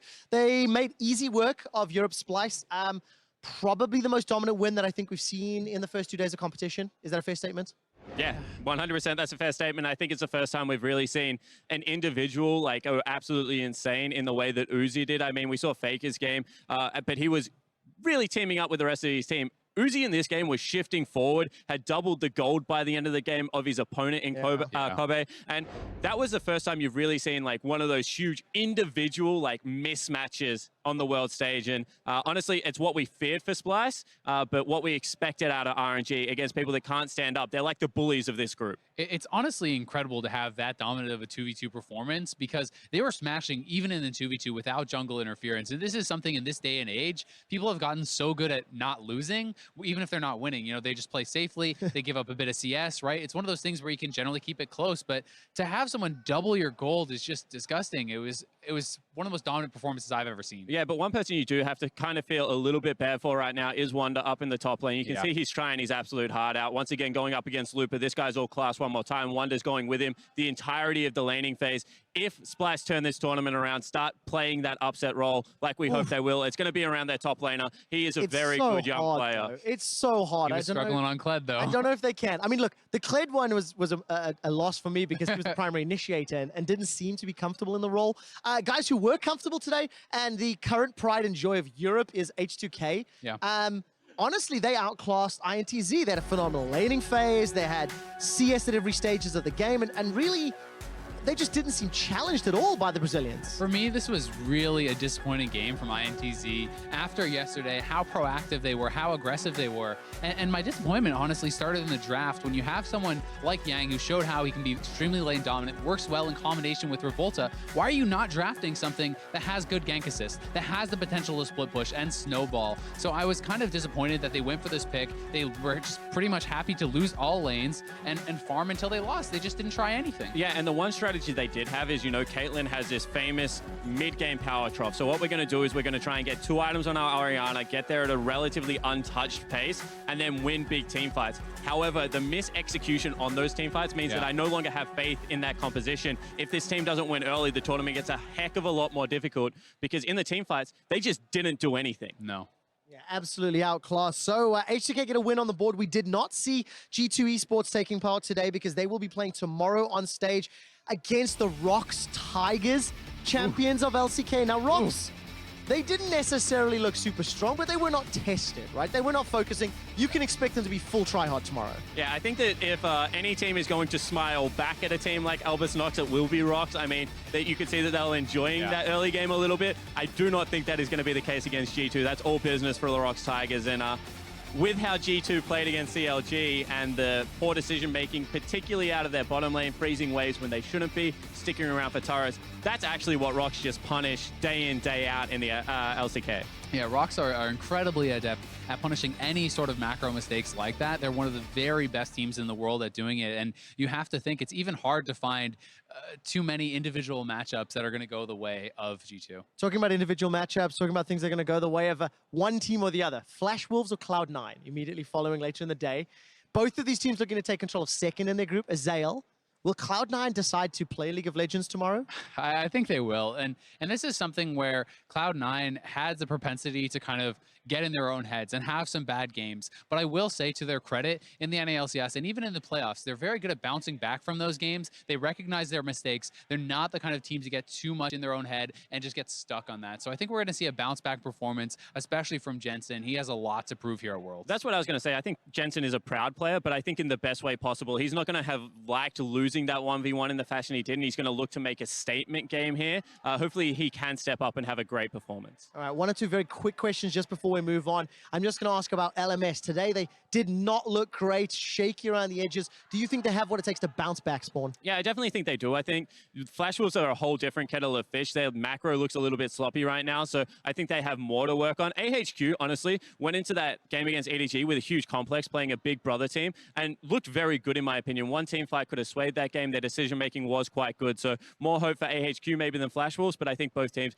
in an okay spot. Individually, I was actually really impressed with Ichawi as well. He more than held out. He was doing very, very well in lane and in team fighting. Just really as a whole, they looked pretty strong, but unfortunately some bad decisions late game. All right, bad decisions, they can be rectified. We'll find out whether or not LMS actually do. Ladies and gentlemen, that is it from us here in San Francisco. Thank you so much for joining us for another edition of Worlds Tonight. We'll see you back here tomorrow as the fight for the Summoners Cup continues. The Dragon low, might get the steal as well. Maple dives in, he wants to avoid it. He got it! Dragon steals it away as a blindless. And it's Crown now. Oh, good stuff. A beautiful flash kick. Ulti all in, and Sven gets the next one. And Kobe can't do anything. Another arcane ship. Pop goes the support. That's one pro kill for Uzi.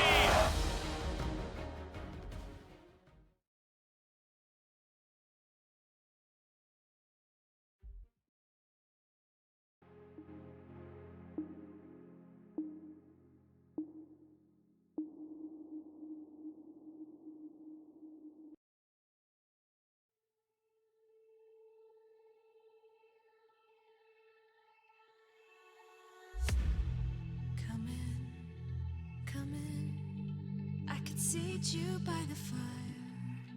Listen, listen. There's something I must confide. I know I said that it'd be fine. I know I made it look like it'd be alright. But I think I learned my lesson, and I'm not gonna let you out of my sight.